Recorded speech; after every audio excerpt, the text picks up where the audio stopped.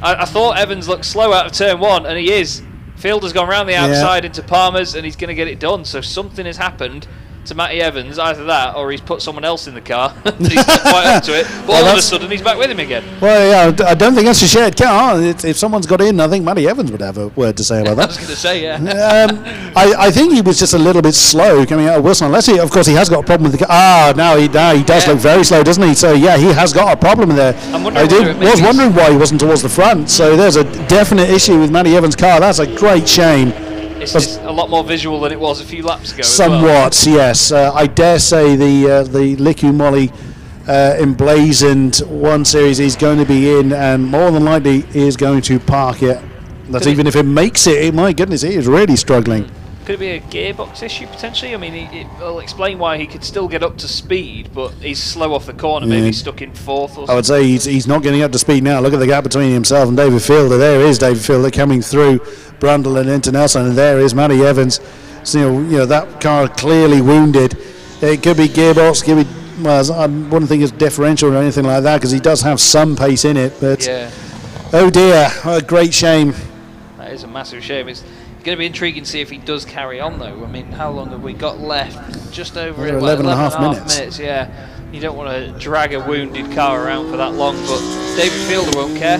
He's back up into I want the value of money I've paid for this race. Yeah, exactly. It'd be like one of them McDonald's adverts, like getting your money's worth.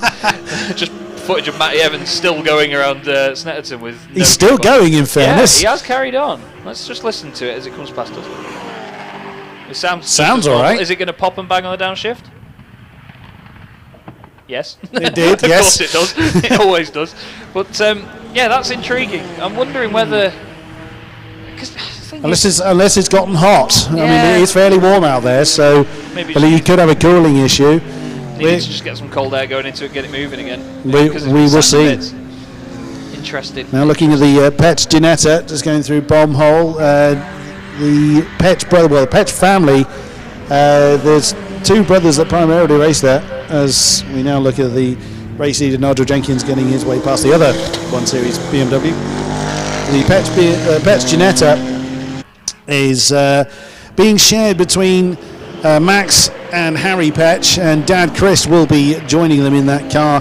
That car's going to be out 3 times in this event. Now, any car can take part in any race it is eligible for. You don't have to just take part in the one particular race. You can race it as often as you like, obviously as long as you haven't destroyed it or have it rearranged for you, or if it has been, as long as you can get it fixed in time, of course. So it's good to see the whole family out there now. And there it is. So Matty Evans was trying to get that one home.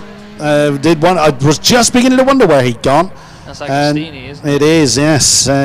He's got it going again. So I wonder if he just pulled over, turned it off, turned it back on again, done a reboot, and see if it's going to work. Yeah. Certainly worth a try, but I highly doubt it's going to make a difference. Here comes Nigel Jenkins.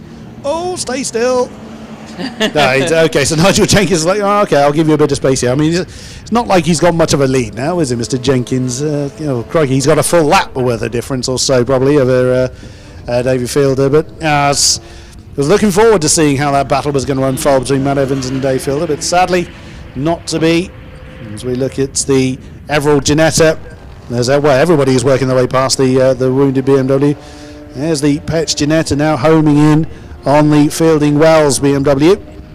Will they have a good old argument between each other? We will see. Now let's not forget as well, we have a lot of different classes in this race, so while some of these cars may not be leading the race overall or quite up there for the overall victory, there are different classes. Jenkins leading class A1, Fielder is actually leading his class as well, class B.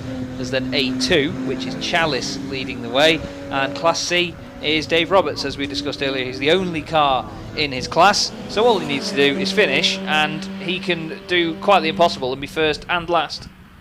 That's an impressive feat. It is. I'm sure he'll focus on one part of that more than the other. I mean, it's not something everybody can boast. But yeah, every category is divided into classes of some description. Generally, it's dealt with by engine size.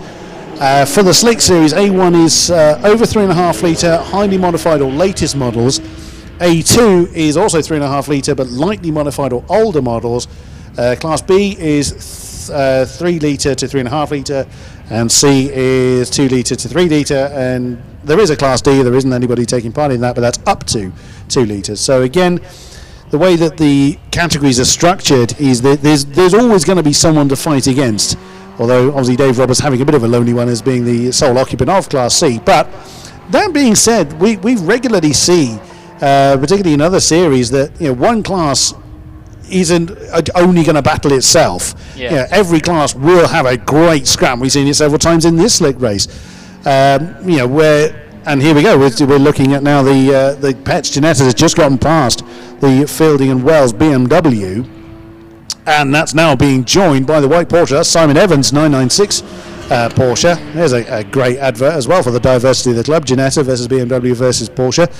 This is coming up towards the Bentley Straight now, and Dave Harvey's Lotus still running, which is good to see. So we saw that in the pits quite early on, and that's still going strong. Nigel Evans, he's out there for a Sunday drive now. He's just enjoying himself out there, not under any immediate pressure. But second on track is David Fielder, but he's over a minute behind the Ferrari. That beautiful yellow 458 Challenge just has not put a foot wrong. Dave Roberts just coming into the pits, unfortunately, in his Capri. Evans has just been in as well and gone straight in the garage, and I think Roberts is about to do the same. So have I just commentated cursed the half the field? I think so.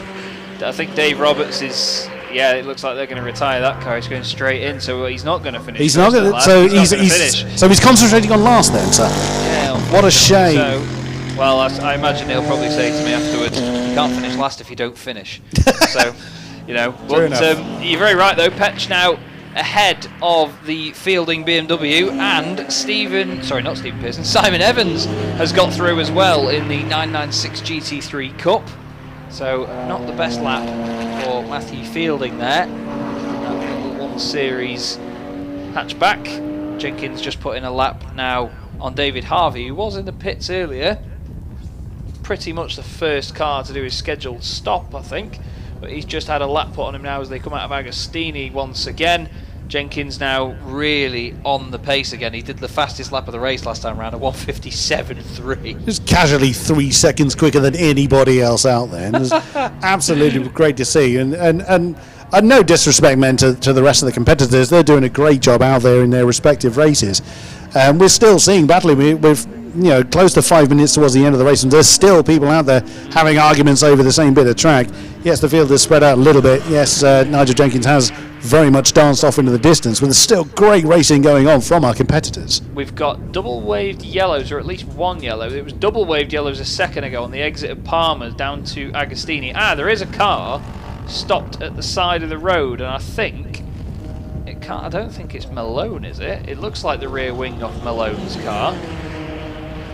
It's definitely got a black roof, and to be fair, there are only a couple of black cars in the field. One of them is Dominic Malone, the other is David Fielder, but Fielder has come round again, so I believe it's Malone's car that's parked there. Actually, I know it's Malone's car, and it's really sad that I know this because I get picky about windows and window stickers. And there it is on stream. It is indeed the 174 BMW. As Karma Cropper, he's had to park that one. He didn't make it back to the pits. What a shame. That's absolutely gutting for him.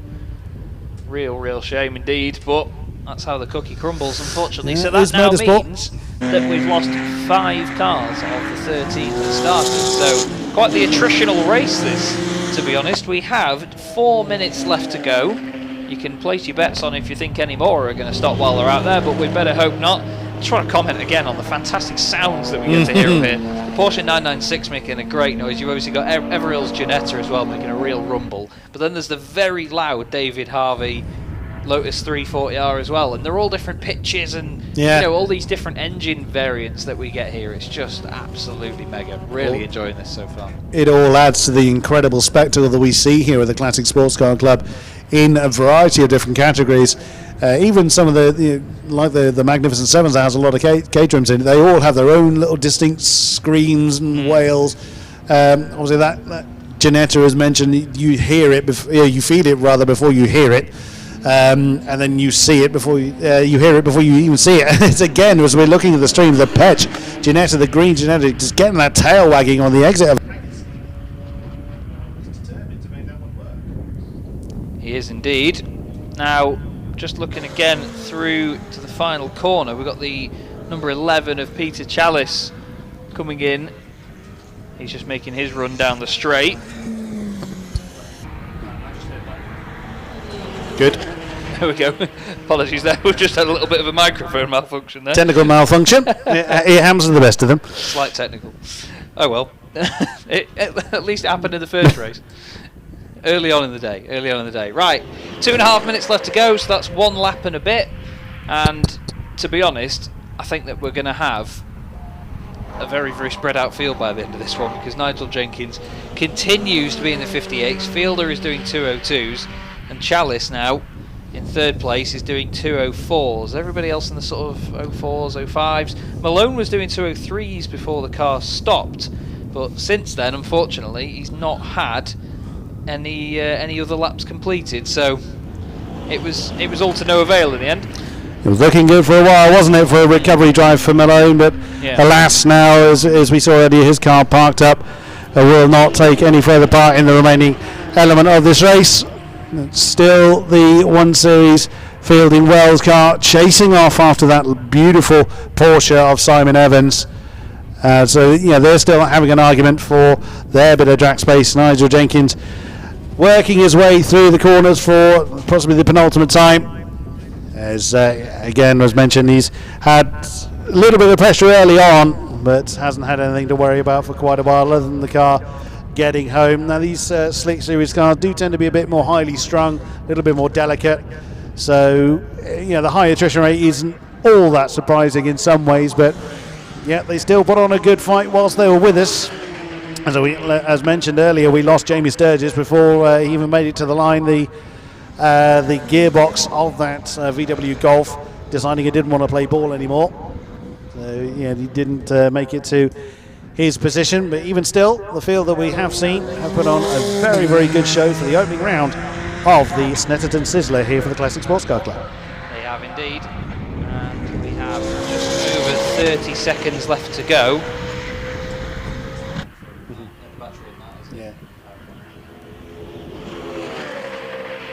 Right, Jenkins just gone onto his final lap now with 30 seconds left to go, so that Ferrari is going to have done 20 over. Let's see what the gap is to Fielder. I can't even see Fielder right now, it's just, Fields, ironically, at the moment, as David Harvey crosses the line for what's going to be his final lap in that Lotus 340. I'd love to know what speed that thing was doing by the end of the straight, because it looks a lot fast miles an hour. Yeah, indeed, plenty of numbers involved. We have the Petch Ginetta following the Everill Ginetta across the line. That noise will never get boring. Certainly not. One growls and one screams. Indeed it does. This is still actually quite close coming into the final lap. Simon Evans in the Porsche, just ahead of Matthew Fielding in the BMW. Still don't have Fielder coming through though. They literally must be almost a lap apart now, Fielder and Jenkins. So it was 1 minute 10 when we last checked in with him, unless he's parked it somewhere. Yeah, we haven't realised. Is that? Yeah, he's just coming around the final. Yeah, he's just coming around. Yeah, so he's not far off a full lap, because on stream you can see Nigel Jenkins. He's on the Bentley straight, so it's a good 2/3 of a lap difference between the two cars. My goodness me! And goes to show again that's no discredit to the rest of the competitors taking part in this. All credit to Nigel Jenkins and how incredible that Ferrari is. We were due to have another one in the field. James Little and number 17 458 Chinese sadly withdrew before the weekend, because it would have been wonderful to see how the two Ferraris pitted against one another. It would have indeed, but through the final corner to round out the very first race of the day, it's the Ferrari 458 challenge of Nigel Jenkins that takes the checkered flag. A very, very dominant performance indeed, and a fantastic way to start the Snetterton one. Didn't put a single foot wrong, and if you want to see a car that is very unique in its own way, you can look to the car that's just about to cross the checkered flag, the finish line, Chaz. David Harvey in the Lotus 340R. That's going to be 4th place overall for him. Take syllables and rearrange in correct order. Indeed, yeah. Trust me. I get paid to do it and I still can't do it. But Everill coming out the last corner now in the Ginetta G55, followed very closely by Maxwell Petch in the Ginetta G50. two very similar but quite different looking and different sounding cars. But that's going to be 5th place overall for Everill. Petch actually chasing him for position there, finishing in 6th. Then we're going to get Simon Evans finishing ahead of Matthew Fielding, the Porsche versus the BMW towards the end of that one. And then we wait 3 to 5 working days for to make his way around. But in all honesty, you know, no disrespect to David Fielder, though, still a very strong performance in a field of cars that are incredibly, incredibly quick. And the car survived all the attrition that we saw as well. Which in itself is a small victory. I mean, also you've got to think that David Fielder was one of the few cars to get a sub 201, which, as you were saying earlier, was a storming lap time around here. You know, we'll just ignore Nigel Jenkins' incredible lap time for a moment. So, yeah, David Fielder, like I said earlier, all competitors have done a brilliant job. There is David Fielder just crossed the line as we're looking at Peter Chalice, who was chased home by race winner Nigel Jenkins. He's just coming through Coram now, the Arrow Pack Porsche. 3 Murrays, and to take his championship flag to round out the first race of the day. What a great race we have been treated to. And next up in the schedule is the first race of the Gold Arts Magnificent Sevens. We'll see them twice today. And an incredible field, primarily of caterers, but there's a sprinkling of other marks in there. We will look forward to when they take to the track. But what a great victory for Nigel Jenkins. David Fielder in 2nd, with Peter Chalice being classified in 3rd, as the last car on the lead lap as mentioned. David Harvey in 4th position, and the Everill Ginetta rounding out the top 5. Well done to our competitors in the Liquid Moly Slick Series here at the Snetterton Sizzler meeting. And we look forward to the Magnificent Sevens taking to the track as soon as everything's cleared away and any debris is dealt with by our amazing marshals. Thank you as always to the Orange Army. We really could not do this without you. It's always a great pleasure to have them with us. So stay with us. We'll have the Magnificent Sevens with you very shortly.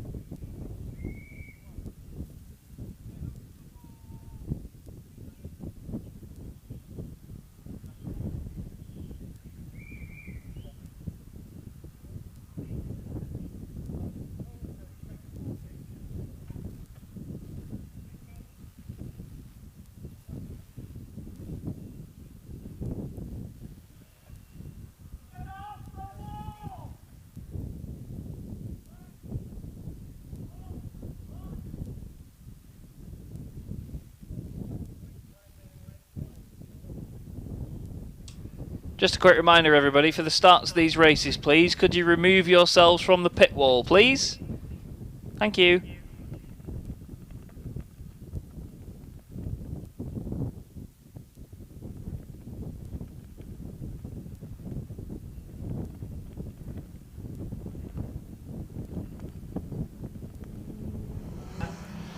So the Gold Arts Magnificent Sevens then being led on their formation lap. It is a familiar sight up front. Car number 98, John Cutmore in the Spire. One of the few non-caterans out there, and it has once again got itself to the front row. He's being joined by car number 80, that's Tim Davis in the Boss Racing at C400. Row 2 is car number 40, Mark James in the hybrid tune car. Now it's usually Stephen James, and believe it or not, they're not related. Generally they're assumed to be brothers, but there's actually no relation between the two. Stephen James is actually racing a Mini elsewhere, and that 300 horsepower monster is on row 2, being joined by Colin Watson, also a regular up front in the 92 car in the C400. Row 3 is the Exton Byrne number 18. That's Carl Exton and John Byrne. That's got that one. Then in 6th position is the 15 car. That is Nick Cook and Andrew Taylor. In 7th position is car number 14, Ben Simmons, along with 93 Hugh Coulter. Now the Hugh Coulter's a regular in these parts, usually more towards the sharper end, but he finds himself on row 4. Another familiar name in 9th position, that is car number 32, David Holroyd, alongside car number 89 of Bruce Wilson. In 11th is Tim Bishop in the number 10 car in the 7 Road Sport. He's had since 2014. And alongside him, another familiar name is number 42, Richard Carter. In 13th position is Jeremy Adams in the bright yellow 420R. And joining him is Richard and Pascal Green in the 34 car in 14th position. Philip Nagel, the South African, in 15th place, alongside 135 Peter Cook. On the 9th row is Robert Forsyke in the 188 car. Alongside him is Tim Woodman in number 20. On row 10, Charles Holroyd. Usually see him more towards the sharper end. He's had a bit of a rough time in qualifying this time out, alongside Robert Cooper in the 172 car. Row 11 is number 13, Greg Catton, alongside the number 4 car of Stuart Davidson. Row 12 is Alan Cooper and Kevin Cooper in the 71 and 70 cars, father and son combination for the Never Enough Racing. And then row 13 is Simon Lancashire in the 77 car, alongside the Alex Harbour and Chris Biglin. Now Alex Harbour usually races his own car, but he's sharing Chris Biglin's car this time out. He's sharing the Supersport. Row 14, number 62 Mel Taylor is partnered up with number 73 John Wright. In row 15 is car number 39, David White, and Wright and White, did you get that one right? And 115 is John Timperley. Row 16 is number 36, Andy Yeomans, and number 49, David Brayley. Row 17 is number 33, Serhi Chatterjee, and driver representative number 99, Peter French. And at the tail end of the field is the number 56 of Ray Arms and Stephen Story. They had a very disastrous time in qualifying. They will start at the tail end of the field, and they're being led through Coram now. And the Spires actually stay fairly close to the safety car this time, unlike Nigel Jenkins in the Ferrari in the Slick Series. So the safety car will peel away, and it's once again up to the mighty Spire, the RB7 of John Cutmore. There's usually a pair of Spires, but John Cutmore doesn't have his usual stablemate with him this time. As they're being led through the field, it's now up to the right foot when the green flag drops, and away they go, roaring off down towards turn 1. And wow, did Tim get a great start in the 80 car side by side, and he's actually swept through and taken the lead. What a great move from the 80 car of Tim Davis to steal or wrestle the lead indeed from John Cutmore. You don't often see a move like that.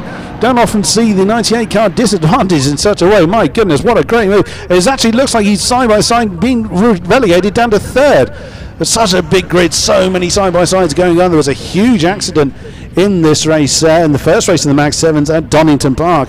But thankfully we haven't seen anything of the sort. They're now heading down towards Agostini, and again that Spire's under pressure by Mark James in the 40 car.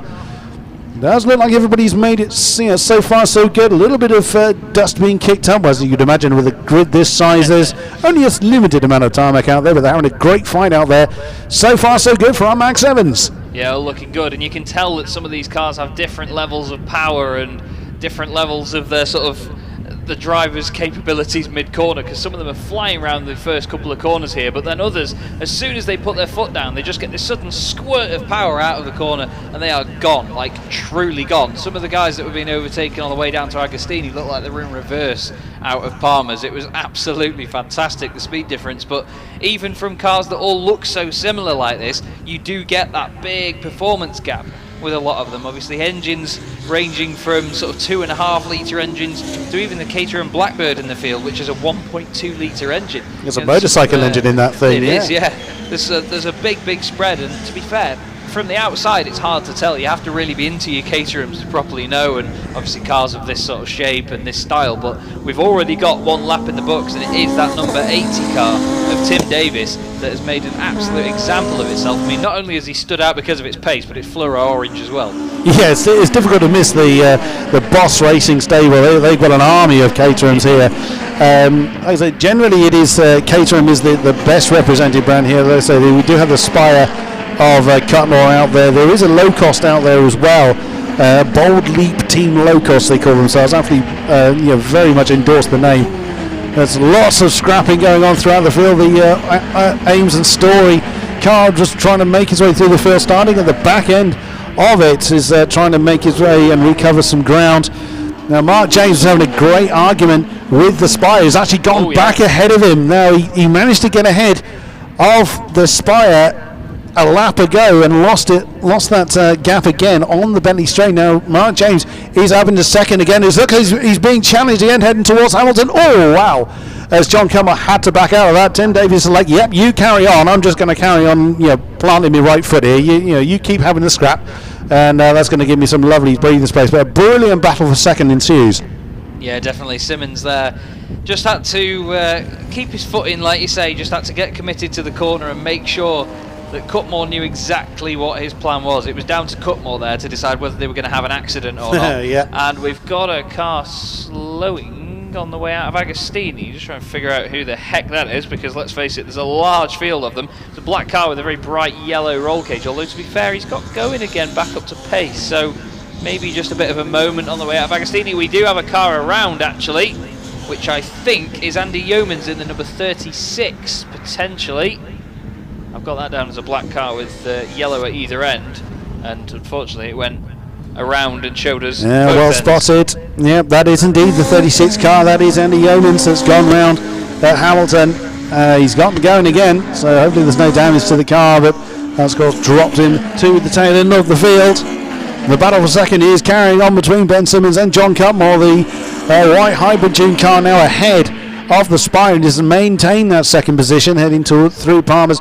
I beg your pardon, heading up towards Wilson. And Tim Davis enjoying the fact he's got that lead. Richard Carter as well is making his way through the field in the bright yellow car. Lots of movers going on, as you would imagine. It's other than that spin, looks like they've all kept their wheels facing in the correct direction. And to be fair, if you want a comparison of pace to earlier on, the Ferrari Challenge car in the last race of Jenkins was doing 157s, and right now Davis is doing 156. It's already been beaten. Just showing you how quick these things really are. They may not have the sort of massive prestige about them that a Ferrari Challenge car does, but these are proper raw, lightweight racing cars that are just a pure driving experience. They're known for how lively they are. They're known for getting people up through the grassroots of motorsport. They really teach people about car control and how cars behave when they're being pushed to their absolute limits. There's a good battle going on behind our top three as well, which is Watson and James in cars 92 and 40. Everybody, it seems, has gone up the order quite a lot, because Green, car 34, Richard and Pascal Green has dropped down a lot on that previous lap, 15 places in a lap last time round, so not quite sure where that problem was, but maybe that was the car I saw slow out of Agostini's before we saw. Could well have been. Yeah, they started in 14th and now find themselves very much down the order. Hopefully they're able to recover. I mean, it's not a precursor to a problem for the Greens. Oh, and trouble for the 115. That's John Timperley in the 310R. He's been round. That's Agostini again. So that corner is catching quite a few people out. Now these cars are so light. I mean, they're pretty much the weight of a flannel, and they've got some of them are ranging between 130 and 300 horsepower under the right foot with nothing to keep it on the ground. So any wonder that the tail likes to wag on these cars. And Agostini being quite a slow corner, it is a little tempting to plant the foot a little earlier than the rear tyres are going to like. As you see the stream, Tim Davis continuing to extend his lead up front, doing what he can to maintain that. He's leading Class G, and Cutmore, 2 cars back, is in Class I. Now again, as mentioned, with the way that the classes are divided, in the Mag 7s it's dealt with by horsepower by and large, except for classes H and I, even though they're dealt with by power, but they're bike engine cars that are in those 2 categories. Class G is the big boys of the Mag 7s. That's anything over 261 horsepower, which, like I say, in cars so light, it must be absolutely terrifying to hang on to. But he's doing a great job up front. Like I say, he's usually Cutmore in the spire that is towards the sharper. Well, in fairness, he still is, but of course he's lost position. Now he's making that challenge on the Bentley straight for 2nd position against Ben Simons. We'll see if he's able to maintain that. And has he got it done? Yes, the spire is back up into 2nd place. So he's beginning to make up some lost ground on Tim Davis. The lap pace is pretty much identical for those top 3. There's barely half a second between them looking at the times. The only cars that are sub 2 minutes are the top 3 at the moment, and the sub 3 minutes by quite a way, 3 seconds or so under the 2 minute barrier. So everyone else is having a great scrap out there for their respective bits of tarmac. It's always good to see. It was great racing going on in the Mag 7s as we now cut to another battle slightly further down the field as one of the Boss Racing cars. Now they have a big contingent, as mentioned. There's generally at least half a dozen cars in the Boss Racing colours that you'll see at any Mag 7s event. And that's car number 93. That's Hugh Coulter, who's been with the club a good many years with that C400. And he is currently challenging 4. It's sometimes difficult to tell who's in what position because the field is so large and so diverse. Hugh Coulter that's 9th position. He's just wrestled from the number 15 car of Nick Cook and Andrew Taylor. Simmons has got back up into 2nd place now, ahead of Cutmore. He's just got it done on the exit of Palmer's down towards Agostini. The 2 of them, though, not really that far behind Davis at the moment. Even though they are swapping positions and they are fighting, they certainly are catching up with Davis now. It's a 1:56.9 last time round for Cutmore as well, but obviously Simmons on this lap getting a very, very quick first sector, and now the 2 of them are going to start trying to attack Davis as best they can. It'll be interesting to see whether that does turn into a lead battle by the time this is done. We had a car in the pits a moment ago as well, Charles Holroyd in car 35, the Caterham C400, but he's gone back out on track again, so no terminal issues for that car there. But the field is very, very spread out now. It's almost up here, Chris. It seems like there's a constant feed of cars going past us. Pretty much, yeah. And is that trouble for the Spire? He's suddenly fallen miles back off of Ben Simon's car. Now they were fighting for 2nd. There is our lead 2. That's Tim Davis in the 80 car, just coming through Murray's. There is Ben Simons, now free of challenge. The Spire is in trouble. Oh no, that's tragedy for John Cutmore, who, as I've said repeatedly, he's generally towards the sharper end, but now that car has let him down. Well, he's coming back past our commentary box, powering through. I'm just wondering whether he's made a mistake maybe on the way out of Brundle and Nelson. It seemed like it was up to good pace again. He's lost five and a bit seconds on that lap to Simmons. The battle for 4th is great as well. Watson and James, they keep swapping halfway around the lap and then coming back to their original positions again as they come back past our commentary box. So on TSL, on our timing screens in front of us, it doesn't look like they've actually changed positions at all, but they keep swapping every single lap and then swapping back again. But yeah, that's a real shame for Cutmore, that. He was going so well. We've got 2 cars side by side across the line here. That is the number 93 machine of Coulter. Alongside him is Taylor's car. Well, Taylor and Cook anyway, the 2 of them sharing that machine. Nick Cook is the starting driver in the number 15, so he's fending off the seasoned veteran. Sorry, it's Exton and Byrne. Oh, it's the Carl Exton and Steve Byrne car. I was looking at the wrong side beg your pardon. 18 thousandths between them as they crossed the line last time. Well, I mean, it'll do, you know. Couldn't you do better on that one, gentlemen? My goodness me, I mean, that you barely get more side by side than that. Absolutely brilliant stuff yet again, and we're, but only just over a quarter of the way through the race. We've got plenty more of this to come, and the Mag 7s will be out later today for race number 2. It's an optional race for the Mag 7s, and all but 2 of the original sign-ups were actually taking part in it. So another very packed grid. We've got this great side-by-side going on. That's 89. That's Bruce Wilson in the CSR Superlight having an absolute great scrap. That's a little bit further down the field. There's Philip Nagel in the blue and white camo-coloured car behind him. So that's car number 19. The South African, he has his own furniture business. That's what funds his motor racing antics. And there is Bruce Wilson fending off the advances there.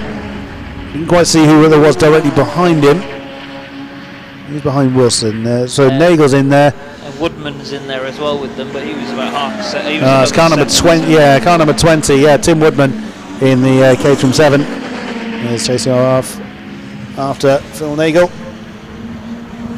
You'd always spot the boss cars. They generally white and orange or black and orange. There we go. It's number 93. It's, as mentioned, Hugh Coulter. He's pretty much raced everywhere that the CCC travels to. Hugh Coulter, a very regular name in these parts. Just going back past our commentary box again now. A really good run. He's actually just put a lap on the 35 car of Charles Holroyd, who came into the pits a couple of laps ago. But yeah, like you say, Coulter's having to work pretty hard here just to stay in the top 10, but that's the thing, when you're in a grid that's as sort of diverse car-wise as this and so talented, everybody's getting every single thousandth of a second of performance out of these machines. It's so competitive, but still great to watch for us because there's battles everywhere.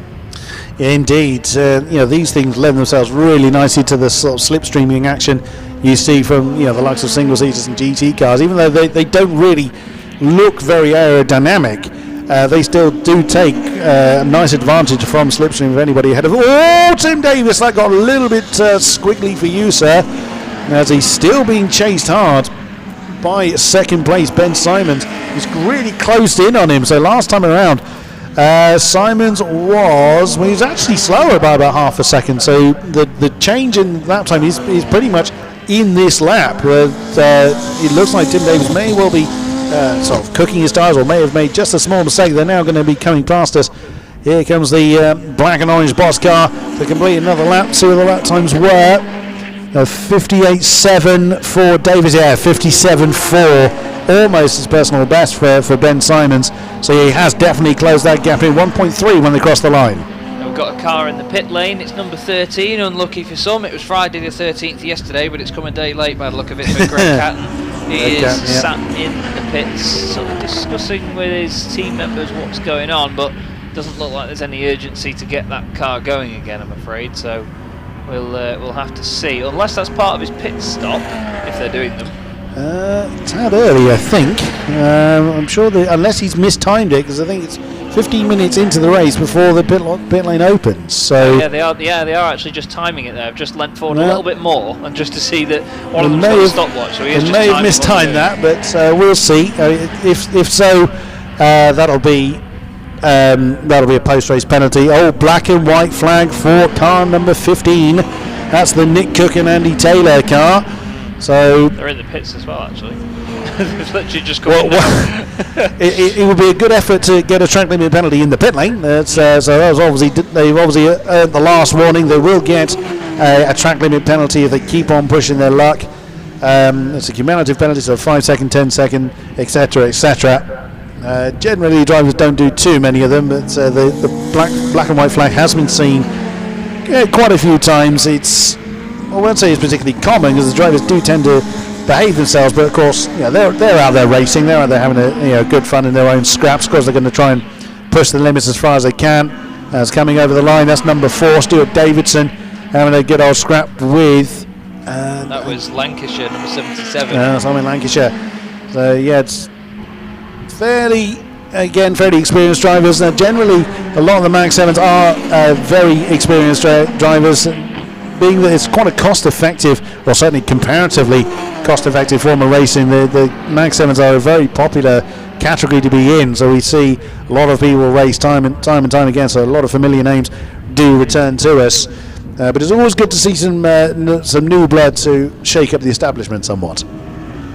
Great battle coming across the line as well, actually, between the 92 and the 40 once again. That is Watson and James. Now, in front of me here, we're just about to see something that I don't think I've seen before, which is a black and white flag being given to somebody while they're in the pit lane. As the black and white flag is held out. Obviously, it's the first time he's going to have crossed the line since getting that flag. So there's the black and white flag out at the end of the pit lane waiting for him to come down here, because the number 15 car just getting going.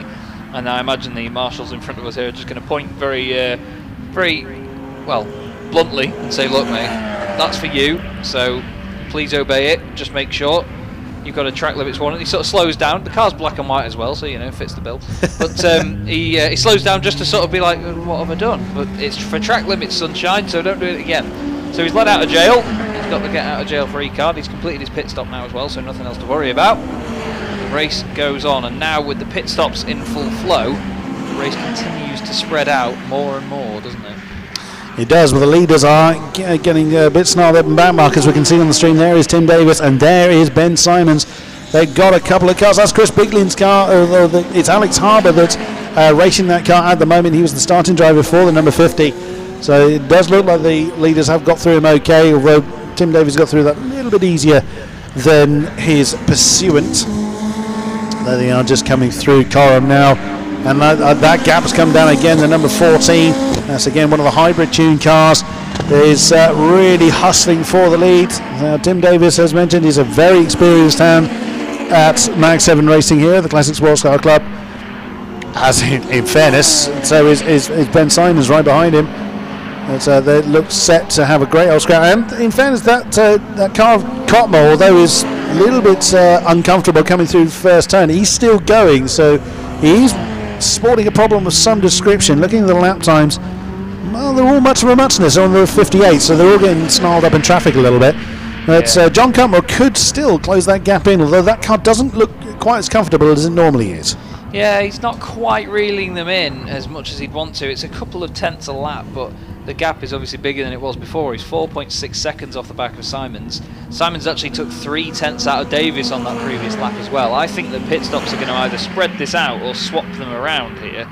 You never really know when you get pit stops, so that's what keeps all of the racing interesting that we have here today. Obviously longer stops with pit stops instead of the usual sort of 20 or 15 minute sprint races that you get in a lot of other racing clubs around the UK. That's sort of what keeps this all unique as well. You know, it's a real challenge of attrition, as we saw in the first race of the day, for not just the drivers but the cars as well, as we've got a multitude of them all now coming in and out of the pit lanes. It's like an international airport in here at the moment, although Smithson of course previously an airfield anyway.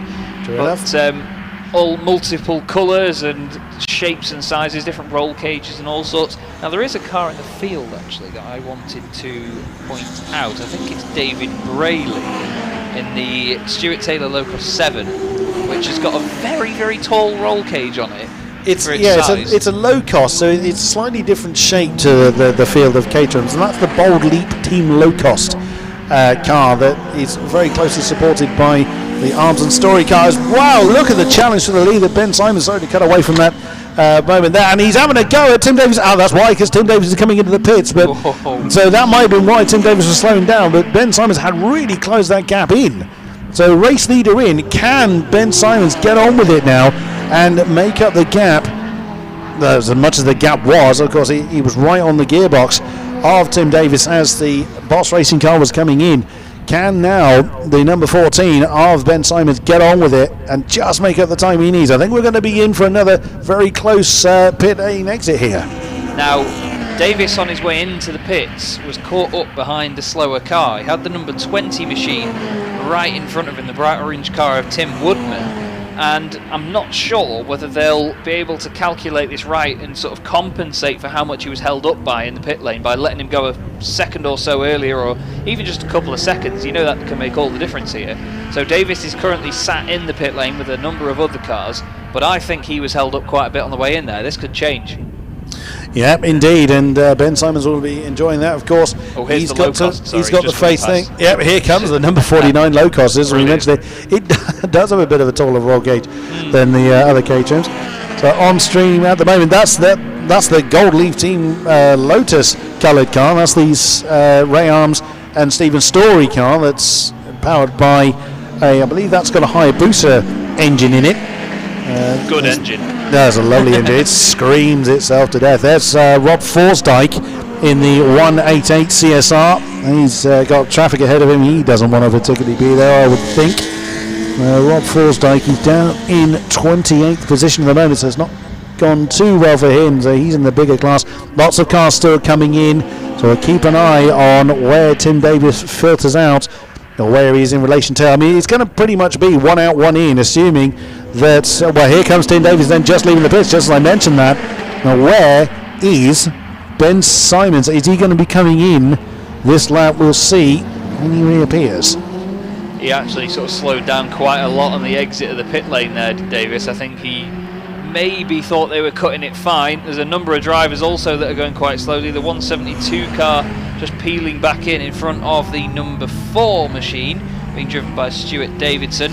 We have the number 98 in the pits as well, of John Cutmore. Fantastic looking car as well, that Spire. I know you could say, yeah, but Chaz, a lot of these look the same. The Spire just seems to be a little bit more low slung to the ground. It's got this very square, sort of funnel-like nose on it. The whole thing is one big grille, of course, like a lot of the cars here, but it just seems a little bit more aggressive in its stance. I don't know if you agree. Yeah, completely. I mean, you couldn't get a T-tray underneath the thing. It's so low to the ground. But looking on stream, look at the amount of cars that are fighting over position coming through Hamilton at the moment. Now, they're not all fighting for on-track position. They're just trying to kind of mind their own business at the moment. But even still, it provides some brilliant action here as we now look at that. Now, that's Greg Catton, the number 13 car that's muddled up in that picture. That's number 70, which is Kevin Cooper. Relation of Alan Cooper in the 71. Now that's the Never Enough racing, Never Enough limited racing car. That's leaving the pits. I wondered if that was our racing, but it's not. That's the other hybrid tune car, number 40. Just coming out of the pits, Mark James. We continue to look at the battle that 13 was in, or we were before the camera came away. That's why, because former race leader Tim Davis just working his way through. I think that's Peter French he's just got past on the bright orange car. Now where is Simons? Is it going to be close? He's just coming out of the pits now, actually. He just got moving, and Davis is coming into the final corner. I think Simons has got this.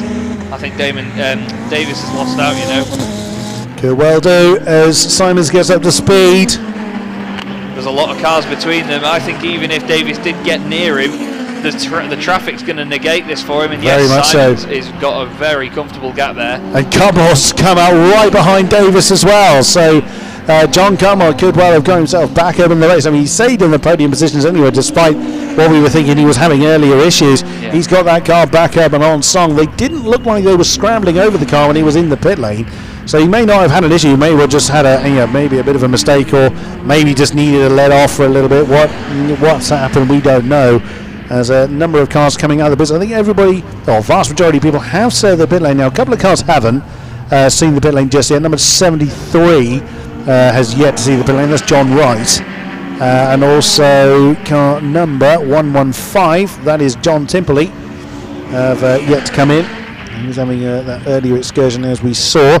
But generally, everyone else has seen the pit lane, with 15 and a bit minutes to go and lots of scrapping still to see. Yes, indeed. 15 minutes left to go in this race yet, and in most clubs that's the length of an entire race, so plenty of fun still to be had at this stage. Just having a quick look now to see who else is coming into the pits. The 73 is in, bang on cue, and behind it we have, I think, the 89 car driven by Bruce Wilson. Bruce Wilson, he's got his indicator on. I wonder if he's retiring his car. That's a shame. No, he's come through. He's gone through. He's just got his indicator on. Okay. He's still got the number plate on that car as well. I absolutely love that. It's got the full road legal plate on it as well. Yeah, I don't think he's going to be doing the daily shopping, lad. No. We've got someone off. Just seen on the camera there, someone in Nelson. I wonder, was that? It looked like it was one of the hybrid tune cars. Couldn't quite see which one it was. Whether that was Simons or whether it was Mark James. will know when they come around again which one it was. It was one of the white cars, which tends to be one of the hybrid tune ones. Couldn't quite see which one it was, but it's just gone for a bit of an excursion. We'll see when the lap times come up again. So Simons. It was Simons, Tim Davis now in the lead. Oh no, so the 14 was trying to push hard to maintain the lead. Sadly, that's undone itself for him, because he, like you said earlier, Chaz, he had 4 cars behind him of back markers. He had that in the bag, and so he's overcooked that one. The tyres will cool off a bit when it's sat still for 2 minutes, so he's probably just, the tyres have just sort of looked at him and gone, "Are you having a laugh, sir?" And off he went. So Tim Davis then back in the lead, John Cutmore in second, as we see the Spire just making his way past some more back markers. In fairness, Ben Simons isn't far behind the Spire. Wow, the Spire is giving that one plenty. He's not shy. The right foot is John Cutmore. That's certainly true, as Ben Simons getting his way through the back markers as well. So I don't think the final 13 and a bit minutes, final 21 minutes are going to be. I don't think that's going to be a quiet one. Again, Tim Davis's car is all over the place. He's again another one that's not scared of the right foot. So he's really getting on with it. Yeah, I'm not quite sure what's going on with the timing there, because we've got 13 minutes left on TSL, but 21 minutes left on the overplay on the stream. So we'll just go till the clock runs out, I suppose, till we see a checker someone flag. will put the checker flag out when they decide the race is done. Yes, indeed.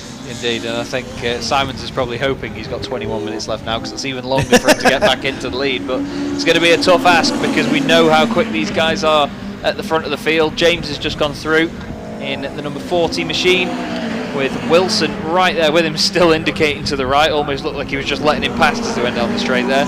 But everybody still continuing to do a really strong job at the moment. Ben Simons having to work his way past the 50 car. So Chris Bigley now in that one. He had to hope that Bigley had seen him, and that's actually the number 50 car coming in. That's a bit of a shame now. The pit lane is closed, so it's going to be a shame for him if that is the case.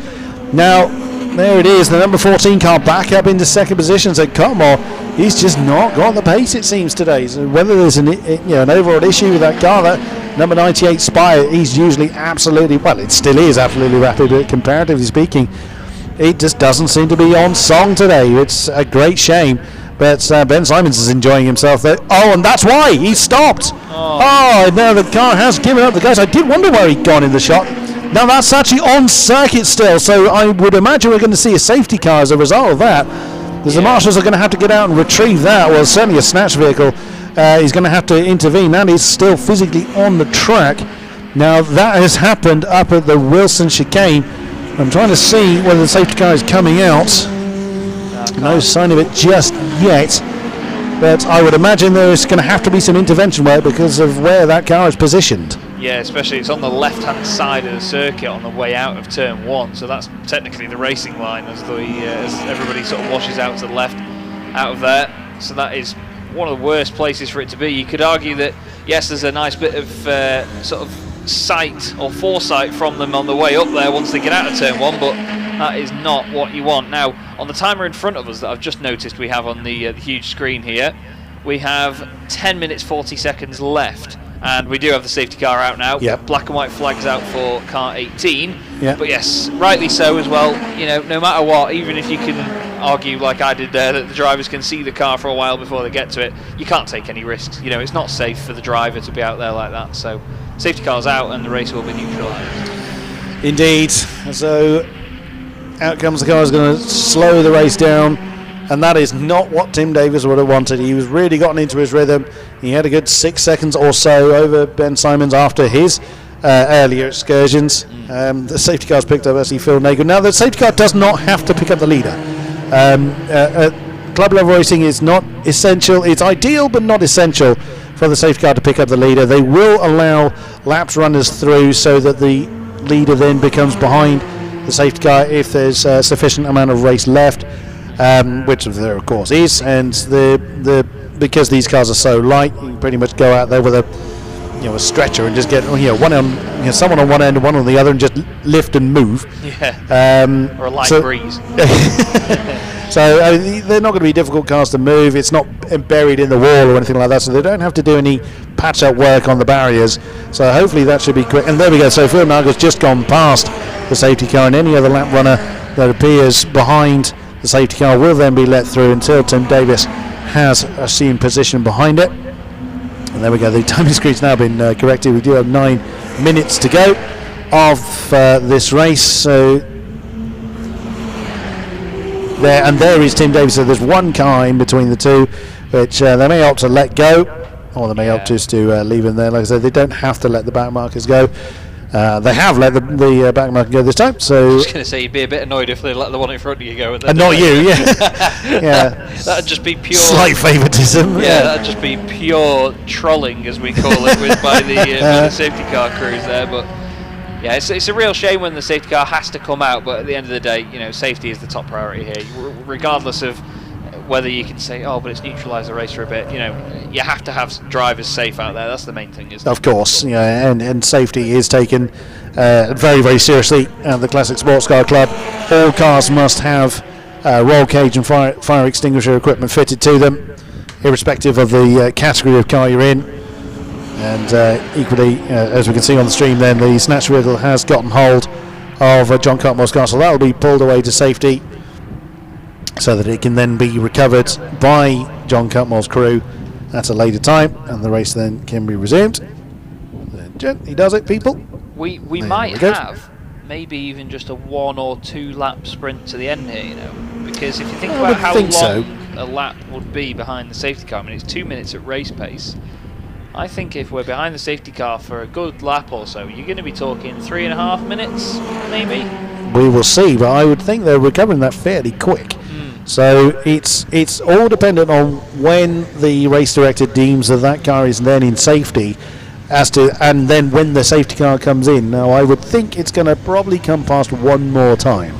Yeah. So I think you're on the right kind of lines there, Chaz. We're going to see a few more minutes racing, and with the pack all bunched up, it is going to be an absolute brawl for who's going to come away on top. And the safety car just coming through Coram now, as the tail end of the field just going through Bomb Hole itself. So that's how compact the field now is. I was going to say it's a bit late to take the safety car lights off if they're going to give it now, isn't it? Yeah, not much warning there. Yeah, they just get to the pit lane and go, haha, joke's on you, just dive out of the way. Oh, I'm really gutted. I'm gutted. I've just noticed on the back of a trailer disappearing up the road to leave the circuit for the day is the Porsche 964 Turbo from the earlier race, the Hollyman car on the back of the trailer. Oh yes, I've just seen it, yeah.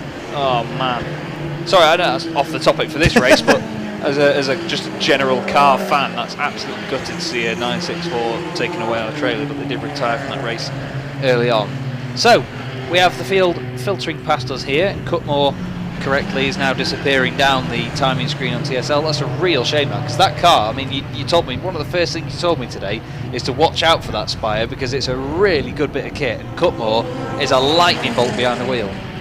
Very, very experienced racer in that Spire. He's had it for a number of years. The Spire car being developed by Paul Nightingale, and that stable. There's usually 2 of them, but now we only saw one of them registered in the race, and now sadly that has gone by the wayside. Is it expired? I wasn't going to do that one. I wasn't going to do that, Mr. Draycott, but there you go. The pun force was too strong on that. Oh, you noticed the tattoos, I see. Yes, I did spot that one. Well, I genuinely think maybe 2 laps we'll get. I mean, I think you're about right. Yeah. They've got a good minute and a half now before we'll have 3 laps left. 3 minutes left, I should say. So, yeah, 87% of the race complete.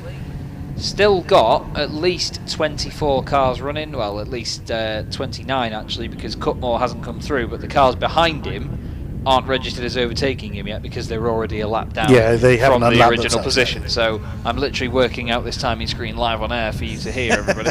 But I'm intrigued to see what Simons can do now. He's got this extra chance again, because Davis is going to be hating the fact that he's right behind him again, isn't he? Yeah, he's not going to be too pleased about it, but of course that's motor racing for you, and all the drivers certainly accept the safety rulings and what have you. It's just the fact that back market is still in between Davis. He's really getting the weave on, isn't he? He wants to make sure those tyres are ready to go when the safety car inevitably comes in. Now, I can't see from here, there is a tree in the way, as to the position of John Cotmore's recovered car. Has the lights on the safety car gone off? It's just disappeared out of the stream, so I can't see. I reckon... Yes, yeah, they've gone off. I thought they had. So we will be getting going again, and we're going to have two more racing laps of this race, and Tim Davis has got it all to do. And of course, Ben Simons does have a back marker to deal with in between him and potential race victory, assuming, of course, that we're not seeing any post-race penalties, etc., etc. Of course, the track limits can still play the part, and Tim Davis has legged it. He's timed that one perfectly well. Safety car came in, and he's like, right, bye, I'm going. That's caught Ben Simons very much unaware. That's a good, I'd say a 4-second gap in between the two. Very nicely done in the Boss Racing number 80. Yeah, he absolutely launched that one. He knew that he had that advantage of a back marker between the two of them, and he thought, you know what, stuff it, we're going to take this and run with it, and that's literally what he did. He took the accelerator pedal, took his foot, smacked it on it, and he ran with it. So, the gap extends then. Davis has this. Simons needs to put in some blinding laps if he is going to take the victory here. 2.7 seconds was the gap across the line. I'd argue it's more than that now, like you said, Chris, probably about 4 seconds realistically as they got through there. They've gone through out of Agostini now, and still, actually the back marker that was in front of them was the number 39 of White, David White, in the Caterham Supersport 1600. He's dropped down more positions now as the rest of the field has lapped him, but I mean, to be fair, I said earlier on that Davis's car sort of draws attention to itself in the best way with its colour scheme, but his performance so far has been brilliant, hasn't it? Oh, it's been absolutely exemplary. Yeah, that's not a car you would easily miss. It's not something you would call subtle. But yeah, it's the Boss Racing stable have always done a brilliant job in keeping their cars at the absolute peak of performance. And again, watching Tim Davis getting through Nelson, absolutely squiggling it, getting all the horses that will behave itself down to the tarmac as quick as he can. He's got a big battle as well behind him. Once again, it's Davis and Simons that have just run off into the distance, whilst the rest of the field have their own battles further behind them. On stream, we're seeing Richard Carter in the 42 that's leading an almighty great pack. And we've got green flags out somewhere. That's down by the bomb hole. So someone's had an issue. Yeah. What I can't see is the yellow flags preceding it. Has someone gone off somewhere at the bomb hole in between Nelson and bomb hole? That's the part of the circuit we can't see from the commentary box position. Nothing in the stream just yet. I'm wondering whether they were just green flags. Yeah. Still the first lap back out. It could be, but I think someone also went off at Nelson, so it could have been there was an issue there that has cleared itself. Either way, we're still under green flag. Lots of fighting going on. One more lap to go. I think we just had. Who was that's just got through? I think Exton and Byrne have overtaken Adams on that previous lap, if I say my words correctly. Watson and Carter third and fourth at the moment, cars 92 and 42, but there was a little bit of shuffling still going on in the order a bit further down. Oh, trouble! That is car number 36 that's gone round. Andy Yeomans again. So we saw him have a spin on the opening lap. Yet again, the 36 car facing the wrong way. It seems to be early in the race that he's having trouble. We've got a car off at Coram as well on the infield. Very strangely, it's just stopped on its own. That potentially the car that was spotted causing a yellow flag at Bombay. I'm trying to look. We can't really see the colouring. It looks red and white. I wonder if that's the 56 of Story and Ames. Yes, yeah, because it's not come through. Nicely spotted. It's not come through on the timing screen. I'm wondering whether that's going to have to get recovered, because you could argue, yes, it's on the infield and it's out of the way, but in the same respect. And there it is. It is indeed the 56. That's the Team Lotus coloured Blackbird, but the checkered flag is being prepped, so that will just be covered under yellow flags. Your winner here for race number 2, the first of the Goldars Magnificent Sevens outing, is car number 80. He hasn't put a foot wrong. It is Tim Davis that takes the top spot, very closely followed by the number 14 of Ben Simon. Great performance from those two. No one else on the same lap as our lead pair. I think the rest of the field are going to be a little bit sanitised, as there's going to be yellow flags out for the stricken number 56. So people are not going to be trying to make overtakes into, or certainly through Coram, and they just have to behave themselves in Murray's to come over the line. Third place is going to be car 92, Colin Watson, in the C400. So the top three all in Class G. That's nothing unusual. That's the top engine category for the Mag 7s. The winner of Class F is car 42. That is Richard Carter in the R300. Second in that class, in fifth overall, is the Exton Byrne car. That's car number 18, Carl Exton, John Byrne. John Byrne bringing that one home over the line. Third in F, third in Class F is car number 93. That is Hugh Coulter, as previously mentioned. Next class over the line is Class D. That's seventh overall, car number 3. That's Jeremy Adams in the bright yellow 420R. So great effort from our Mag 7s. What a great race they put on, and first safety car of the day. It wouldn't be a proper club racing meeting without seeing the safety car at least once, but I mean, joking aside, all the drivers are kept safe, and great work as always from our marshalling crew, indeed from all of the officials that make sure that everything goes according to clockwork as best we can. Next up, race number 3 is a combination of grids: the new Millennium, the Turbo Tin Tops, and the Puma Cup. So 3 categories of car all combined together to create what is going to be, again, much like the Slick Series, a wonderfully eclectic mixture of cars. A lot of BMWs involved in this one, but Seat Leon, Lotus Europa, Ginetta G50, Mazda RX-8, of course, fair few BMW Minis. A lot to look forward to in race number 3. Don't go anywhere. It is going to be a good one. We'll be back with you as soon as we can.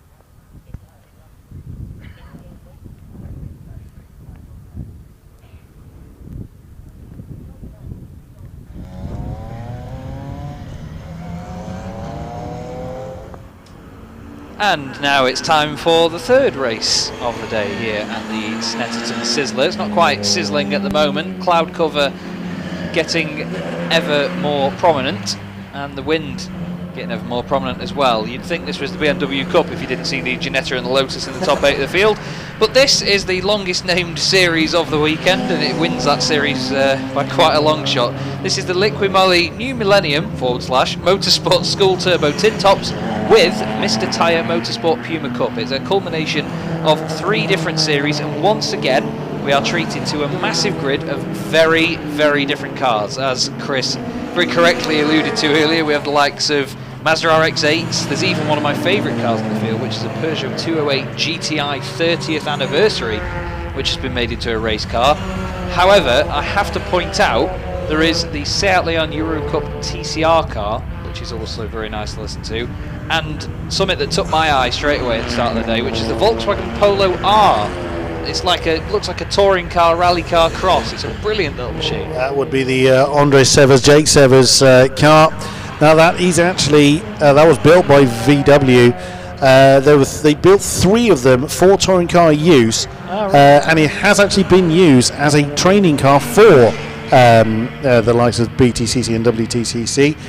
Andre Severs managed to pick that up. They used to drive a Beetle RSI until that one got sold to Daniel Birch, who isn't. I can't remember if Daniel Birch is actually here this weekend, but the field being led around the circuit for their parade lap. Now there is the wonderful Interceptor Racing number 98 Wyatt and Humphrey BMW. Who's leading that one is Mark Wyatt. That is in the car first. Second is the number 61 Tom Holbrook BMW. Stephen Scott Dunwoody, a very regular name in these parts, in car number 48 takes on row 2, along with the Gardner Mills number 65. That is David Gardner and Chris Mills taking on the M3E36. Row 3, we've seen the Ginetta already. It's Chris and Maxwell Petch, so father and son, father and middle son I should say, taking on the number 2. On row number 3 with 199 James Mumray. Row 4 is the 170 Edward Lee in the very multicolour BMW, along with the Lotus Europa. Must be very small in the number 1 Lotus. Is Andrew Rath. Then it is row 5, Dave Griffin. But he's actually sharing this car this time. He usually pilots that BMW on his own, the Diet Coke flavoured car. He is joined by Wesley Butcher. And then it is the Severs and Severs number 68, the Polo we just mentioned, on row 5. Row 6, number 9, the black and orange Ginetta of Dylan Popovich. And then it is the number 90 car. Now, we mentioned this earlier. That's the Seat Leon that was owned previously by names of JB Sturgis. Thank you. The name just escaped me as I was reading it out. So yeah, they've now got hold of that one. It is Nib and Tilly in the number 90 on row 6. Row 7 is Carl Chambers in the 72 car, along with the number 5 of Phil Briggs. That's the Seat Leon rounding out row number 7. Row 8 is the Slater and Army car, number 27, along with Keith Issett in the Mini in 81. And row 9 is 112 Manoj Patel in Honda Civic, and 135 is Paul Bolton in the Nissan. Haven't got time to run through all of them as they are just coming through Murray's, ready to get race number 3 underway. Yes indeed, thank you very much Chris. It's almost like a sort of crazy car meet. It's just sort of making its way into the circuit around the final corner. It's great to watch. 2 beautiful BMWs on the very front row of the grid, and like you say, it's Mark Wyatt that's going to lead the field away in the E92 M3 shaped BMW. Foot is down, everyone screams into life, and the number 48 car of Stephen Scott Dunwoody was amazing to watch in qualifying. Gets a decent start and holds third. All of the Minis filter their way through further down the order, and then the Pumas and the Fiestas and even a couple more Minis make their way past our commentary box as well. And while the front of the field gets to the Wilson hairpin, the last of the cars is only just crossing the start-finish line now. It's a brilliant spectacle, plenty of sights and sounds, and there's a change for the lead as the black BMW of, I believe it's Tom Holbrook, has gone through, taken the very, very top spot at the moment. How long will he hold it? Because in the background He's got Dunwoody having a good go here at Wyatt as well. And then there's battles going down into Agostini as well, side by side for him. Yeah, that is indeed Stephen Scott's Dunwoody that's making himself a big old nuisance in that top three. Mark Wyatt was too deep going into Wilson, so that left the door wide open for the number 61 on Tom Holbrook to take the lead. He didn't need a second invitation in that one, but look at the field. It takes so long for the field to come past the camera. It's absolutely fantastic to see such a wonderful mixture of cars. There is the number 61, as mentioned, that is Tom Holbrook. That is leading the way in the M3 E36. Second is Mark Wyatt. There's the Petch Ginetta that's having a go at the white BMW. That's James Mumbrey that is under pressure now from the, well, that's the first non-BMW in the field. There's Andy Rath in the tiny little Lotus Europa. He must feel really minuscule next to all the Beamers as they're screaming their way through Brundle and Nelson for the first time in anger. But wow, Tom Holbrook doesn't need a second invitation of that. He's stretching his legs up front, whilst there's plenty of fighting going on further behind. The Minis are all having an argument. There's the Severs Polo we mentioned. There is the club chairman, that's John Hammersley in the VW Scirocco. He doesn't look like he's having a good old time out there at the moment. I think he's struggling. That's one of the turbo tin tops, and he seems a little sluggish coming out of the bottom. Is there trouble for his normally bulletproof Scirocco? He had such a brilliant battle at Donington for the lead of the race as the now leaders of the field come over the line. And is there also trouble for Mark Wyatt, because he's just been overtaken by Petch and by Rath. Andy Rath has just nearly takes the front of the Ginetta off, coming through turn one. My goodness, that was close, but that BMW is falling through the field. Yeah, he is indeed, and David Gardner also getting past as well. The Gardner Mills BMW up to second, Scott Dunwoody now third, Mumbrey fourth, Petch going through like you say. Now, I'm wondering if you can correct me on this one, but Andrew Rath, he's wearing that number one because he is reigning champion? It's decided by the club who wears number one, who are based on previous years' expertise and such. There's no championships that take place in the CSCC. It's all it's all racing for fun, you can argue, but there's no points, there's no prizes, that kind of thing. Although drivers of the day are decided and things like that. So there's no championship to win. It's based on individual performance. Someone did jokingly say that it's time for him to hand that number one over.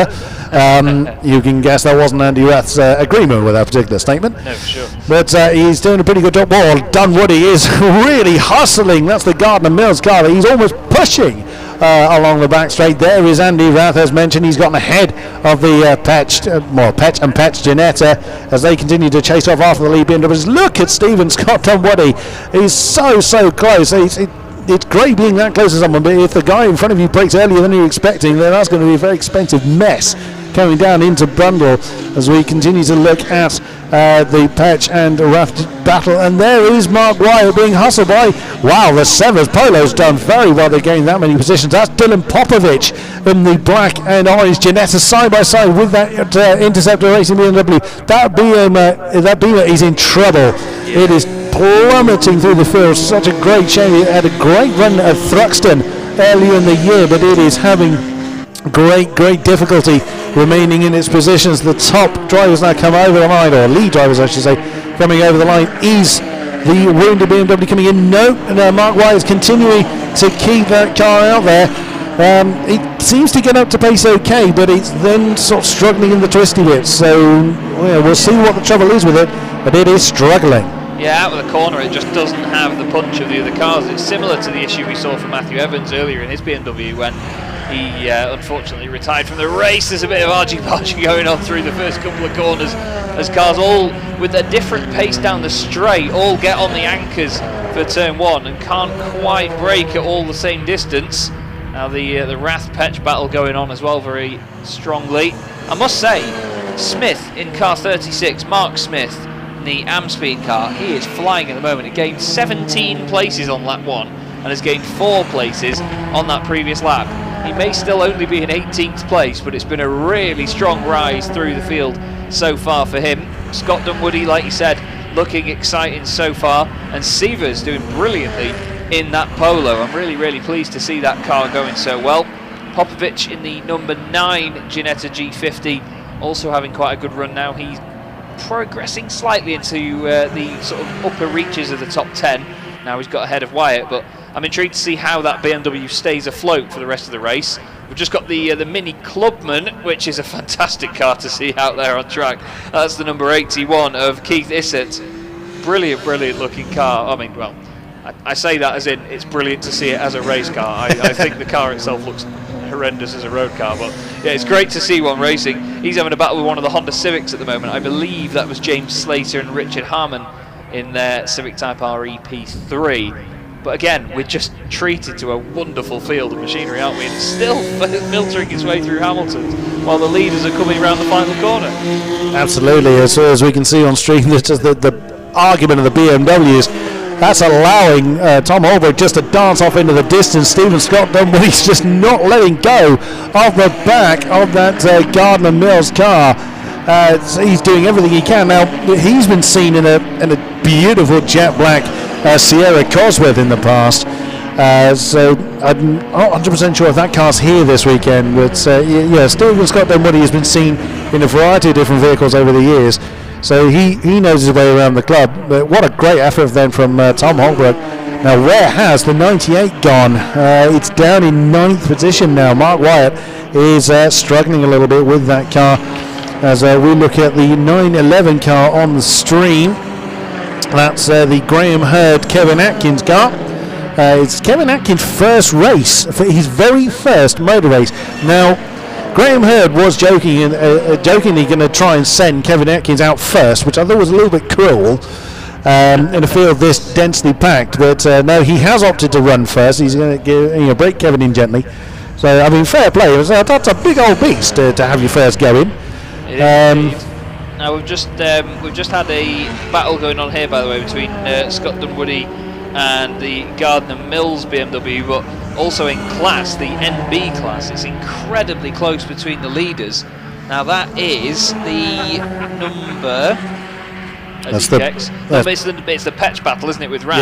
Yeah, it's Petch and Rath. Swapped round again, so Petch now back in front. It was Rath ahead before, but now Petch with him. An interesting battle on screen actually right now as well. We've got the Seat Leon TCR, which is car 90, but we've also got the Seat Leon, which is just unbelievable. The Phil Briggs car, there's next to no aero on that thing. It doesn't look like a race car. It just looks like the road car, which is pretty much what it is on the outside, but that thing is an absolute missile down the straight. So I was watching it in qualifying and I could not believe the things it was outrunning, because normally you expect them to have all the big wings and all the fancy bits to look as fast as they are, but it's just an absolute rocket ship in a straight line, maybe helped by the fact there's no massive wings to slow it down. Well, that, but also there's nothing in it. They strip these cars down to absolute bare bones, and he's giving it a good old go. That's John Hammersley, the club chairman behind. Rath's going slow. Oh no, trouble for Andy Rath, the number 1 Lotus Europe, but he's missed the pit lane entry, and he has pulled that one over on the start-finish straight. He knows his race is run. He pulled that one well off the circuit. Oh no! He was in such a great fight certainly for class win with the Petches, but alas, his Lotus Europa had failed him. No, it's very much boom or bust, that car. Yeah, that does well, or it detonates, and sadly, it's chosen to do the latter. That's a real shame. Really interesting car, like you say. It's just not his day, unfortunately. We've also got, I'm not sure if it's just down to the pace difference of the other cars, but it looks like we've got a Mini going slowly, a grey Mini further down the order. That is probably Melvin Cockerton. Yeah, I think the number 100 Mini. Oh dear, trouble for the Cockerton family. That's father and son sharing that one. John Cockerton is... I wasn't sure whether it was just pace difference though compared to the other cars that we used to see and go through that. Well, I'll keep my eye on that one, but it's a lot slower down the Bentley straight. You could just see the rear wing of it moving a lot slower than those that are lapping it. But again, it just comes down to a field that's this diverse. You don't really know until they come into the pits. Speaking of into the pits, unfortunately, car 84 is on its way in, which, as you said before, it's club chairman, isn't it?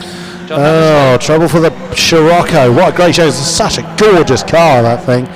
Has he come in too early? I think he has. He's come in before the pit lane. Yeah, bonnet's up. Well, yep, that's usually the death knell. The bonnets come up. That's not normally part of the pit lane procedure. Great scrap in the Pumas going on. The yellow and green Pumas having a great old scrap. So that's John Glover and Alex Hughes in the yellow car, and the green Puma. I'm just having to remind myself of who's in. That's Mark Jackson and Neil Jackson. The Jackson pair. Oh no, we've also got Stephen Scott Dunwoody in the pits. And the blue Beamer. Yes, he has indeed come in.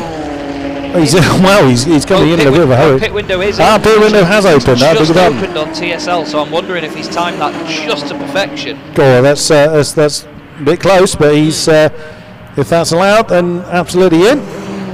Well, that notification only just came up on our screen, so hopefully he's not timed that too early.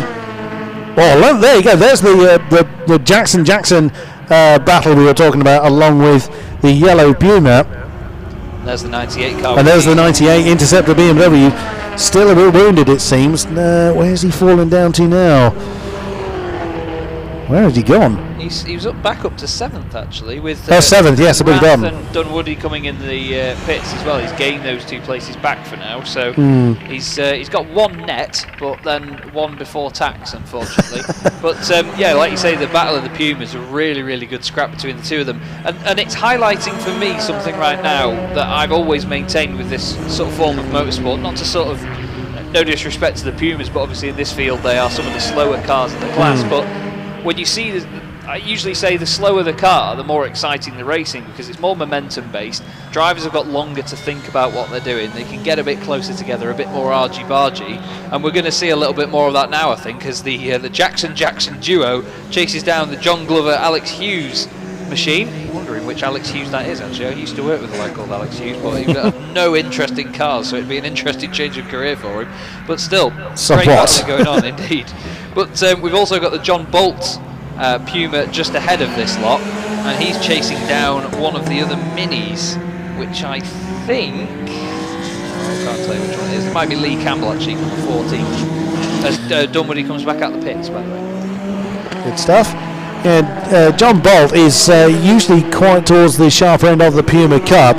That class being led by car 101, that's James Clare in the blue Puma, or blue and grey checkered Puma.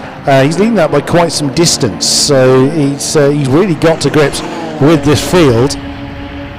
It's lovely hearing those Ginettas roaring past us. Dylan Popovich has just gone past us. There is Stephen Scott Dunwoody, now back on track in the 48 car, though having served his 2 minutes pistol, he's done that very early, very soon after the window was open, so opting not to be stuck in traffic. Well, there you go, you can barely see anyone anywhere near him. So now he's got the opportunity to really get the hammer down and close in on the battle for the top spots. And as mentioned, Stephen Scott Dunwoody is monstrously quick in whatever you put him in.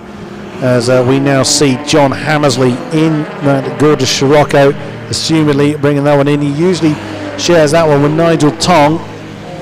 That one is being parked. A great shame. That is the 98's in. Now that looks to me like a scheduled stop though, because they are doing a driver change, sanitising the car and so Russell Humphrey taking over the Interceptor BMW number 98. I got excited then because not all of them are doing driver changes, so a lot of them are just sitting in the pit lane. So I saw the driver get out and I thought, that's that. We've got the 72 coming out as well, another one of my favourite cars in the field, Carl Chambers, the Peugeot 208 GTI 30th anniversary with the little wing on it. Makes a hell of a noise, doesn't it? Just it looks like a little rally car that's been converted for the road. That battle of the minis, we were just seeing that on the stream as well. Number 26, that's the Fullbrook and Williams car. Look at that, side by side into turn 1, very nicely done, alongside the 18 car. So they're both SR53s. There's supercharged engines in those. That's the Matthew Shears Shane Taylor car. Shane Taylor starts the operation in that particular car. There's the back end of the David Cox Golf, we've just seen on the picture there. And there is the number 18, so he's managed to wrestle that. Oh, that's the Puma that feels very, very uncomfortable, I imagine, right about now. But as mentioned earlier, it's up to the quicker cars to work the way past the slower ones, and the yellow Puma did a pretty good job of just staying out of the way. I think it's John Glover in that car at the moment. There is the Griffin Butcher shared number 34. That's BMW. Oh, wow, got really squiggly going through Murray, so he got that one rather crossed up, but he's back on the gas again. He's just coming past the Severs, or coming up to the battle that this Severs Polo is in. Now, oh, he's actually got. Sorry, Severs actually got overtaken in a straight line, but then he was so much later on the brakes into the first corner. He managed to get it done again. He got in front of him before they turned in. It was absolutely phenomenal. You could just see the car moving around. He was going, "No, not on your life, mate. I'm having that back. Thank you very much." You're going to have to work harder for that one, sir. And there is the 34 Diet Coke flavoured BMW as mentioned. We've got more in the pits, sorry. Just having a quick look. I think we've got it's the 175 John Bolt Puma in there. We've got the Mumbre BMW, the white car. We've got the number 5 Seat Leon. We've got the Nissan 370Z coming in, another one of the minis. There's a good 8 or 9 cars now down there. The bonnet is up on John Bolt's blue Ford Puma, unfortunately. Oh dear.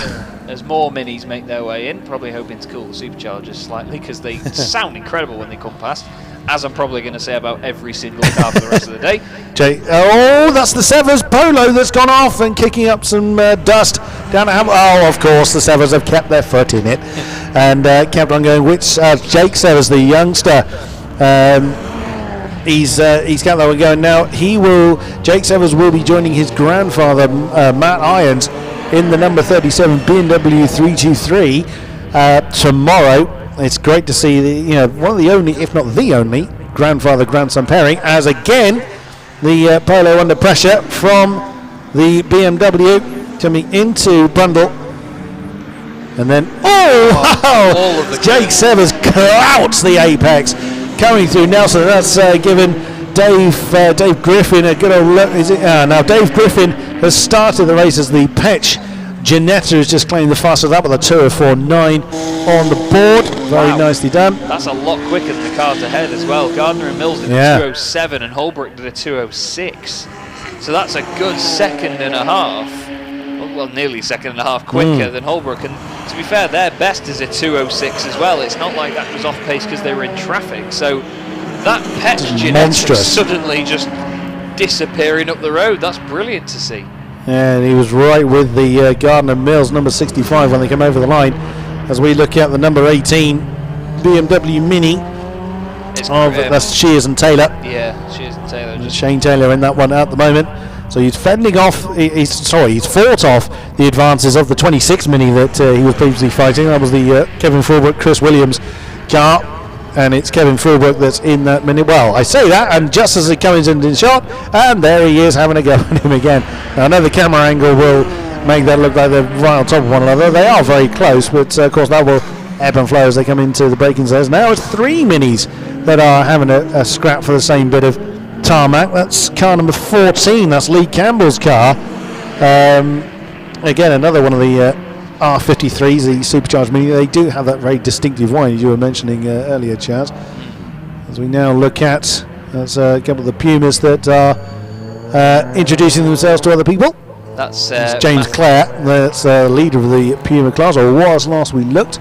Is he still so? Yes, he is. The 101 Puma is still leading the way. It's the Jackson pair that are second in the Puma Cup, but they are quite some way behind, about 26 seconds behind James Clare at the moment. Then it's Glover and Hughes down in 30th place. Some distance there. That was the Matthew Tipping in the BMW, by the way, that they were overtaking. That's the BMW 325i, 2.5 litre engine. Again, a very standard looking car on the outside. It's even got the standard road car wheels on it as well, actually. Yeah. Which is quite intriguing to see. And his good lady is actually in the in Formula 3 for the W Series, would you believe? Yeah, Caitlin Tipping. So it's actually, now Matthew Tipping's in Class T, so he's in the taster category. That's something you can do in the Classic Sports Car Club. If you want to give it a try without full committal, you can have a session in the taster class. So the costs, of course, are different, but it gives you the opportunity to give it a try without fully committing to a series or any particular amount of races. I mean, you can attend as many races as you like. That's part of the joy of club racing.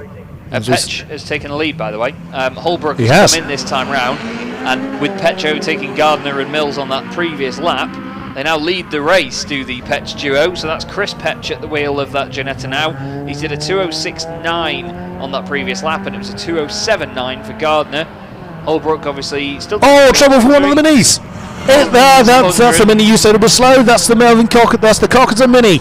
Oh, no. And that is crawling to a halt I'm trying to see where that is. That's down by Hamilton. Now, has he pulled off? It's difficult to tell from that camera angle. Is he off the track? But he's certainly on the infield. No, he's right on the track there. So that is almost certainly going to cause the safety car to come out. Oh, that's a shame. This actually, not to sort of throw any shade their way, but we saw it with Rath on the straight in front of us as well. Obviously on the Armco barriers here and around most circuits in the world, there are big orange markers where the barrier has a bit of a gap in it that you can sort of put the car behind to make sure that you can peel away and make it easier for marshals. But Rath took a very, very long time to pull off the circuit. I mean, that Mini surely out of Agostini would have had time to pull off the track as well, but they just haven't. It confuses me sometimes. I guess they're determined to try and limp the thing home, and then the car decides, you know what, I've had enough of this, and decides to pull over. They have continued going, and they've got to the following corner, and then he's put his hazard lights on. It looks to me like it seems to be leaning to the front right a bit from here, but I'm not sure whether that's just the corner doing that. Either it could be a puncture or some sort of front right suspension failure. You never know what it could be. It's a Mini, but he's still trying to. At the end of the day, he's still trying to wrestle that one as we look at the stream. There's the 98 Mark Wyatt Russell Humphrey BMW is now in the hands of Russell Humphrey, screaming its way over the line, being chased pretty hard by the 36. That's Mark Smith. We've got a very busy pit lane. His son Aaron Moulton Smith. Yeah, the pit lane is very busy. And his son Aaron Moulton Smith is actually part of the Amspeed maintenance team. So Amspeed look after quite a few of the BMWs. Oh no, sorry, Bolt's just come into the again area, and that's it. There he goes, the blue Puma. That was red and blue for a while, but that's now been repainted. I would say it's a shame, a very broken record, but it is a great shame to see these wonderfully prepared cars. These drivers have spent hours and hours, practicing and tuning and what have you, getting them right, and the car just lets them down at the crucial moment. Great shame that John Bolt out of the race. There's quite a few people coming out. Oh my goodness! Now, I think it's the 112 Patel Civic almost slams into the back of the red BMW. That was the Graham Hurd Kevin Atkins. Now it's Kevin Atkins' first race as mentioned, so he was a bit cautious coming out of the pit lane, and he nearly collected someone as a result of that. There's an invisible RX-8 making its way out of the pit lane now as well. That's Bill Gray and Alexander Gray in a grey RX-8. I say invisible because it's got camo all over it, and we have the safety car out for that Mini. Yeah, which is that was what I thought would be the case. A few people getting their pit stops done. There's the 666 Mini coming out of Stephen Berry. He's also a newcomer to the club, and that's exactly who the safety car's picked up. He's picked up the 666 Mini. But you can see on the stream that everybody, even though they're not close to the safety car, they will have to slow down. They can't just fly around the circuit, of course, for safety reasons. And there is the grey and grey RX-8. Now, I'm intrigued here, Chris. You know this better than I do. Are they still allowed to pit while the safety car's out? And yes, they can serve the pit stop whilst the safety car is out. Correct. Intriguing. So we may see a sudden influx of those final stragglers that haven't done it yet. Well, yeah, the vast majority of people have already been through the pits, and there was a ruling in place, and I'm not sure if it's still there, but if the safety car comes out during the pit stop window, the pit stop window is extended to the end of the race. But that's fairly irrelevant for this race, as everybody we can see on our timing screen at least has already been through the pit lane. Like you said, there might be one or two stragglers that have yet to do so. I wondered where you could see that earlier. I only just realised because I was showing that. That's really, really amateurish of me. Apologies, but it's. Yeah, I mean, if I would have known that, I probably wouldn't have asked the question. But even still, every day is a school day. Indeed, you never stop learning, as I've always been told. So a few more people coming out the pit lane, having served their pit stops now. That's going to be pretty much everybody that has seen the pit lane out at least once. The race leader is the Petch and Petch Ginetta, and that's in the new Millennium B class. Now, as mentioned, the category is dealt with by engine size. Now, the classes are a little bit, sometimes a little difficult to follow because there are three different categories out there: the new Millennium, the Turbo Tin Tops, and the Puma Cup. Now, the Puma Cup isn't split into categories, so they are just the one class. Now, the new Millennium is again divided into engine size. So, Class A is anything over 3.5 litre, B is 3 litre to 3.5 litre, C is 2 to 3 litre, and D is up to 2 2 litre. There's also M1 and M2. So M1 is for highly modified BMW E36 or E46s, and M2 is lightly modified BMW E36s or E46s. The Petch Ginetta just came out right in the middle of a huge Oh, the big pack, just saw that.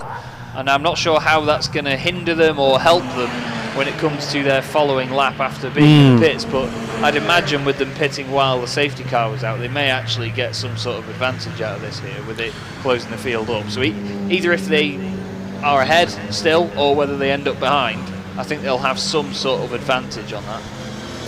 Potentially. It also depends as to whether they're going to let the back markers through, as we've seen earlier in the day. Now, as mentioned, they don't have to. They can just opt to restart the race. The Mini seems to have been recovered. Yeah, it's just being dragged away from the corner now. They're just taking it up to the next right-hander, I think. There he is. There's a gap in the wall there, actually, that they'll take it behind now. They're turning off to the right. That's where John Cutmore's Spire was recovered to. So we should get this race going fairly soon. The safety car just coming past the start-finish line now. And Stephen Berry is actually at the front of that particular pack. So it doesn't look like they're letting the back markers go, as the Petch and Petch Ginetta, the lead car on the timing screens, is some way behind them. Yeah, this has worked out really well for them, actually, because they're almost an entire lap ahead now. We see this sometimes, and that's the nature of motor racing, isn't it? Sometimes the safety car goes against you, and sometimes it goes toward you. Stephen Scott Dunwoody is second on the road, and or second in the timing screens, I should say, and at last check there was a minute apart. So that's going to be a difficult time to overcome. You can see on the stream how the classes are broken up. So the new Millennium A class has the Wyatt and Humphrey number 98 BMW. The second one is Dylan Popovich in his black and orange Ginetta. Leading the B class and the race overall, of course, is the Petch and Petch Ginetta. Second in that class is car number 68. That's the Severs Polo. And third in that class is car number 90.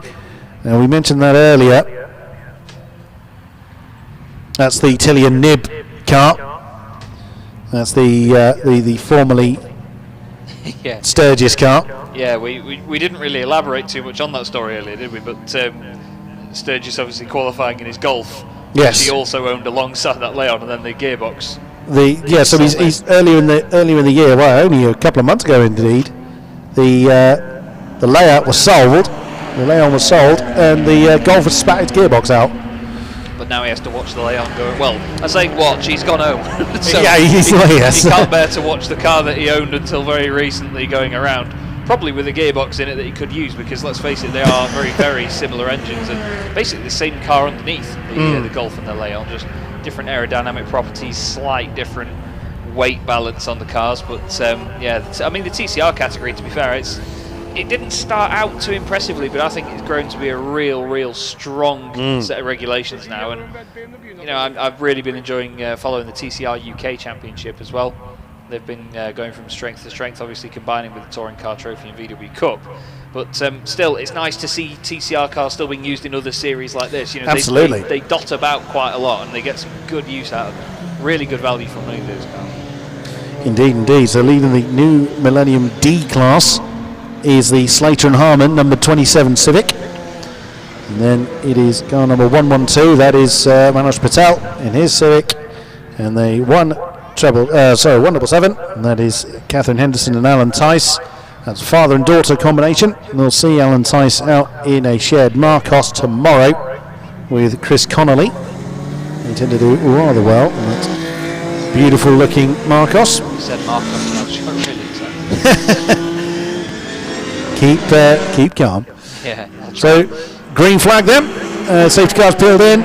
And yes, Stephen Berry is feeling very popular heading down towards turn 1. Stephen Scott Dunwoody trying to actually get through. But Carl Chambers has gone ahead of the Mini up front. And Stephen Scott Dunwoody's like, come on, let me through. I need to get out of here and get on with this.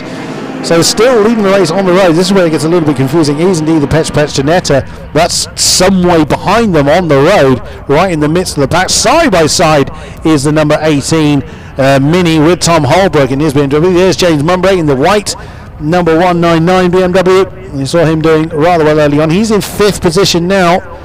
It's fourth in the new Millennium M1 class. There's Carl Chambers in that very bright Peugeot. I've got a board going out in front of me here for a stop-go penalty, I believe. Oh dear. Somebody. There's Marshall moving it at least. I just spotted it because they were just waving it for a second, and it's a stop-go penalty board going out. I'm trying to see which car is on the board. Yeah, I can see that Marshall is on with it. 26 and 18. 26 and 18. Time penalty of 1 minute. That's the Fulbrook and Williams Mini and the Shears and Taylor Mini. Oh, heck.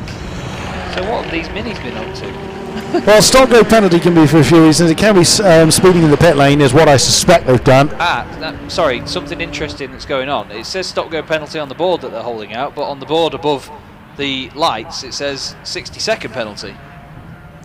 Okay, it could be that they can't, because they've already been in, they're not going to serve the stop-go, so it could be converted to a minute's worth of penalty. Yeah, as a pit stop infringement, so that's speeding in the pit lane. That they've done that. Well, that's now come up on our TSL timing screen. Yeah, they are getting the 1 minute penalty board now out as well. So yeah. Oh, that's painful. That's been corrected. As we can see on screen, that's the two Honda Civics. The 112 is Manoj Patel. He is being hounded, not for the first time, by the Slater and Harmon Civic. Those two are very much regulars in the Tin Top series. Oh, we've got good side by side. Sorry, just coming down the straight now. That's Mumbury and the number 65 car right alongside him. That's Gardner and Mills. That's Gardner and Mills staying in front. Yeah, it's Chris Mills that's in that one. Great scrap for those two going on. And that was very, very hairy as well because that was through traffic. We've also just seen the 98 BMW unlapping itself from the Petch Ginetta, so that car back up to pace now. It's really weird how that dropped off straight away. It did, didn't it? So I mean, they seemed to, I remember they had a bit of it did well at Thruxton, but they did have trouble with it. Unfortunately, I can't remember what that trouble was they had at Thruxton, because I seem to remember the same kind of thing happened where they were on the pace, off the pace, and on the pace again. So it's like, make up your mind, gentlemen. Yeah. As the stream now looks at our race leader, the Petch and Petch Ginetta, currently in the hands of, I think it's Dad Chris that's got that one. Yeah, Maxwell, who's the son, or middle son, I should say, as he started that one. So Dad Chris has got that. And then it'll be younger son and dad that will take that over for the Open Series race, which we will see later on. There's Stephen Scott Dunwoody, that is in second place in the 48 BMW. I believe it's the first time we've seen that. Like I said earlier, he's generally in that beautiful RS 500 Cosworth Sierra, but I believe this is the first time he's run the car. Unfortunately, I didn't get a chance to chat to him in the paddock before the race. Certainly the first time I recall seeing that beautiful blue BMW, but wow, is he making it work. Screaming his way through the bomb hole, heading towards Gorham, with no one anywhere near him, so he's made the safety car period work quite well to regain that second place. That's some time behind the Petch and Petch Ginetta, who's long since passed the line. But like we say, that's the way that's the way cookie crumbles sometime. Yeah, that's it. You know, there will be other times where they get the bad luck behind the safety car and other people get the good luck, but you know, when there's not a championship as such to worry about, you know, that's not got so many implications. Indeed. You know, like you say, this is sort of glorified doing it for fun. There's still the battle going on down towards turn one.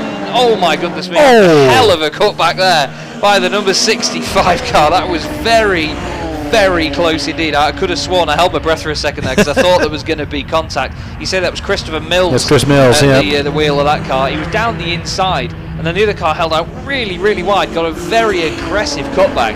They must have been barely a foot apart as they went through turn one, but it certainly worked for him. And now they've got a really strong gap on the car in front. Apologies, it wasn't actually. They were being overtaken.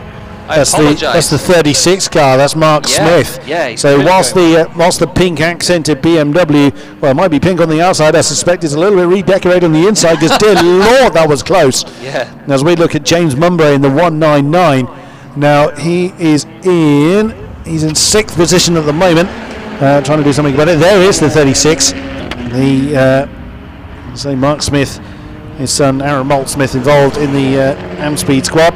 They'll look after that particular car and keep it on the road. Now the cloud cover here is getting a little ominous. I reckon we've had a few spots of rain. I'm looking at the window. We have had a few spots of rain. That could, well, it depends how heavy that gets. At the moment, it's not going to make a blind bit of difference. But we've seen a few people struggling in certain places. I wonder. I mean, to be fair, Snetterton's that much of a long circuit, sort of geographically, that you could have rain at one end and not at the other. We've seen it a few times before, and it's certainly going to throw up a few surprises to people. I just wanted to quickly highlight this number 36 BMW we're looking at now is one of the cars I got really nerdy about earlier, because it's wearing mid-90s super touring style numbers on the doors and I believe on the bonnet as well, and it's a little touch to this car that I really, really enjoy, as our camera does eventually look at it around the final corner. Well, you are allowed, it's fine. Yes. Oh yeah, I'm a humongous anorak for that sort of thing. Its teammate car as well, Holbrook, number 61, is also wearing those numbers, but that shows you how well Smith's done. He's up to 4th place overall now, started outside the top 30. I think they started 35th on the grid, at least. And he's now right up there in the top 4 overall and doing a sterling job of it. Really sterling job. But Petch and Petch now, they don't have to really stretch their legs too much. They just need to keep the car on the straight and narrow and not worry about it, and they'll have this win in the bag. Yeah, they just got to keep going through the miles now, and their pit crew should have informed them that they got just under a minute's gap between themselves and the lightning quick Stephen Scotland Woody, who we'd just seen going through. Oh, was that the Severs and Severs Polo going a bit slow we just saw on the stream there? Was that just the way that the camera cut to it? It's coming past him. That's why. It was just coming out of Murray, so no, that's why it was slow. It's allowed to be. It's just finished braking. No, that's still going fine. Indicating right as well, just to be courteous.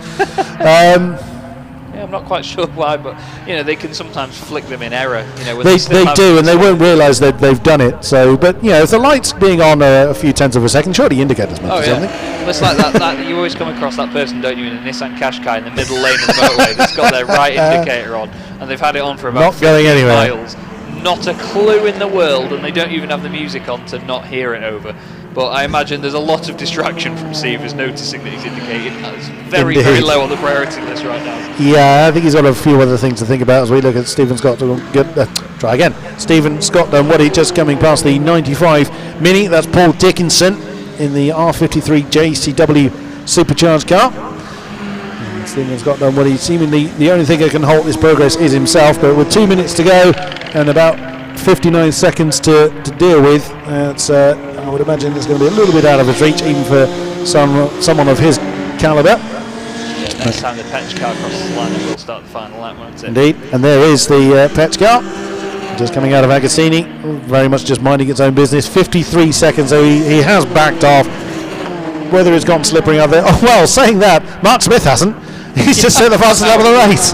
Nicely done, 2:04.3 for Mark Smith in 4th position. Wow. I've just noticed as well how much Petch has gone off the pace here. There's 8 seconds difference between Smith and Petch, but there's no need for them to push the car beyond its limits. No, indeed. I think that's just Petch Senior just being sensible with it. He knows he's got a big gap behind, doesn't want to risk sticking the thing in the wall, especially as it's got to come out again, or they're due to come out again in the Open Series. Car looks okay. It looks the right shape. It hasn't hit anything. As we now look at Stephen Scotland Woody, he's coming up. Is that the 911 numbered BMW? I think it is. And there was Petch. I know you could see a bit of rain on the camera lens there, so there is definitely a few spots of rain falling in places. Although looking at the cloud cover, I don't think it's going to prove a particular problem. Last year Silverstone was absolutely flooded, so much so that the actual race meeting had to be abandoned. Wow. I've seen some pictures of that. Now was he just being cautious, or was he a bit slow coming out of Murray's? Well, he's not coming into the pit lane. Rather, no point at this stage. He's carrying on. I think he's just being gentle with it. Maybe if they thought there was a problem there, they're trying to maybe work with it or just manage it, what have you. Oh, we've got Chambers having a moment through Hamilton. Car is sideways, gets back on the circuit. Oh dear. Just looked there and saw it completely sliding to a halt. One thing I want to keep my eye on is Smith overtaking Holbrook. Now, those two are teammate cars, those two M3 E36s. And I think that Smith could actually get a podium out of this, despite starting outside of the top 30. Well, considering the pace of... Oh, wow, that is Petch actually slow. Now, he looked very squiggly coming out of Wilson there. Now, was he just trying to avoid the Mini, or is he having a bit of trouble in that Ginetta? Oh, we've got this very pretty Nissan 360. Oh, no, that's the 135. That Nissan has proven the bane for Paul Bolton. Now we've seen the Bolton family with Fiestas, but that car doesn't seem to pay any dividends for Paul Bolton. That car ended up being stationary at Donington, and not for the first time. So again, that car's not seen the finish line. What a great tragedy then for Paul Bolton. He's even slow in the paddock, so that car really has let him down.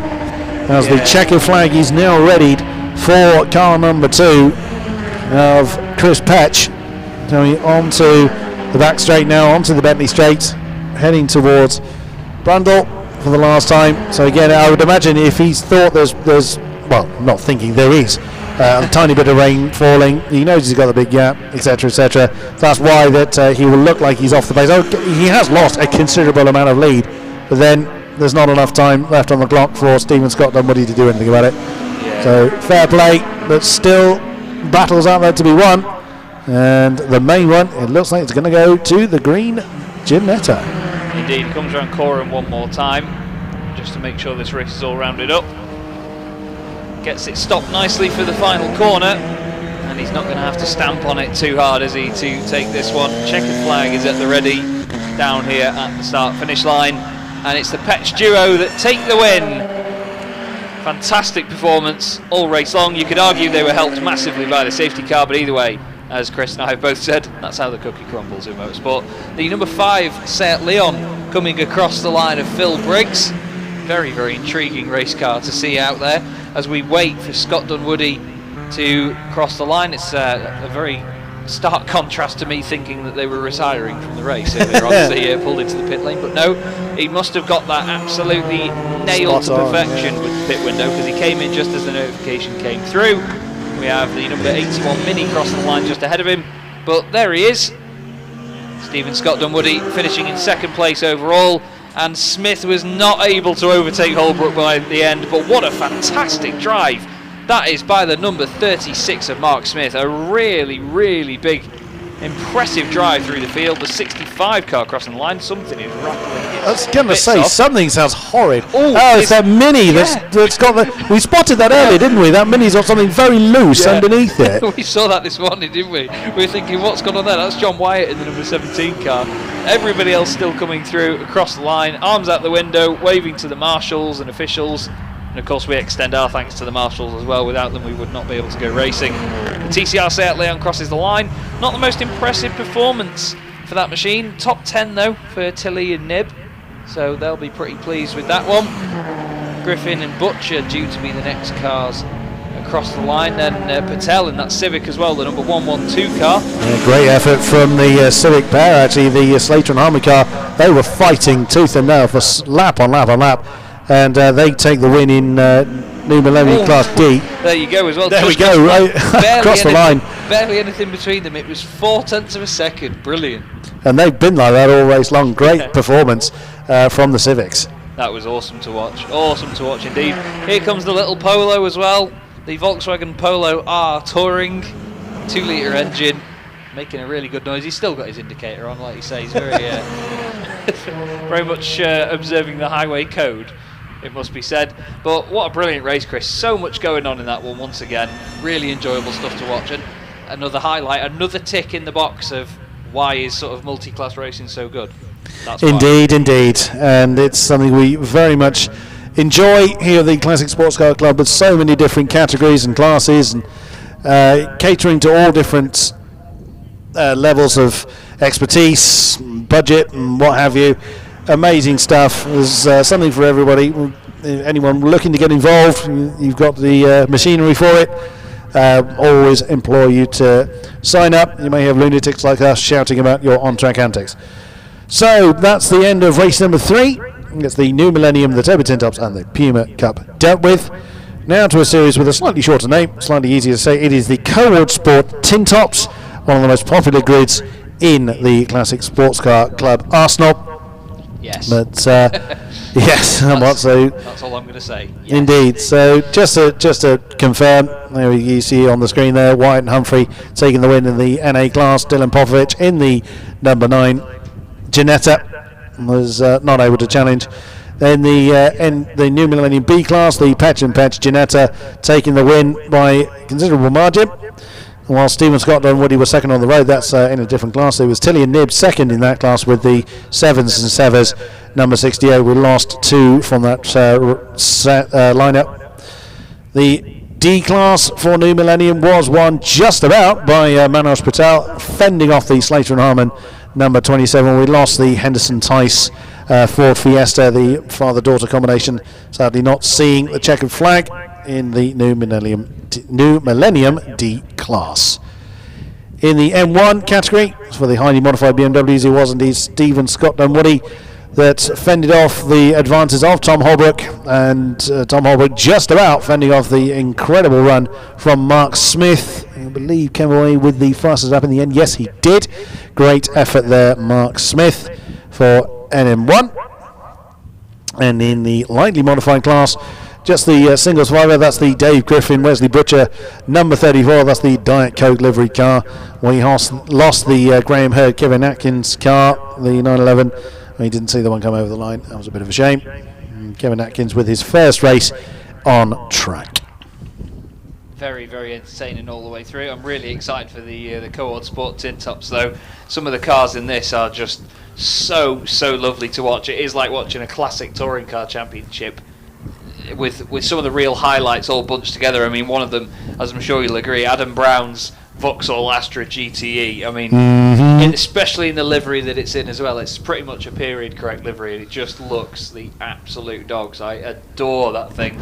Such a square car, but just it looks so compact and so sturdy while looking really planted on the road. Normally cars that are a bit older and sort of a previous generation of touring cars, you know, they always look like they move around a lot. They're very lively, but that thing just looks glued to the road. So make sure you look out for that one, as we'll be covering that race in just a few minutes. Indeed, and just a mention of the Puma class, it was won by 101 James Clare. Great effort there. He won that by quite some considerable margin in the end. Very nicely done. And in the Turbo Tin Tops, Phil Briggs, the sole survivor in the A category, in the Seat Leon, the car number 5, Dave Cox, John Hammersley, sadly not making it home this time. So, as mentioned, next race is race number 4, the Cohort Sport Tin Tops. Yeah, that Astra is certainly a highlight of that. That's shared with club chairman John Hammersley on occasion. So we'll see if he's up to doing so. So he's Scirocco not making it home. We'll be back with you as quickly as we can once the circuit is cleaned up. Once the holding area is full of these wonderful tin top cars, we'll be right back with you. Just a quick mention as well, sorry. We've done this twice now. The Sporting Car Club of Norfolk is having their 70th anniversary at the moment on the infield near Coreham. They've got loads of things going on. You've got tyre change challenges and all sorts, and plenty of driving-based activities over there. So if you are one of our wonderful spectators that we have over here with us today, then we do urge you to go and have a look at that and see if you can add even more entertainment to your very, very fun-filled Saturday. But as mentioned, we'll see in a bit.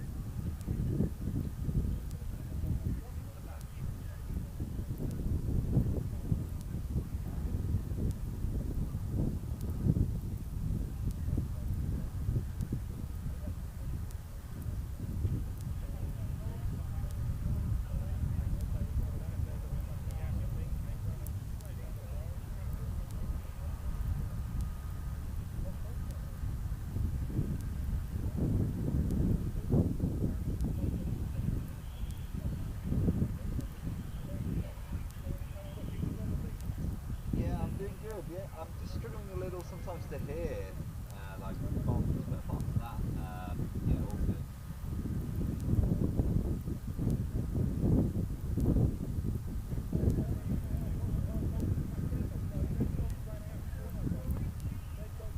Yeah, it's more just once they're going by, I'm struggling to, it's just the headset's a little bit, yeah, loose is all, but it's fine, it's not really much of a work.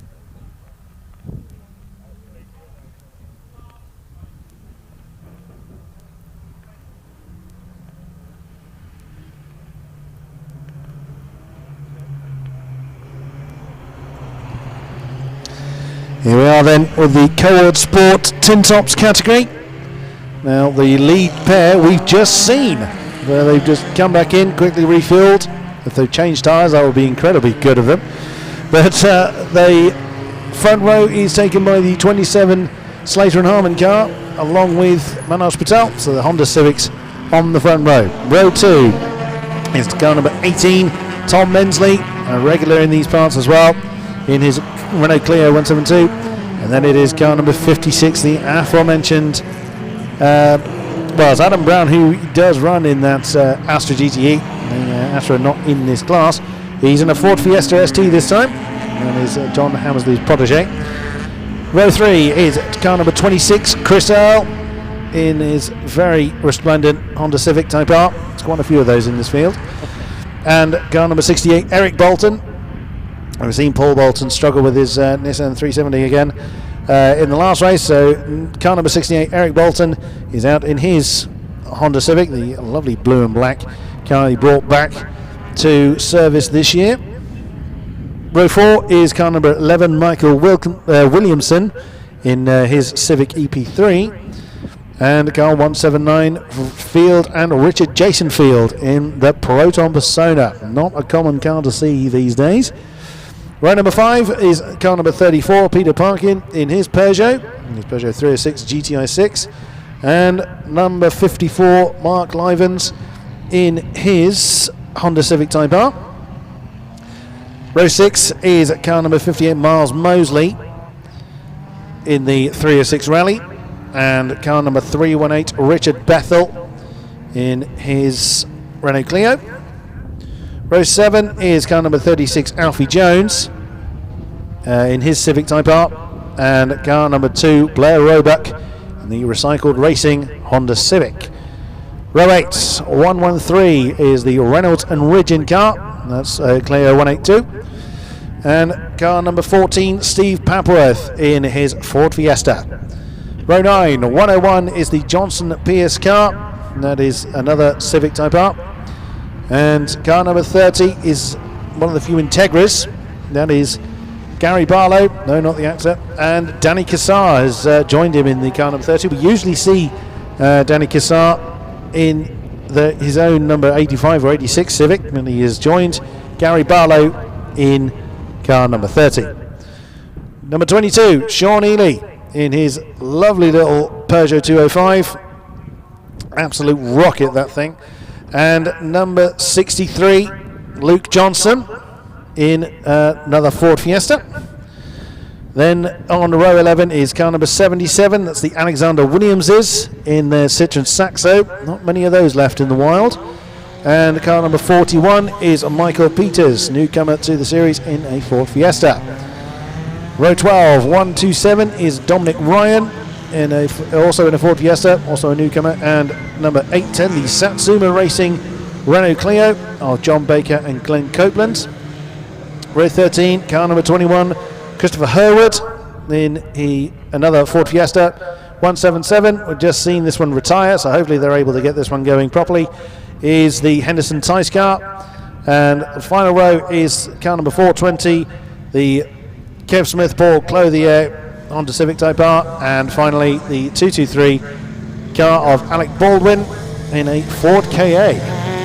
Thank you very much, Chris. Lovely stuff. And we are just about to get going again for the fourth race of the day. Now, while I love our varied grids that we've had so far this morning, this has got to be my favourite one of the day. So many cars of all similar shapes and sizes, hatchbacks and all sorts, proper production at touring car racing about to get underway. The K20 engines of the two Civic Type R's on the front row scream into life, as does everybody else. There's a bit of a pinch in the middle of the field there. The 177 Alan Tyson, Catherine Henderson car, very, very just poignant through the middle of the field. There's a massive check up at turn 1. Loads of people in the midfield slowing down. There's a car around on the exit of turn 1.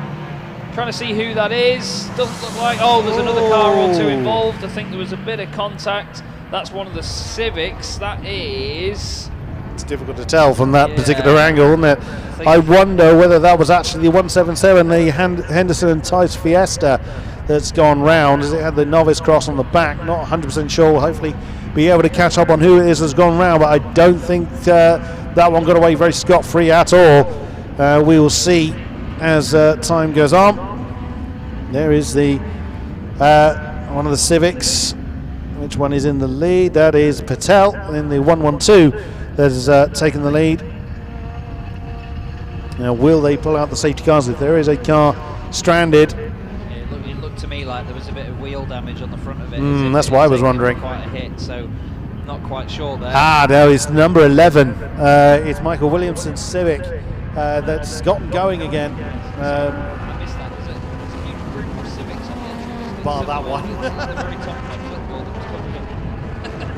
Yeah, I've just seen it on the cameras. He's quite a long way behind the field. So yeah, that's who was facing the wrong way at the first turn. So we'll see if he comes back in the pits or is able to continue as the leaders are now working their way through. Brundle and Nelson. There is an Astra that we just mentioned. There's the Civic. Yeah, it did get going again. There is Chris Earl in his white and black Civic trying to chase off after the lead back. There is the two. I think it's the two Civics. There's a lot of them as previously mentioned, but sixth position, which we got very excited about earlier on, is a Proton Persona. The Field and Jason Field, yes. Oh, it's absolutely awesome. Look at these lead pair, they're right together across the line. I love that Mano Patel's still got the number plates on his Civic. The Black Clio making a good move there as well. It was Tom Mensley, is it not? Trying to get ahead of Bolton up into 4th position. Really good battle going on there, straight off the bat here once again.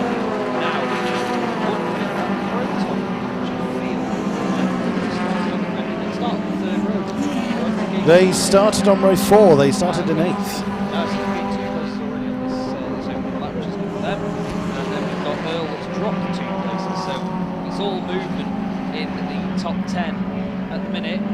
But it's now car 27 that's taking the lead. The Slater Harman Civic has got back ahead of Patel. Yeah, James Slater has started the festivities in that one. There is the Adam Brown Astra. He was originally registered to be in the Fiesta, but he's opted to go with that lovely Astra GTE. It's absolutely fine. You know, some drivers do change the car they're originally registered to go for if they have they have trouble with any one particular vehicle. They have access to another one. It's not uncommon to see them switch. There's James Slater leading the way. Oh wow! And again, you see the slide coming onto the Bentley straight from Manoj Patel. There is Eric Bolton in his Civic chasing off. He's lost a spot. That's a Mini, I think, that's gone ahead of him. See as they come down towards. That's not a Mini. I was just thinking there aren't any Minis in this field. That's Tom Mensley in his Clio that's gone past him. Well, it's Mini in the form that it's a small car, I suppose. So the top end of the field beginning to spread out a little bit, but don't assume that they're going to stay that way. Eric Bolton actually got driver of the day back in Thruxton in that Civic for the battles that he was involved in. As we look at, again, there's James Slater that's trying to maintain the gap. Well, that's a bit deep there from Manoj Patel. He's struggling to get that car turned in. So maybe he's kind of fried the car a little bit after that wonderful scrap that we saw from these two Civics in the new Millennium race just a race ago. Over the line then, and it's still Slater, who's of course set the first fastest lap of the race. Patel in second with Adam Brown third, Tom Mensley fourth, and Eric Bolton rounding up the top 5.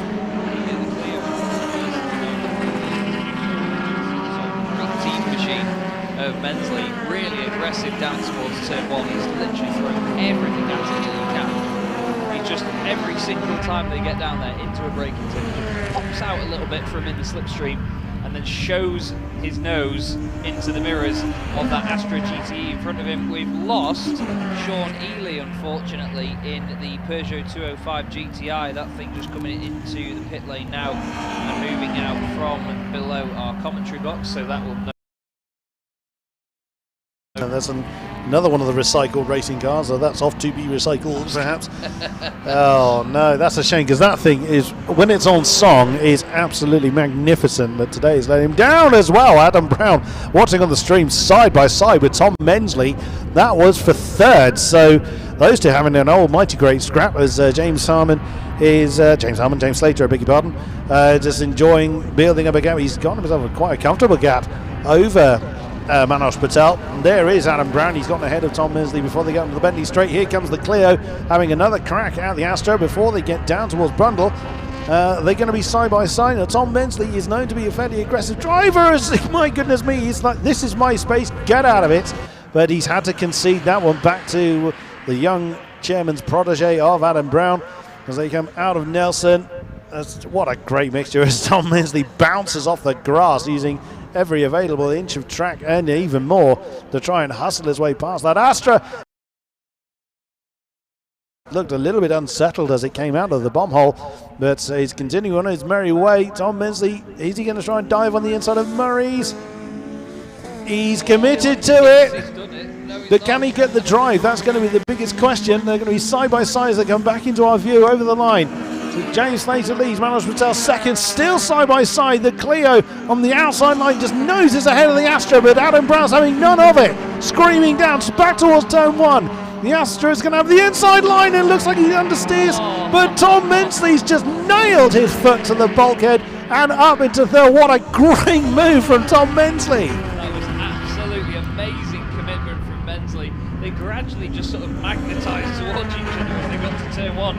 As you rightly pointed out though, that Astra had a bit of a wobble on the way into the first corner, and it's a very important corner to get right. You're really leaning on that front left tyre, but he absolutely nailed it, did Mensley. That was great driving, really strong persistence, and now Bolton is right with Brown in that Civic as well. That's FK2 shaped Honda Civic, starting to close in as much as possible. Sorry, not the FK2, I believe it's the... Oh, it escapes me the name of that shape. The other ones are the EP3s, but that is definitely not an FK2. I think the FK2 came a few years later. They're dragging Richard Field along in the Proton as well, so that's a great four-way scrap going on for the last of the podium spots. So leading by Mensley, Adam Brown is second in that particular scrap, Eric Bolton and then Richard Field rounding out that particular fight. Tom Mensley has got himself a bit of a breathing space as they come onto the back straight now. He's going to try and chase off after Manoj Patel, but what he wants is for Adam Brown to hold up Eric Bolton, because when Eric Bolton gets that Civic charging away, it is unbelievably quick. Well, aren't they all? In fairness, they're all pretty damn fast cars. And there is Eric Bolton just trying to chase off after that beautiful classic GTE being driven by Adam Brown, as mentioned. Looks like Richard Field falling a little bit off the back of the Civic at the moment. You can see that the Field pair lead the D class at the moment. It's Slater and Harmon, as mentioned, of course, leading the race. They're leader of Class A. Then leading Class B is Tom Mensley in that number 18 Clio. The scream over the line once again. Yes, James Slater really has gotten into the groove of that Civic and is continuing to open the gap to himself. Manoj Patel, their best laps are 0.003 of a second apart, actually to Patel's favour, but at the moment it is advantage Slater. It certainly is. He's doing a great job of it. Really, really good job of it, opening that gas port. Now, I was confused for a moment about, I thought Patel had got ahead, I must admit, for a moment, but the timing screen had a little bit of a delay on it from the transponder. We often do see that sometimes with transponders and so on, not quite working as we'd want them to, but usually TSL are very hot on that and they pick up on it and they ask that a working transponder be fitted. But the amount of Civics in this field and the sort of 4-pot engines that you get in these sorts of cars, all sounding absolutely glorious. Great intake noise as they come down the straight. But what a very interesting race we have now. Can Mensley get with Patel, because that fastest lap, 2:12.0, is 1.5 seconds quicker than Patel's last lap. So mentally in that Clio, certainly the most exciting one out there at the moment. The Proton's still going strong. I say that very, very, very pleased that it's up in 6th position with the Field duo behind the wheel of it. But this is awesome, awesome racing once again by these cars. All very similar in performance as well, really. Now we just wait and see who else in the top 10 can make some moves, because Bethel is currently in 10th, Roebuck just ahead in 9th place. We have the very, very bright Civic of Alfie Jones as well, number 36 on screen a moment ago. He's 15th at the moment, gained 1 place on the previous lap. And the car that lost 2 places on that lap was the 101 machine of Johnson and Pierce. That's one of the other Type R EP3s. The race leader crossing the line once again just now. About 27, doing a 2 minutes 12.3. Their best is a 2:12.2, and up to second place, Mansley has overtaken Patel. Everybody's overtaken Patel. Where has Patel gone? Well, the pit window is open. Has he come in? I can't see him. I can't see him either. Has Patel? I noticed a green flag on the exit of partners. Has he parked it somewhere? Yeah, he's continuing to fall down the field. So Manoj Patel is missing in action at the moment. Looking on the screens, we both are, and we cannot see him at the moment. Obviously, the cameras can't look absolutely everywhere, I'm on you. As the racing, of course, continues, so there's no call for a safety car yet, or any such decision. I found out what that Civic was, by the way. It's an FN2. Oh, FN2. The FK2 was the one that came after, and now it's the FK8, which is the current shape. We've got a couple of cars coming into the pits. We've got the KA, silver KA of Alex Baldwin. And the number 34 machine is also in the pits, which is the Peugeot. Peter Parkin. So he's parking it in pit lane. You couldn't help yourself, could you? Oh, I never can. It's a serious problem. But a great race at the front, which unfortunately has been changed by the sudden disappearance of Manoj Patel. Hopefully everything, well, obviously everything isn't okay, but hoping that Manoj Patel is okay. There he is. Yeah, I wondered if that was his car, but it looked like it was just a. It's difficult to tell from our commentary position. We just spotted a stationary roof. Yeah. Is what we've essentially just seen. I saw the driver. He's next to the car in the black Cobra. Yeah, he is. Just taking his helmet off, and it was a clear sign. Oh, trouble! Oh my goodness, that's Gary. That's the Barlow and Kassar number 30 Integra. That's going for a very, very, very uncomfortable ride. That's gone horribly wrong. That's a shame. That's that's up to 11th position for Gary Barlow and Danny Kassar. Who started that one? That was Gary Barlow. That's his car, and that's gone all kinds of wrong. I'm not surprised he's being a little bit ginger with it. Yeah, he was airborne for a very brief moment. That's not the ideal way of going around Snetterton. I know there's an airport nearby, but my goodness me, that would have woken him up. So he seems to be getting back at the pace again, but oh dear, that might have caused a little bit of damage. Yeah, a bit of a moment, a bit of an overcorrection, and take that, he shouted. Anyway, Mensley's just done the fastest lap of the race. You can hear the groans around the entire circuit. I'm sorry. You're not. No, really not. Mensley's done the fastest lap of the race by more than a second now, 2:11.4. So that Clio is on absolute rails at the minute around here, and it looked aggressive before, certainly aggressive now. Car 34, Peter Parkin. No, not Peter Parker, it's not Spider-Man. Comes out of the pit lane. His way back into a little bit of traffic there. He's got screamed his way out the pit lane, didn't he? He was keen to get on with it. The Ford K8 is coming out as well. That's car number 223, Alex Baldwin. We have seen a Ford K8 in the past. It was Andrew Barrow that brought a K8 to Donington last year, and to much the same kind of performance deficit. But I mean, fair play for giving it a go. As we look at James Slater in the 27 car. A few people have done their pit stops, but that is not one of them. Still James at the wheel. He's now that his main challenge in the form of Manoj Patel has disappeared. He's got quite a bit of clear road ahead of him. There is Peter Parkin closing in on. I was just wondering if that was the Reynolds and Ridging car. That's the car number 113.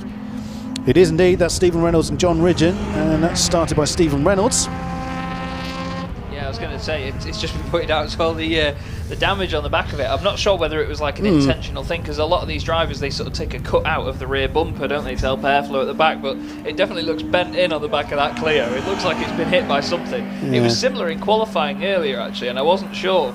But well, maybe they just can't be bothered bending it out. It doesn't Or make maybe any you just got difference. frustrated and just boot to it or something. But Yeah. I didn't think so. As race leader, James Slater continues on his merry way. Not interested in coming into the pits just yet.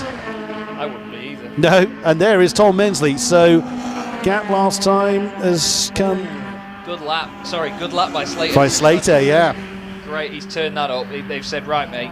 Anything you can do, I can have a crack at as well. Yeah, he's catching you up now. You need to get on with it. Car 54 leaves the pit lane. That's Mark Lievens, in the Honda Civic. Now I'm sure as he exits the pits, his race is going to liven up. Car 2 on its way out as well. Now that is one of my favourite cars in the field. Blair Roebuck in the Honda Civic EK or EJ9, and it makes a hell of a noise. That does B16 engine or B18 engine available in those, 1.6 or 1.8 litre. And well, to be fair, if I look at the entry list, which tells me what engine size it is, I actually know it's a B16 engine. VTEC engines in those Hondas sound amazing. They usually rev to around 8,000 RPM, hitting VTEC at 5,200. Lovely side-by-side moment there. Richard Bethel in the 318 was alongside the reshapen 113, as Stephen Reynolds has previously mentioned. There's Peter Parkin trying to get involved, going onto the grass, trying to go side-by-side, heading down towards Wilson. And that's, I think Richard Bethel maybe a little bit off the pace compared to the two cars around him, but even still, that's not stopping him getting involved in that particular fight going on. Gary Barlow's just come into the pits for an underwear change, and his teammate's going to have a little patience while he gets out of the car and swaps over. I'm not entertaining your sense of humour. Oh, I'm sorry, but he's, to be fair, the car actually held up really well considering the off it's had. I think it's chipped a bit of the vinyl on the bumper by the look of it. There's a bit of grass in there, but it did a really good job at holding up to that. It was a hell of a moment, wasn't it? Wasn't it just? I'm sure that wasn't quite the battle plan. So Gary Barlow is going to be handing that over to the extremely quick Danny Cassar, who is very, very well known in these parts. Generally see him in as one of two Honda Civics. We'll see how he does in Gary Barlow's Integra. Over the line again is the 27 car. Oh, here's a battle forming. It's Eric Bolton and the Fields. Which of the Fields was in this? That was Richard Fields. So it's Field Senior that's started that one. And they've both come in in tandem. So it's a battle of the pit crews. It's a battle of who's better at timing. Of course, they have the mandatory 2-minute pit stop. So Eric is not sharing his car, or he doesn't usually. No, indeed, he's solo flying the Honda. There's something very nostalgic about watching that Proton come into the pits. It really does look like an old school Super Tourer. Just seeing it peel into the pit lane there, just to get all the tyre pressures and everything checked, do their necessary switch, or at least simulated switch for a lot of them. But amazing to see cars like that. There's a massive train actually coming into the pits now, headed up by a white Fiesta. We've then got the two Clios as well, the misshapen Renault Clio as it's now dubbed. He's even indicating as he leads. That's very courteous of him. Into the pits, as the 318 goes a little bit further down the pit lane, and the Integra, Danny Cassar, now getting going, number 30. If he wants to make it metaphorically fly, he's the one to do it. Now, I'm not saying Gary Barlow is slow, but Danny Cassar can do some, again, not shy with the right foot. That car dancing around as it leaves the pit lane. Hopefully that's not a sign of damage. Chris Earl in the 26 car is also in, as we look at Blair Roebuck in the number 2, or did briefly, as we look switch back to race leader. James Slater still hasn't seen the pit lane. The top 6 have yet to come in.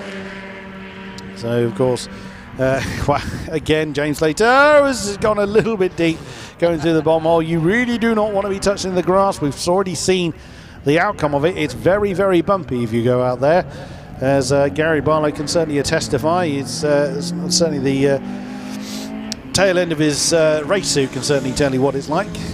Is he going to come in this time? Nope. He's still going. He's not interested in another Nova. as we're just ticking over halfway in this race, so I would imagine he's going to come in next time around, as the Proton of Richard Jason Field is going to return to the race. Where's he going to filter in? Adam Brown's gone through in the Astra, and on his merry way he goes, as does Chris Earl in the 26 car. Oh, we've got a penalty board coming out. I believe it's a 5-second penalty. We'll have to see who that goes out for. I didn't quite see the car number on the board, I'm afraid. We'll have to wait for that to pop up on our TSL timing screen. Here comes Eric Bolton. I think Eric Bolton and Richard Field coming together. Yeah, they did. So Richard Field has either mistimed that quite a lot, or Eric Bolton sat there a lot longer than he needed to. Unless Eric Bolton... now did Eric Bolton have a penalty? Now there are winners' penalties that some drivers have to serve, so they have a longer 30-second penalty they have to serve. Let me see if that's the case. So the winners' penalties we have are Colin and Steve Simpson, who aren't here. Sadly, they withdrew their car. Yes, Eric Bolton had a 30-second pit stop penalty to serve. That's why he's gone out much later. Andy Windmill has 60 seconds to serve. He's not here. Russell Thompson has won twice. He's not here either. And James Slater, also, or the Slater and Harmon car, when it comes in, has also got a 30-second penalty to serve. So if you win a race in this class, the next time out you have a 30-second penalty. It just stops one car running off with all of the silverware. If you win again, that becomes 60 seconds. If you win again, you can guess where this is going. 30 seconds each time. Oh wow! As James Slater gets a little bit snarled up behind, I think that's the Henderson and Tice Fiesta. Here he comes around Coram. I would imagine he's coming in this time. You'd hope so. Well, Sir Richard Harmon probably hopes so. He wants to go in the car, I suspect. Yes. Yes, he does. Looking the right-hand side there, made it nice and clear for us. But we've only just really hit the halfway point of this race. We've got just under 18 minutes still to go. Civic makes his way in. Very clear instruction of where to stop from his teammate. The Astra GTE also coming in. And then we get the wonderful sight of the Proton Persona going through. The driver of the Astra, it was Brown, wasn't it, at the wheel of the Astra? Just Adam Brown, yes. Flashing his lights to say, yep, I can see you, mate. His team member waving a lot. He's got to park right up behind the number 420 Civic, knowing that car's going to leave before them, so they may as well use it.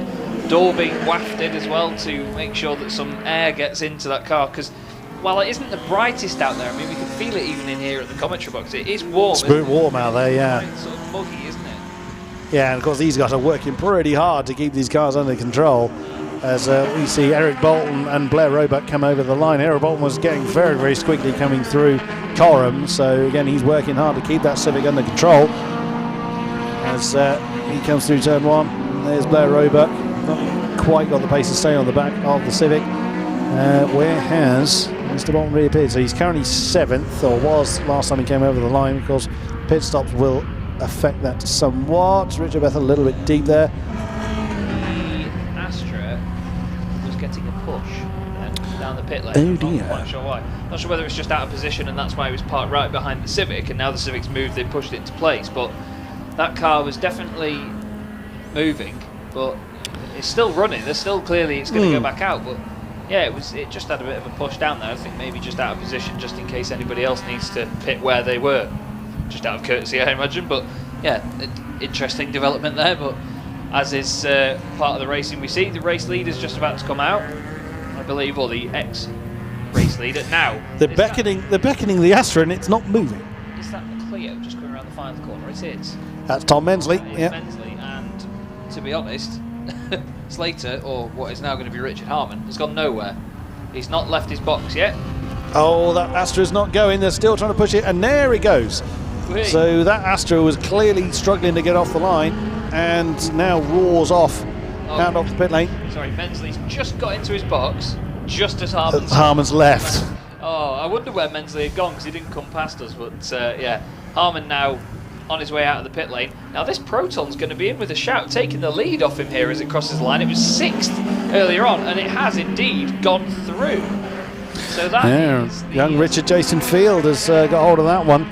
Well, he's gotten 3rd. Mensley and Brown have both pitted ahead of him.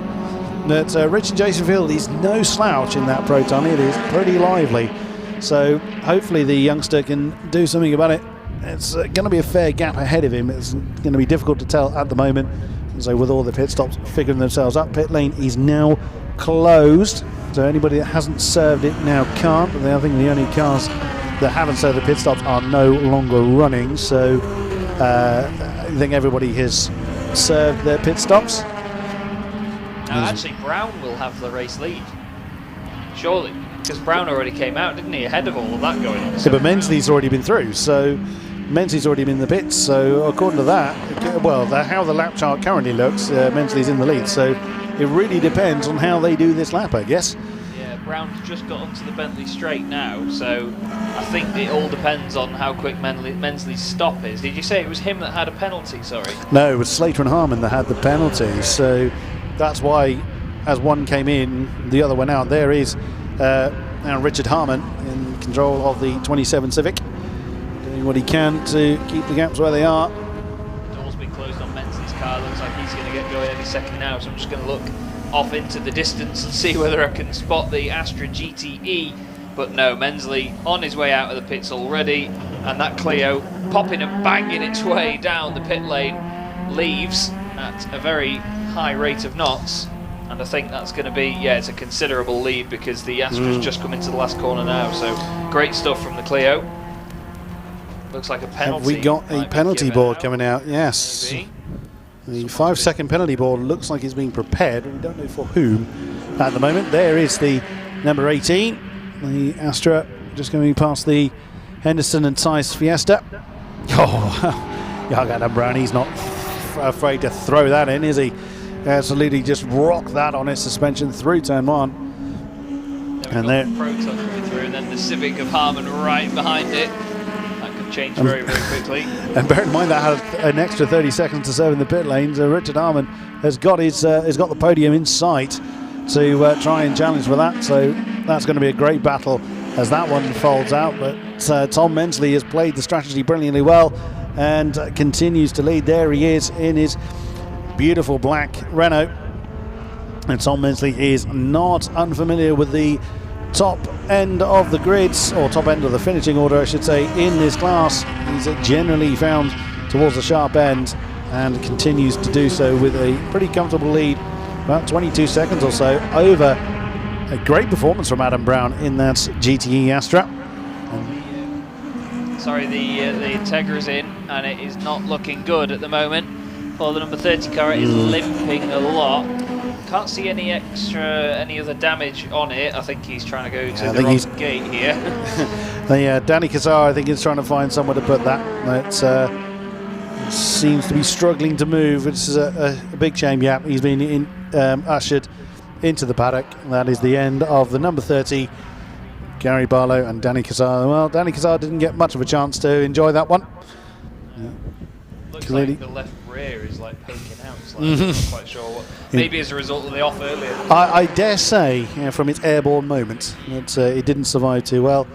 As Adam Brown gets past the Ford K8, and it's merry way to try and close down Tom Mensley, which is no easy task in any way, shape or form, as Tom Mensley's just come over the line. Brown is going to be next up. He's just come out of the final corner. We still have 11 1/4 minutes left to go with this race, so it could all still change. We've got the Proton still holding on in third with Field at the wheel. And to be fair, it doesn't even look like Harmon's actually closed in that much on the previous lap. So last time round it was 2.5 seconds. Let's just keep an eye on this until they cross the line. We'll see what the gap is this time. Blue flag going out for the Fiesta that they've just put the lap on. There goes the 179 machine over the line. 2.5 seconds has gone up to 2.6. So Field doing a great job. Yes, Richard Jason Field, the youngster, is motoring on in the Proton. Richard Harmon and Slater have had that car for quite some time. They've been a duo for numerous years, as has the Field Senior and Field Junior, in fairness. You don't see many of those Protons still in the wild, as we see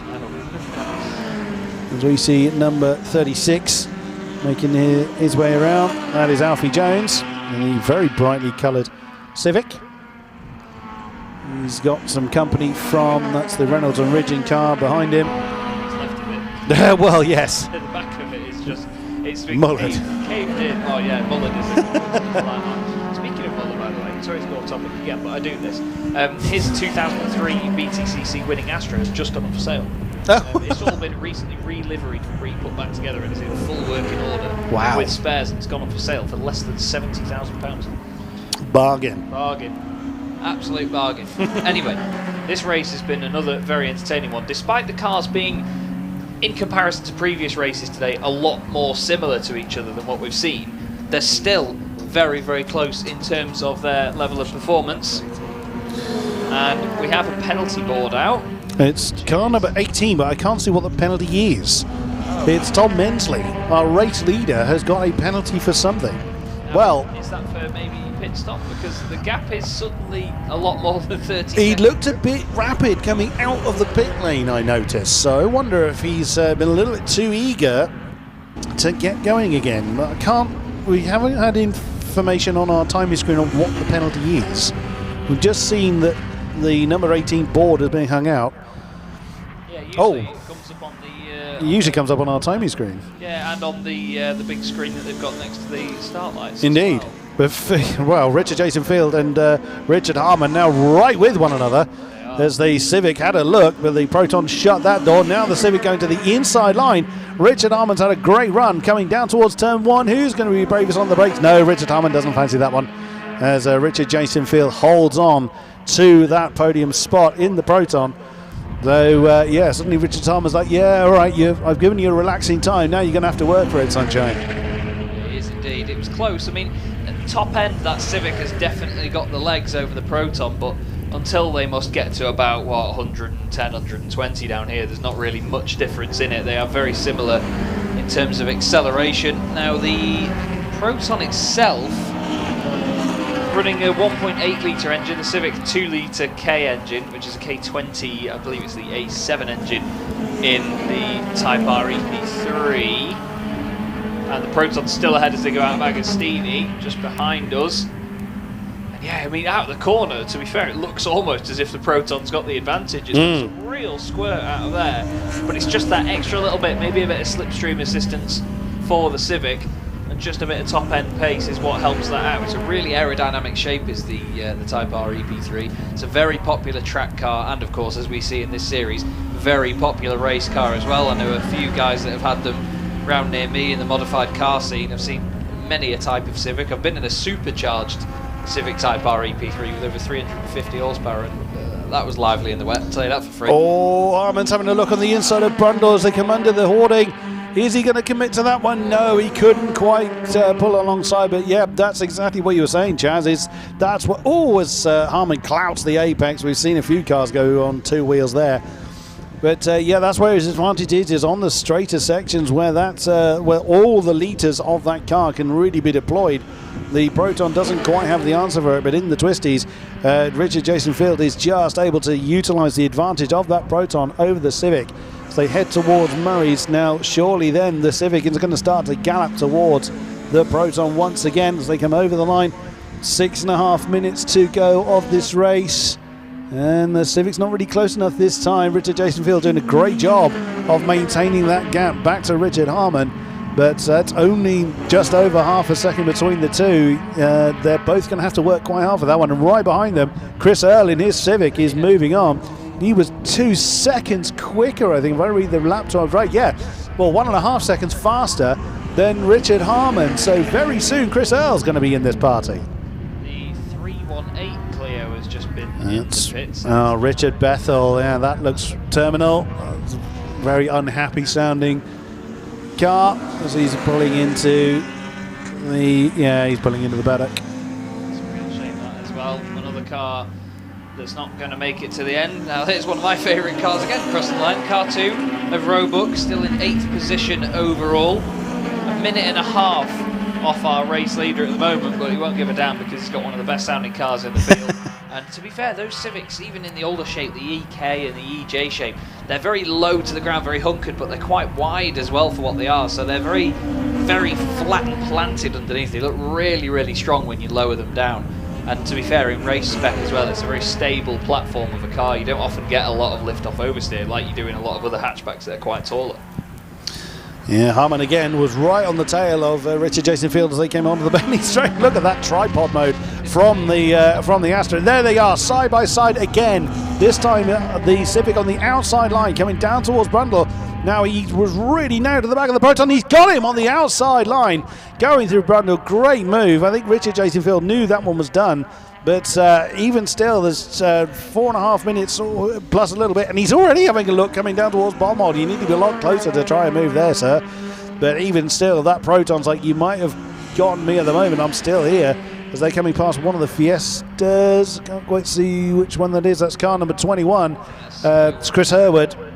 Oh, he's actually having another look inside now. He's having another look. He's going to try and get the cutback as they come out of the final corner. That's really cheeky stuff. You've got to love it from Field. He's trying everything at the moment. Now he's going to get good slipstream off the back of Harman here. But Harman's got the legs on him, look, as he's just powering away from the Proton, but that's allowing Richard Jason Field just to stay in there. Chris Earl has also gotten past the Fiesta. The gap between second and third third and fourth. He's only half a second, but it's just 2.3 seconds back to Chris Earl. And there he is, you can see him in the shot now. That's already Richard Jason Field having a look on the inside line coming towards Wilson, but he could not commit to it. The 27 Civic staying in that position, holding on to the last podium spot, but Chris Earl is really ready. He gained nearly 3 seconds on the pair ahead of him last time around. He's really ready to upset this party. And wow, what a great finish to this race we're going to see. Yeah, this is the fight for the final podium spot as well, so some real bragging rights on the line here for this one. And I watch this with intrigue as to what they do, but Field, you know that he's not going to take that line down. Yes, he's going to say, oh, well, you may have had me there, mate, but trust me, I'm going to come back for this one. And the Proton's been a real star to watch so far. Two of the Fiestas side by side across the line. That's the 41 and the 127. That's Peters and Ryan right together. 71 thousandths of a second between them. But look at this part of the circuit here now. Just the initial punch out of the corner is easily in the favour of Richard Harman, and then once he's got to the end of the straight, now there's not going to be much slipstream there for Richard Jason Field. And to be fair, Chris Earl's dropped off the back of them as well, you know. Where's he gone? Yeah, Earl has dropped more than off the back of them. I think he's dropped off the face of the earth. He seems to have disappeared. We're not sure where Chris Earl has gone. We've got a Civic stopped. No, that was the one we saw earlier. Yeah, that was Patel's car. It didn't look. It looked like it was closer to the barrier. But yeah, Chris Earl. Oh, I think there he is. He's. I think he got stuck behind a back marker, so I think he's still going. No, that's not him. Oh, beg your pardon. No, that was the one that we saw on the camera there. Was I think the 420 car of Curve. Beg your pardon, yes. Oh, he is there. No, Chris Earl is there. He's just come back into view now around Coram. He's just into the last corner, actually. He must have lost a significant amount of time then, because he was 2 seconds behind. We saw him last time around in the same camera shot, so he's lost a lot of time somewhere. He's still going. That's a shame. That's really ruled him out of this battle for third. Let's see what the lap times are. Oh, 10 seconds he lost on that one lap alone. That's a great shame. I was really looking forward to that being a three-way battle. Even still, it's a fantastic scrap. Richard Jason Field has not let go of the back of Richard Harman's car as Tom Mensley's continuing to dance off into the sunset in his lovely black car. I think we might have another 2 laps here. He might still cross the line. And not... actually, no, we've got just over a minute left, so no. He may get one more lap out of this. I don't think this will be the final lap here, based on where Mensley was, because he was a minute and a quarter ahead as those guys crossed the line. But I still think he's actually coming around into Coram now. He's into the final couple of corners, so we'll get one more lap after this one, because he's got 40 seconds to get to the line. He's got 25 minutes. He's got 25 seconds. That'll be impressive. Yeah, indeed. He's got 25 seconds over the Astro Brown. So if he really wants to slow it down and just have this final lap, then he could do, but that's not in the racing spirit, to be fair. So cross line goes Mensley, 25 seconds left on the clock. This will be the final lap of the race, Chris. Yeah, Mensley and slow are fairly mutually exclusive phrases, I think it's fair to say. Tom Mensley, I mean, what a brilliant performance he's put on for us today. So, he wasn't starting towards the top end of the field. Well, it was closer. Oh, wow, that was a lot of dust being kicked up by Richard Jason Fields. We were talking about Tom Mensley. My goodness me, he's not let go. He's not given up. Even though the Civic does seem to have the legs over the Proton, he's still not willing just to let him go. And fair play to him as he's continuing on his merry way. And oh, that's getting close again, coming into Murray's. But Richard Jason Field forced to the outside line initially, and that's just going to completely put him off his momentum. And Richard Harmon, brilliant stuff there, nails the throttle and maintains that position for one more lap. Yes, indeed. He is all over the back of him. But again, just the top end legs of that Civic really getting away. Still looking down the inside into the first corner just to see if he can put the pressure on. It's not looking like enough at the moment. Mensley is just making his way through some traffic currently before he gets on to the Bentley straight. And then he's going to have a nice easy cruise round to the final couple of corners. But only the top 5 have crossed the line so far. I say that as Levens crosses the line. Makes it the top 6 now. A minute and a quarter still between those guys. Bolton still 7th ahead of Roebuck, then Reynolds and Jones rounding out the top 10. But this has been a very, very standout performance by Mensley in what is, again, a very entertaining field. It is, but there is the rumour, or unconfirmed at the moment, that Mensley's got penalties coming his way for track limits and for speeding in the pit lane. Now, we did see that the number 18 ball got hung out, but we didn't get confirmation of what those penalties were. Now, they aren't confirmed as yet, as we see Tom Mensley going around the outside through column of the Kev Smith Paul Clovier Civic.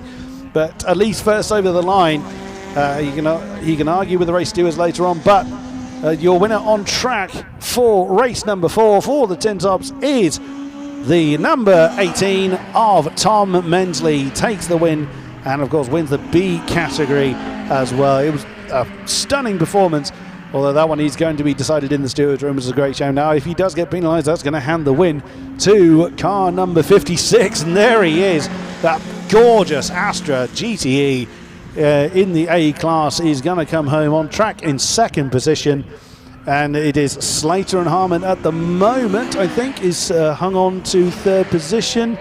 Oh, well, only just as they're coming around Coram now with a back marker getting royally out of the way, as I'm not wanting to be involved here. But Richard Jason Field, I doubt he's going to have an answer from there. I mean, fair play, he didn't give up at all, stayed right with the Civic, but it's going to be 3rd position to Richard Harmon in the 27. 4th is Richard Jason Field winning the D class for the Tin Tops. Next down the road is going to be Chris Earl in the 26 car. It's a shame about how much he dropped off at the end of that one as well. Yeah, it was that one bad lap he had that lost him all that time. He could have well been in that battle for 3rd. Great shame in that respect. Mark Livens, he will take 6th position on road. Then Eric Bolton in the Civic will be in 7th place. Winning Class E is the number 2 car of Blair Roebuck. Great performance there. Winning Class C, that's for the Ford Fiestas, is car number 14. That's Steve Papworth. Great performance. There is Blair Roebuck in the number 2 car, just coming through the final turn as they scream towards the line to take their checkered flags. Here comes number 2 Civic as well. The EK or EJ9 of Blair Roebuck screaming its way across the line. Some of the drivers lift off when they cross the line just because they know the race is over. Blair still had his foot to the floor just because he knows how much of a great noise it makes. Another EP3 across the line, which is Alfie Jones, car 36, and then the number 223 KA of Alex Baldwin. But a brilliant performance by Mensley with penalties pending, of course. I think that that's going to be something that we look at later on. So indeed. For now, obviously, we know that he's won it on the road. But yeah, either way, I think both of them very deserving there, because let's face it, Brown in that Astra just continued to push and push and push. Yeah. Ended up ahead of them after the pit stops, ahead of the original race leaders. It was a shame about Mano Patel dropping off, but it's part of racing, isn't it? It is, and to nominate a driver of the day out of this field, it will be quite difficult. I mean, can we look away from Adam Brown in that Astra? Great performance from both Richard Harmon and James Slater in the 27. Richard Jason Field was putting on some great moves as well. So I think I'd go. I'd not just because of the you've got favouritism for the Proton. Not just because of the Proton, but if we were to put a name in each, I mean, a worthy names. Richard Jason Field absolutely did. And fairness, Richard Field as well, but also Adam Brown. I think they're both worthy of mention, the Astra and the Proton, respectively. If we were to nominate one, Ben Mihan behind me back, we'll probably go Richard Field, let's be honest. It was very entertaining. Yeah, it wasn't he just, yeah. We'll go with Field and Richard Jason Field in the 179 Proton. Proton Persona GTI. It's not often you get to say that. No. Like you say, you don't see them in the wild. They're unbelievable. No, indeed. So, winning in Class A is the 56 car. Well, our timing screen now shows Adam Brown as being the winner of that. So has it already been decided that Tom Mensley? Yeah, Tom Mensley is now classified in 7th position. So he's been given a minute and a half worth of penalties. My goodness me. So as our timing screen currently sits, it is Adam Brown in that car, in car number 56 in the Astra, that has taken the top spot. Slater and Harmon in the 27 car second, and Field taking 3rd position. The only survivors of, the only entrant in Class D was Richard Jason Field. Well, that goes to show the action doesn't always stop when the checkered flag comes out. No, definitely not. I mean, I've been involved with motorsport in a few ways via social media and working with drivers, and seeing that often stewards' rooms are some of the most entertaining places to be after races, as well as while the races are going on. And it seems that the race officials have determined that Mensley deserved those penalties, which is a real shame, because the drive he put in early on, he was so entertaining at the start of that, wasn't it? And then he was just gone. He was off in the distance. But again, that just comes back to the phrase we're going to probably use more and more as the day goes on, and the weekend, that the cookie crumbles. Yeah. Well, I mean, the rules are there, and with, every driver is going to push them. They're not meaning to break the rules, of course, but you want to find every advantage you can. And in a field such as this, where the performance is any performance advantage is going to be to your game, but finding that advantage is that much more difficult, because a lot of cars are very, very close together, and a lot of drivers have similar abilities. But that's race number 4 dealt with. The Co-op Sport Tin Tops is done. Next up is one of 2 races from our Viren Builders Open Series, and several cars we've already seen. Andy Rath in the Pets Ginetta will be out, along with some fabulous cars. So this is for all production saloon hatchbacks, sports and GT cars of any age, with some kit cars accepted. So anything that's already gone out there except for Sevens cars can be in the open. So we look forward to that. Don't go anywhere. It is going to be a fantastic race. Again, another wonderfully eclectic mixture. Yes, that's a broken record, but I'll keep on saying it. Beautiful cars, a lot of which we have already seen, and look forward to seeing again. Don't go anywhere. We'll be right back with the Viren Builders Open Series.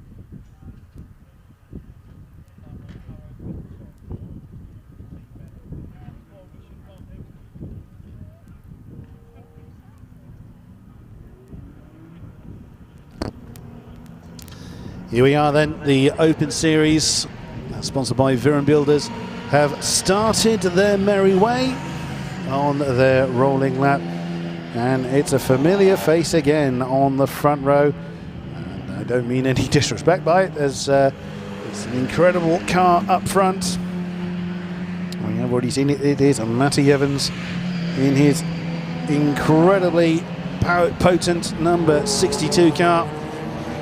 BMW has already been for a jaunt around sunny Snitterton this afternoon, and it is doing so again in the Open Series. So on the front row is number 62, Matty Evans, and number 61, Tom Holbrook. Once again, they have the opportunity to cross swords, two BMWs on the front row. Row 2, 174, Dominic Malone, still, so the grid still being dominated by the BMWs. And car number 51, David Harvey, we see that lovely Lotus 340 once again. Row 3 is car number 65, the Gardner Mills car. And the Patch and Patch is this, it's Chris and Harry Patch this time in the number 2 Ginetta. Row 4 is car 9, Dylan Popovich in his black and orange Ginetta, with the number 93 Fielding and Wells car in 8th place. Matthew Fielding and Colin Wells in their 1 Series M. Car number 90 on row 5 is Phil Knibb. I believe he's flying solo on that one. He was going to share it with Chris Tilley in that Seat Leon. He's opted to go solo in this one. And car 34, Dave Griffin. We saw him sharing the Diet Coke flavour BMW earlier on with Wesley Butcher. And this time he's got it all to himself. Row 6 is car number 170, Edward Lee. His lovely coloured BMW. And car number 63, the first outing for Jeff Beals, Talbot Sunbeam Lotus. Another regular in these parts. Row 7 is car number 6.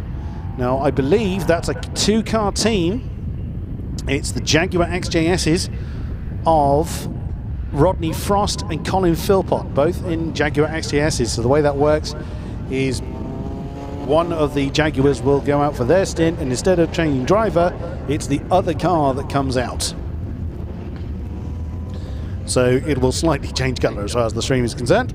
So car number 6 will take the first stint, and car number 6X will take the second. I believe it's Colin Philpott's car that has the 6X designation. Joining him on row 7 is car number 17, John Wyatt, in his BMW Mini Cooper SR56. On row 8 is car number 18. That's Matthew Shears and Shane Taylor in their Cooper SR53. That's the supercharged version. And the next Jaguar in the list is car number 139, Chris Boone, in the supercharged XK8. That thing absolutely screams as it comes past. Row 9 is car number 44, Stuart Jeffcott in his Porsche 993, and car number 72, which is Stuart Place. That's the Ford Escort Mark 1, so that might feel slightly out of place considering the rest of the guys is around. And starting in the back of the field is car number 1, Andy Rath. We've seen his Lotus Europa have trouble, and I do not see Andy Rath's car. We saw that parked up on the start-finish line. That sadly has not returned. Andy Rath will not be with us as the field make their way over the start-finish line to begin the Viren Builders Open Series. Matty Evans in his distinctive BMW. Away he goes, Tom Holbrook keeping him company, 3 wide right behind them. Petch on the outside, Dave Harvey in the middle with his Lotus, and then another BMW on the inside line. They've sorted that one out. No major issues as they work their way through turn 1 for the first time in anger. Now towards Wilson, who is going to come out on top this time. It's still Matty Evans, gone a little bit deep. It's not going to make too much of a difference on the opening lap.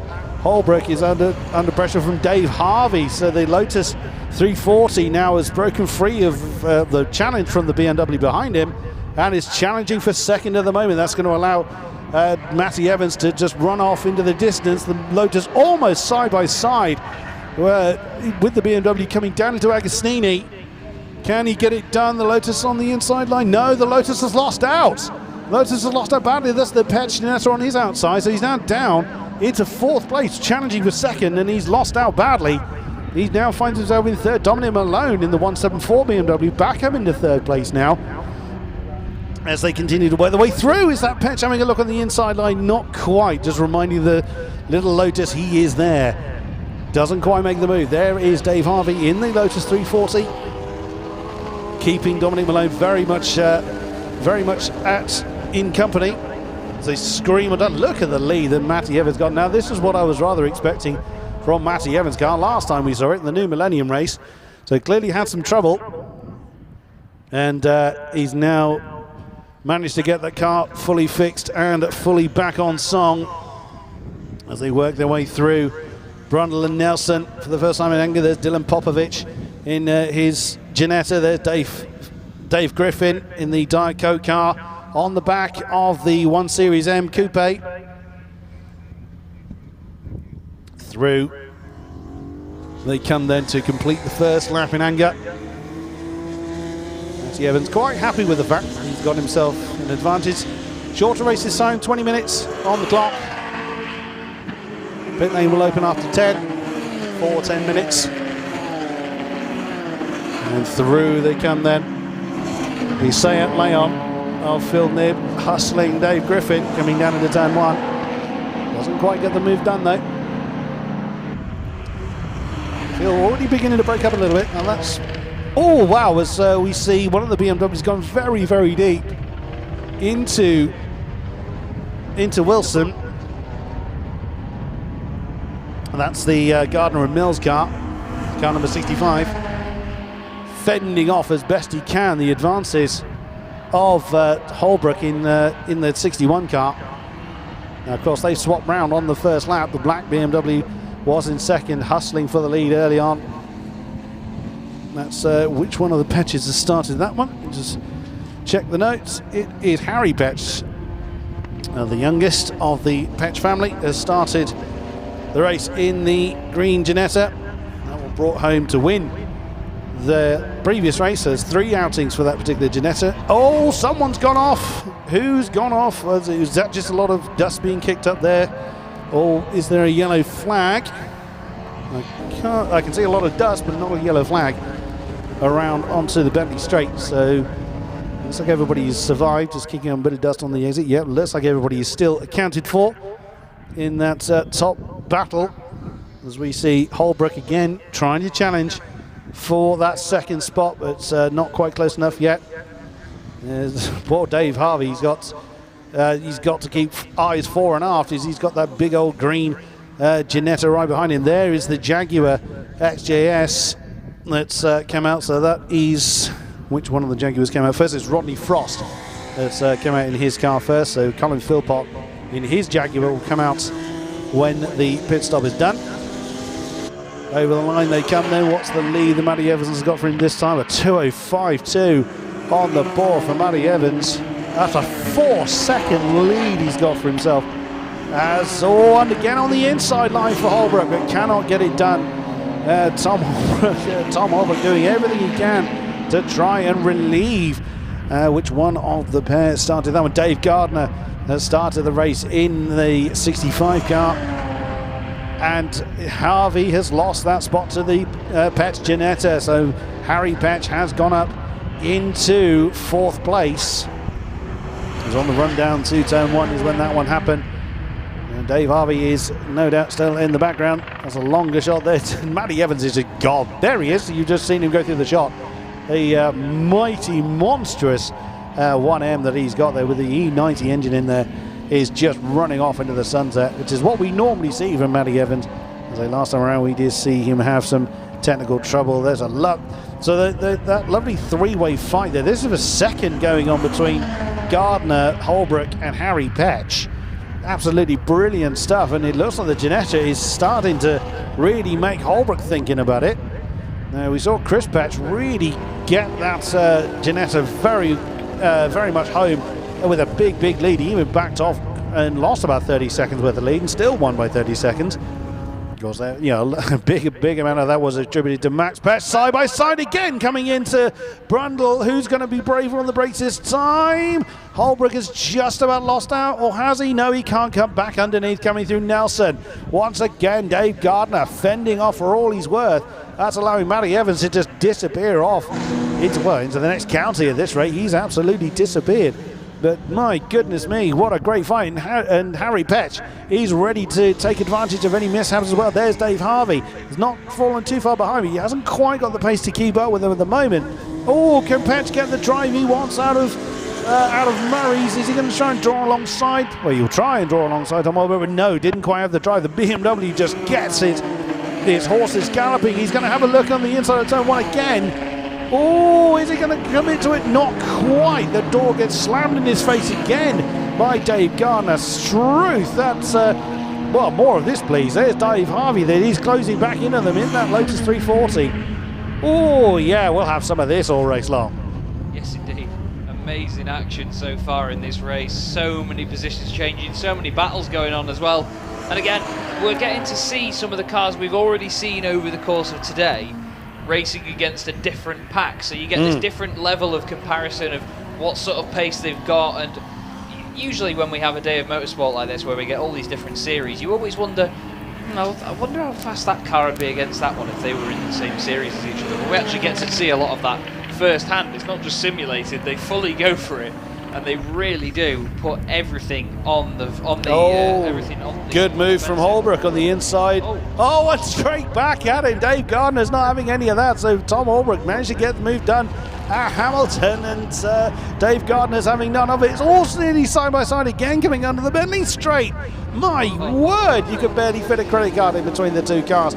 And Harry Petch not able to capitalise on it just yet. Here comes Dave Harvey. No, he was ready to go. That supercharged Rover K-Series engine coming to life. Is he going to try and mug the Ginetta coming down into Brundle?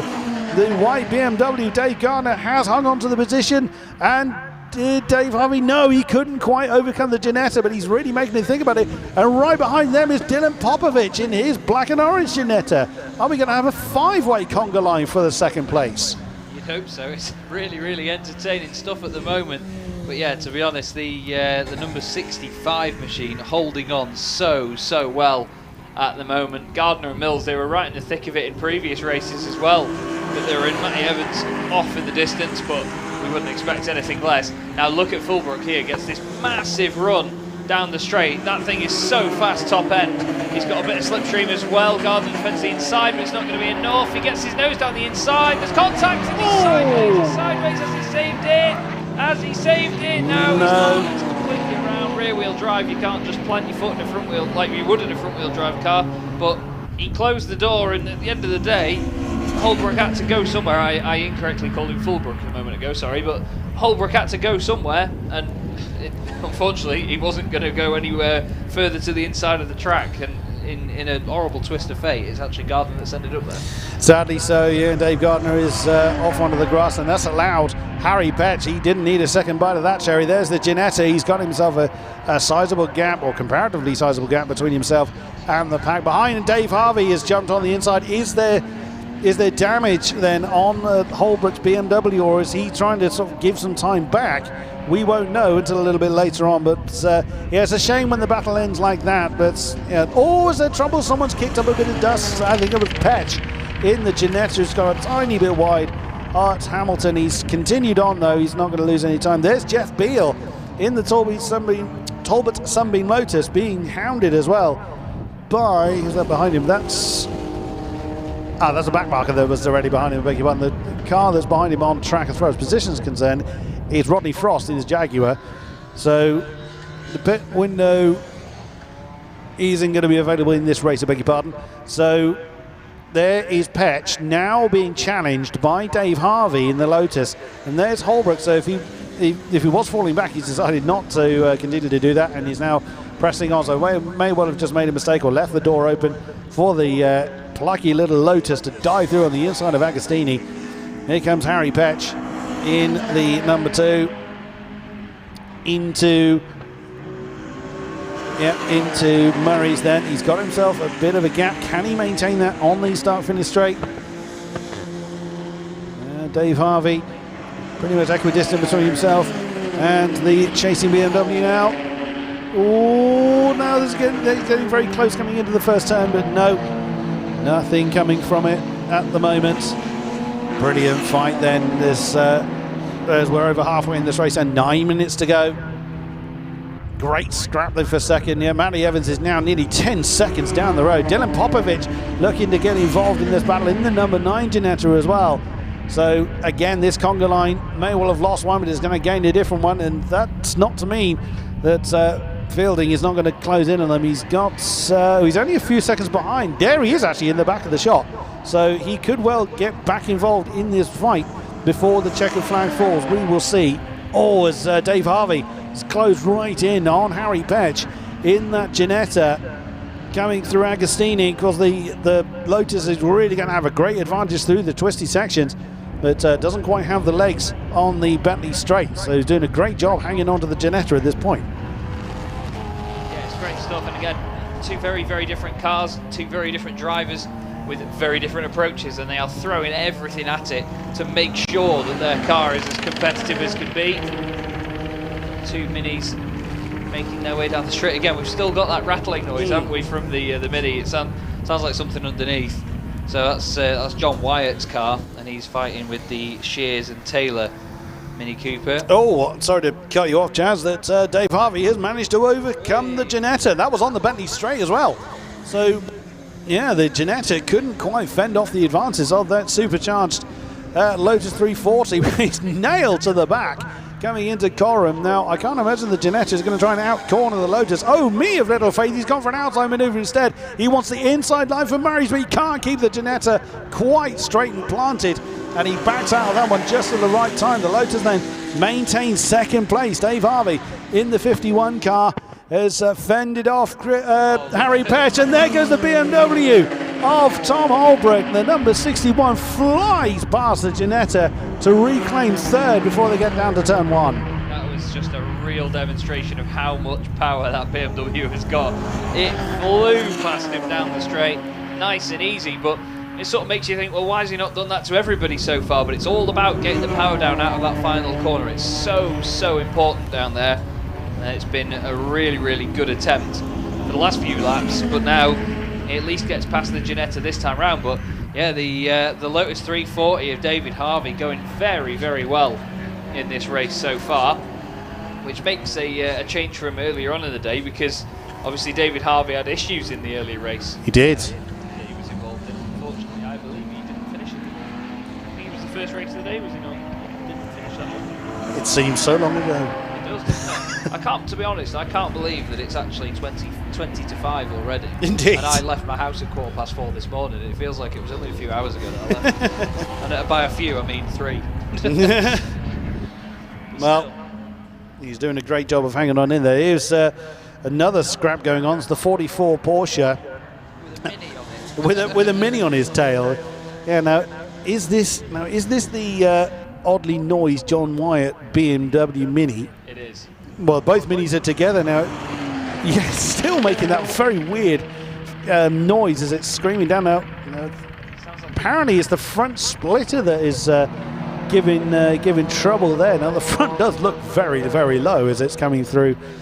From there, you just saw that shot. There's something flapping away, and apparently it is the front splitter on that BMW Mini, but it was doing that in the last race, so it obviously isn't bothering him. It's making a strange noise as it comes past, admittedly. But I was going to say, can you imagine if we can hear it out here like that? How loud it must be down there. Don't forget how well stripped out these things are as well. They're down to the bare metal a lot of the time. That would be very loud in there. Now the two Ginettas are having a good scrap here. Cars 2 and 9. That's Petch and Popovic. Popovic goes from the right to the left to the outside and round the outside. Got it done.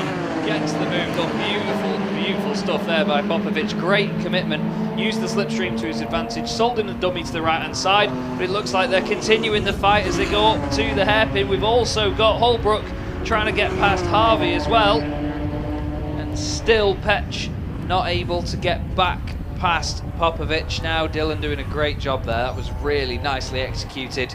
Sold him the dummy, as I say, and then before you know it, he's back in front. Harvey, though, out of the corner, because of how light and nimble that Lotus 340 is, he's able to actually hold on to his position by just getting a really good jump out the corner, isn't he? Absolutely true, as the two Ginettas continue their battle at the tail end of this particular conga line. Now, Dave Harvey has got himself a little bit of breathing space from Tom Holbrook. There's Dylan Popovic, that's, as we saw earlier, has made that move on Harry Petch in the green Ginetta. That's Jeffka, that's Stuart Jeffka in the Porsche. That's fending off the advances of John Wyatt in that unusually noised Mini. So that fight is still going on. Now that is a battle for, that's a bit of a lower position. That's down in 12th position that they're having an argument for, but they're still giving it everything they've got. And right behind them is the other Mini, that's the Shears Taylor car. So, and there we go. The Mini trying to duck underneath the Porsche, but the Porsche's just going to stretch his legs a little bit and say, no, not today, sir. You may well be built by Mini in the same country that I'm from, but nope, I'm away. And still that Mini is, every time it comes past, it's such a, like you say, it's an almighty noise that he's got to know that it's like that. Surely someone's told him. That's the worst it sounded that time round. That's definitely the worst it sounded. You've got to hope that nothing flies. Oh, is Matty Evans being caught? Yes, he is. Matty Evans is being caught. He was really spiking the revs as he came past us. He's in trouble again. He's got a gearbox problem for sure. And Dave Harvey's just been mugged by Tom Holbrook. My goodness me, so yeah, that last lap around was 5 seconds slower for Matty Evans. Oh my goodness me. By Holbrook as well. Oh, he's smelt blood in the water as Tom Holbrook. So there they go. With Dylan Popovich and Harry Petch all together. My word, they're all having a great scrap for the honours. Oh, is that green Janetta Snow? It's just the way the camera angle looks. I think Matty Evans is in trouble again. He's not had a lot of luck with that car today. He's got some life out of it, or still got some life in it, I should say. Still leads at the moment, but he's got a big old pack of sharks closing in on him. Dylan Popovich doesn't always have the best of luck with his car, but he's having a great run. He's staring at a potential podium here with, well, the podium 3 directly ahead of him, and if he gets involved in that battle at the right time, Dylan Popovich could steal a podium from either Holbrook or Harvey. Yeah, definitely, and he's got one of the best incentives you can have as a driver, where you're not just chasing times, you're not chasing something invisible. He can physically see the top 3 in front of him, so he's got a direct target, and he knows exactly the distance he needs to make up if he's going to get there. So I think right now we're going to see a real resurgence here from Dylan Popovich in the number 9 Ginetta G50. But yeah, Matty Evans, he was having a nightmare at the start of the lap, but now he seems to have got back up to pace again. So it's similar to the issue he had in the earlier races, where it was on and off. Seems to be. Continues to lead. It's going to be the last lap next time around. I would imagine Matt Evans would much rather the checkered flag came out this time. And Tom Holbrook's probably quite happy about the fact that it isn't. They come around Coram for the penultimate time. They have lost one of the Ginettas, so that's the Petch Ginetta that's fallen off the back of this particular conga line. So here they come again. What is the gap going to be this time around? Well, Matty Evans has found some horses still in that BMW 206 last time, but Holbrook was quicker. So Dylan Popovich was the quickest of the bunch with a 204.8, so don't discount the Bosnian driver. There he is, right on the back of Dave Harvey, who goes to the defensive line and down towards Wilson really, really early. So he's feeling the pressure from that Ginetta. They come through Wilson, so Popovich couldn't do anything about it this time. This is where the Lotus is really, really strong in this second sector. So I would imagine Popovich is probably not going to try and hustle too much at the moment. Oh, here we go. The lead is now catching the Minis. Obviously, one of these is John Wyatt's rather wounded Mini as well. There's Stuart Jeffcott as well.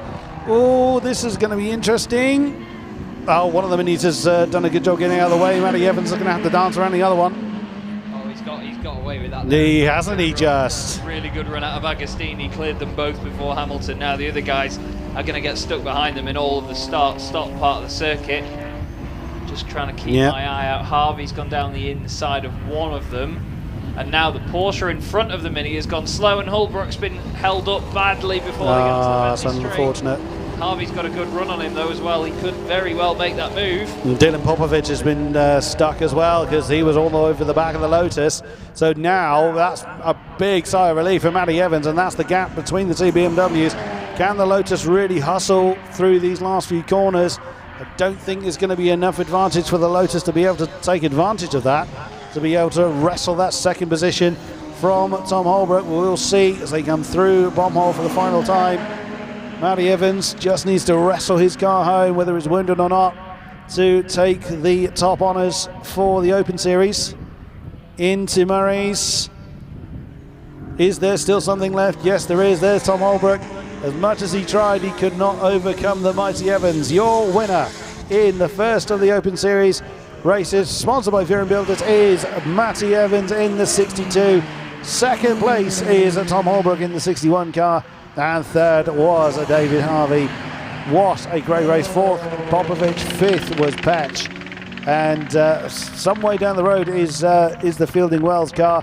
So there's some selves. He's actually, no, he beat Petch to the line. Oh, he has, yeah. Petch had an issue at the final corner, and the Fielding Wells BMW's just mugged him on the line. He nearly lost more to Nib.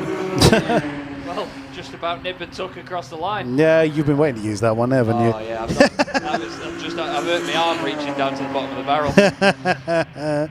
So, yes, indeed. So, yeah, Fielding and Wells actually did overhaul the Petch Ginetta on the line to secure the 5th position spot. And demoting the Petch Ginetta into 6th, Nib in 7th, Gardner Mills 8th, Griffin in 9th. Dave Griffin having a fair few battles out there. Over the line then, just now, is Jeff Beale in the Talbot Sunbeam Lotus. And the Open Series is going to be brought to a close. The first race, I should say, brought to a close. Car number 6 is Rodney Frost. Has he come over the line? He must have already come over the line by now. As the Open Series being led back into the paddock. Well, short and sweet it may have been, but it was absolutely action-packed beginning to end. Great effort there from our Open Series participants. Yeah, we did lose Chris Boone in his 139 Jaguar. Oh, there is number 6. He's just come over the line. So, wow, he did have a mare last lap. Goodness me. He wasn't showing his finish, but I thought he must have come over the line by now. Yeah, it was a 2:18 last time around. So, well, the Escort hasn't appeared yet. So that's Stuart Place in the Escort, yet to finish the race. That's why the race isn't deemed to be complete yet. In last place. I wasn't going there. Wasn't going to do it. But you can still, he finished, got it across the line. Gorgeous car. Isn't it? I was just about to say that. Proper retro livery on it. The thing is as well, even though, you see these older cars, sometimes people update them with modern liveries and it just doesn't sit quite right, but to see it in a proper historical style livery like that, it really plays the part. It's lovely. Well, Stuart Place has won his category. He's in the B class. So first and last place, yes. So we were talking about that earlier and he has managed to do it. So bravo, Stuart. In the 72 car has taken the Class B win. Class C win goes to Jeff Beale, the only survivor of Class C. We lost the Shears Taylor Mini and John Wyatt. Well, they did finish, but they were a little bit lapped down. So John Wyatt with the unusual amendment to his car, intended or not. And Class D, of course, going to Matty Evans because of the rest of the field. In that particular class, Tom Holbrook in 2nd, Dave Harley 3rd, with Dylan Popovich. And then the Fielding and Wells rounding out the top 5 for that class. We will see the survivors, at least, of the Open Series a little bit later on. But for now, it is race number 2 for the Gold Arts Magnificent Sevens. So, whilst our amazing marshals clear away any debris and what have you, Mag 7s will be forming in the holding area and we'll be back with you as soon as we can. Their first race was lively and I have every expectation that this one will be just as good. Stay with us. We'll be back for the Gold Arts Magnificent Sevens, race number 2.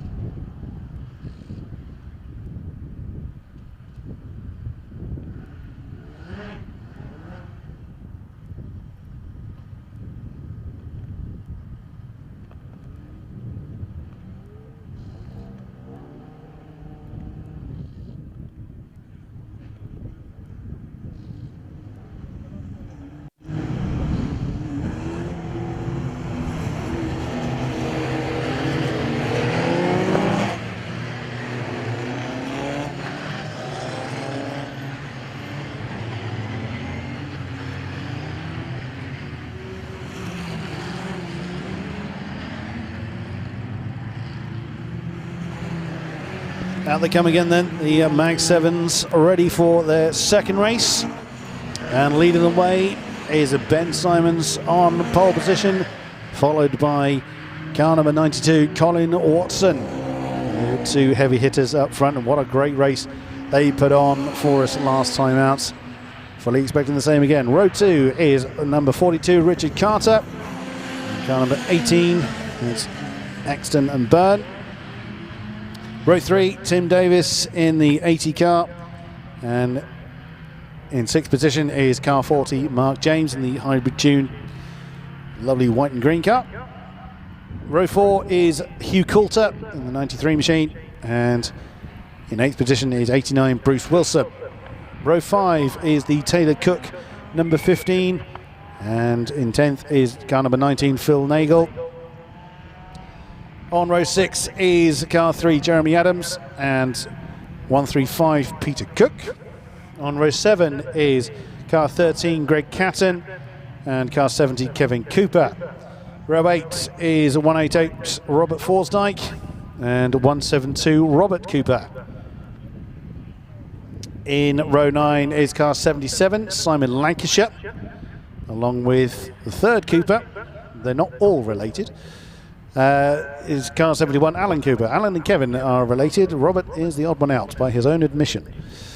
Row 10 is car 62, Mel Taylor, and car 50, Harbour and Biglin. Row 11 is car 73, John Wright, and car 39, David White. Row 12, car 36, Andy Yeomans. Had a few issues in the first race. Hopefully he's managed to iron those out. And car 35, Charles Holroyd. Row 13 is car 49, David Brayley, and car 56, Ray Arms and Stephen Story. Row 14 is car 32, David Holroyd, and 98, John Cutmore. His Spire, to nick the pun, expired last time out. And row 15 is car number 4, Stuart Davidson, and car 34, Pascal Green, just one of the Greens in charge of that one this time. And bringing up the tail end of the field is car number 10, Tim Bishop.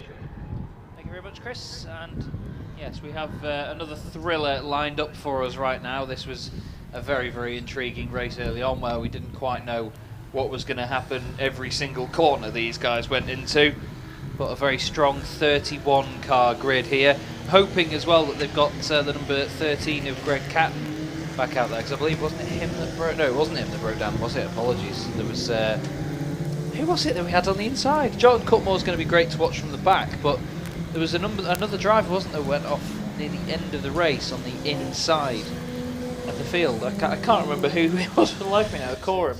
We have so many things to deal with. Yes, it was 56. Yes, it was. It was the. The Arms and Story car. Yes, on the final lap. Yes, well remembered. Well remembered. Arms and Story sounds like some sort of World War II document. Anyway, we have a multitude of magnificent sevens, a magnificent sight coming through the final corner now, and it is of course going to be Simons I should say, and Watson leading us away. He's regularly called Simmons, he doesn't mind that it is Simons. Well, it's a fantastic start for Watson anyway, so he can call him what he wants when he's in front of him. Fantastic start by the Boss machine car, the Boss racing car. Very bright and wonderful livery, just trying to look for contact. Everybody seemed to make it through nice and cleanly. Look at that shot as well on our live stream, looks fantastic as they all filter through. Now, we need to see Cutmore as he cuts through the field more than anybody else. But look at that, straight up in there for that fight, right near the front is number 80, Tim Davis. He wants a piece of the pie early on, started 5th on the grid. And I believe, is he already up to 2nd? So already up to 3rd, apologies, might even be 2nd now. Now he's got a really good run on Watson, because Simons has got back in front, and yes, Davis goes up to 2nd. Now it was Simons and Davis in race 1. We're going to get the same again in race 2, I think. I dare say, with the Spire somewhat out of position further down the field. Oh wow, with that bunched up at Agostini, we saw at the back end of the shot there. But sorry, I've just noticed just with flying, isn't he? The difference that we have out of Agostini, with some of these cars really getting the power down better than others. Cutmore was just flying past about 3 or 4 of them in a straight line just before Hamilton. It's fantastic to watch. There's Richard Carter that's looking to try and get up into 3rd position. as they get onto the Bentley Straight. You can already see the field beginning to filter out a little bit, even on the first lap with Ben Simmons. I've done it now. Ben Simons, that he's really starting to stretch his legs. He doesn't want to be involved in the battle that he was last time. He probably wants to just stretch his legs up front, mind you saying that. I'm sure he'd have a great old fun if he was involved in that fight again. And look at this, I hear that's Phil Nagel in the middle in that blue checkered car. Number 19 getting very squiggly coming out of the bomb hole. Can he make the move going down to the car? Not quite. He's having to remain in the position he is.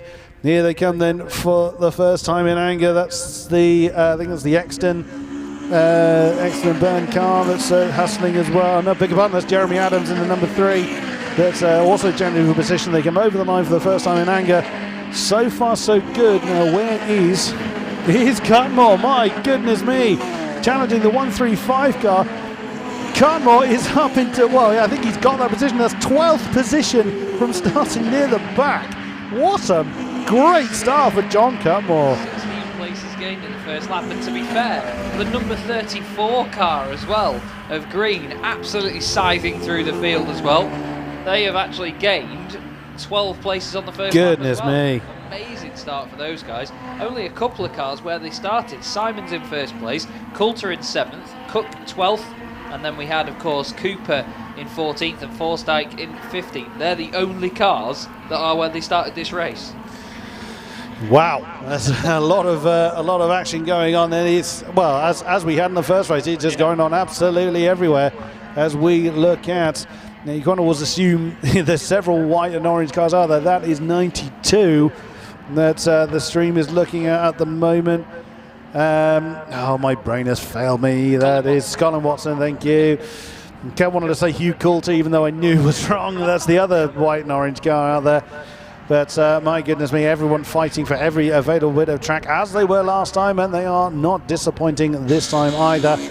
And that's for the lead. That's Tim Davis on the back already of Ben Simons. I said he didn't want to be in this battle, and he wasn't able to run off into the distance, but equally we saw how well Ben Simons was able to fight for the lead last time around. And look at the gap that the top two have already put on ahead of the next chasing pack, which, well, Richard Carter is the 42 car, as Colin Watson in 3rd, and here we go, that's the 80 car drawing alongside, going down into turn 1. I think Ben Simons is going to have to receive that. He does here, he knew that one was done, and slots in behind what, oh, we've lost one. Watson. Watson's in the pits. Oh dear. Not quite sure why, but I was just going to say, I was looking for the next duo behind once they've gone out of our sight. Yeah, we found one of them. Yeah, there was only half of it still coming through. Now, where is Cutmore? Waiting to see him come through now. I think he might have already been through, you know. He has, he's up into 6th. What? He's getting another 7 places on. My goodness me. He is 16 seconds from the lead. My goodness me. Absolutely brilliant by Cutmore. So there is the lead battle you can see on the stream at the moment. Davis ahead of Simons as they continue to work their way around. It's the number 14 not willing to let go of the back of the boss car. That's a different battle. That's number 15. That is the Cook and Taylor car being challenged and being overtaken indeed by Jeremy Adams. Can he hold it? Yes, he can. There's Phil Nagel in the 19 getting very squiggly coming through Agostini. Oh, and I thought that which one of the two drivers has started that one? That is, don't know. We don't have that one. Number 15. Oh, yes, we do. Andrew Taylor. Beg your pardon. So Andrew Taylor trying to draw alongside coming into Hamilton. Couldn't quite get it done. Oh, and look at this. It's Ben Simons again on the back of Tim Davis. So the number 80 car again, well, roles reverse from last time. The 80 Boss car has not been able to ditch the hybrid tune number 14 as they come around Coram again into Murray's. Is it going to be roles reverse? Will Ben Simons be in the lead by the end of the lap? No, well, by the end of this straight, it's every chance of it, and I think this dance is going to carry on all race long. Yeah, Davis knows it as well. He's gone to the inside all the way down the straight. These guys are still, despite having a little bit of a scrap here, they're still 3 seconds a lap quicker than everybody else. It's absolutely vile pace at the moment. My word. Place at the moment remains the number 42 car of Carter. Then it's James in the number 40, and Cutmore is 5th. Cutmore has made his way up to 5th place, still 16 seconds off the top spot, but he's matching them for pace. He's just between them. 157.9 for Davis, 158.0 for Cutmore, 158.2 for Simons. Brilliant. Well, there's something to be said for determination, and he's not willing to settle for anything as John Cutmore. But like I said earlier, he's a very, very experienced hand in the Spire RB7, so why should he? He knows how to push this car hard, and he's doing exactly that. As we come back to the lead battle, still barely separated by anything, is Tim Davis and Ben Simons. And they've got another 23 minutes of this, bearing in mind that we saw a lot of this in race 1, so they haven't tired of it at all. Absolutely great to see. Tim Davis, again, another very, very experienced hand, as the car misbehaves itself, getting onto the Bentley straight, but still keeps it on the straight and narrow. This four-way battle is continuing apace with Phil Nagel right in the middle of it. So he's the number 19 car with Taylor and Cook already ahead. So they're all trying to figure their own way out. Oh, did Tim Davis clout the apex? So we didn't quite see. Oh, that looked a little bit deep coming through Nelson, but keeps it pointing in the right direction. Ben Simons keeping the pressure on. Very nicely done. It does look like here, at least, that the Boss machine's got a little bit more pace than the number 14. We'll see if that's able to continue as they come back down towards Murray's once again. Both following pretty much exactly the same line. No real mistakes there. Yeah, the only difference really between these two cars is just the name of the car. They're both 2.4 litre engines. One's a Caterham C400, which is Tim Davis. The other one's a Caterham CSR. So they're very, very similar cars. I mean, we always say that a lot of these cars are very similar to each other, but different makes and models of all sorts. Those two, even though they're different makes and models, are very similar. Now, the 92 car is on its way out of the race, I can say, which is a real shame. That is the number 92 of Colin Watson, and that's an absolutely gutting way for him to end his day, because he was looking strong for this one, wasn't he, Chris? Yeah, there's another regular of this series. It's a shame to see one of the Boss racing cars. It's not often you see one of the Boss cars out of the race, but even they break from time to time, and alas, that has caused the retirement of the 92 car. And there is our race leader once again, still fending off the advantage. Only half a second between the two last time around, between himself and Ben Simons. That's the battle for 4th, with John Cutmore has already caught them. That's Carter and Mark James having an argument for 4th position side by side, as Mark James looks like down. Did he go a bit deep? Answer is no. He managed to keep it on the road. He's gone past Richard Carter. John Cutmore's, come on, get out of the way, I'm having this. He's already mugged Carter. My goodness me. So in 2 corners, Richard Carter's down 2 positions. Now onto the Bentley straight. Oh my word. There's a lot of sliding going on that Spire. He's pushing so hard. Absolutely incredible stuff. This is going to put John Cutmore in potentially in a podium position. It's an absolutely inspired drive by Cutmore. You've got to love it. And he's really on the offensive now, isn't he? So aggressive. You can just see it. It's just one of those drives where wherever you see a car, there's certain drivers every so often that you see that just, no matter what the car is doing, the body language of it always looks like it's on the move. It always looks purposeful. And that car is moving with purpose right now. We'll see what he can do down the straight. As he comes out of the final corner right behind Carter. Something tells me by the time they get to the end of here, he's going to be in front. He's got great slipstream, really good power in a straight line. Pulls out to the left-hand side. He's not all the way alongside him. Not yet. Now he is slightly in front. Cutmore around the outside. Thank you very much. That's a podium spot, but he's overcooked it. Oh, he's gone in too deep. He keeps it on the black stuff, but he's just overcooked it. He turned in a little bit late. The car didn't really seem to respond. And then he straight lined it a bit on the brakes. He kept it on, like I say, but unfortunately, still in 4th place. We seem to have lost car 62. Al Taylor seems to have vanished. Oh. I saw his name plummeting on the tower, so where on earth has he gone? Well, he's listed in 23rd at the moment. We'll see if... Yeah.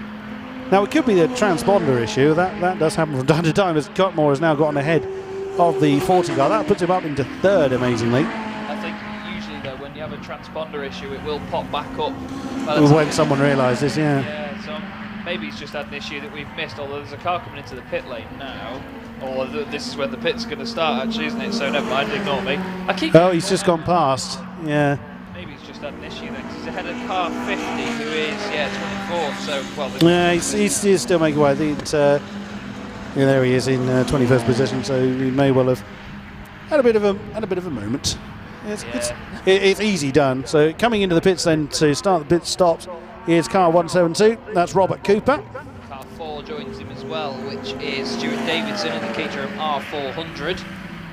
And you know what? I was only a few weeks ago years old when I found out that the naming convention. For Caterhams was based on the power to weight ratio. I thought it was based on what power they have, so they just call it a Caterham R400 because it had 400 horsepower, for example. But then I thought, how are they getting that much power out of that sort of car? Turns out it's got 400 brake horsepower per tonne, so that's why the Caterham R500R or R500 is such a scary bit of kit. Although, to be fair, I'm not sure if you've seen it. Again, I'm going off topic here, but I do this. There's a twin-turbo Chevy LS V8 powered Westfield that went round Knock Hill in less than 50 seconds recently. Wow, I know Knock Hill's not particularly long, but dear Lord. It's ridiculous. In this video, he catches I think it's a Lotus Elan. Into the, no, it's not an Elan actually. What's the really small one? Well, Elan is fairly small. I think it might be the first Elan. Maybe, yeah, Mark 1 Elan. And you can't even see it by the time it's an onboard video. Oh, Struth. That was the 34 doing a big move on the outside of the 3. So Jeremy Adams was very, very popular there.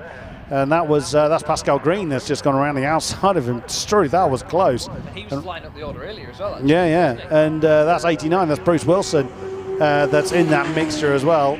As we've got several cars in the pits. We've got 6 or so cars that are coming back out. Number 4 is Stuart Davidson. He's coming back out on circuit. 13 and 15 in, sorry. Greg Catton is 13. 15 is the Cook-Taylor car. Andrew Taylor should now be handing that over. It's not an easy car to get out of at the best of times. You don't often see the Mag 7s as shared cars because, as in days of old, before the 2-minute mandatory pit stop was introduced, they didn't expect the drivers to get out of the thing because it's actually very hard to do because of the nature of the roll cage. So the 2-minute timescale is actually a great way for actually be able to share the car without disadvantage, although again still getting out of the thing in a hurry is not the easiest thing in the world to do. The Exton Byrne. Well, Carl Exton is handing that over to John Byrne. We've also got the low cost is just leaving as well. Looks like a piece of scaffolding on top of the Caterham. That roll cage is so tall, it's brilliant. It is the bold leap team low cost. Out it comes. Car number 49 being followed by the 18. That's John Byrne now in charge of that one. Bright pink helmet on there. I was going to say, that's the first thing that drew my eye. Yeah, it was. I mean, the car's bright yellow, but he's got a bright pink race helmet as the stream is looking at number 3. And that is Jeremy Adams still involved in that battle. One of that trio's just come in. Cutmore's up to second. Cutmore's up to second now. Struth alive. Now, is that because one of our... Yeah, Ben Simons is in, that's why. So that's still an amazing feat, in fairness, that he's made it all the way up to second position. There was nearly a bit of shenanigans in the pit lane. Oh, yeah. Car 70 was just waiting to see what his timer was like. Kevin Cooper. He went out, and then the car 13 was already on his way down pit lane. He just pulled out in front of him. Yeah. Yeah, that may well earn a penalty, and you're not really supposed to stop in the pit lane when you get going again, but...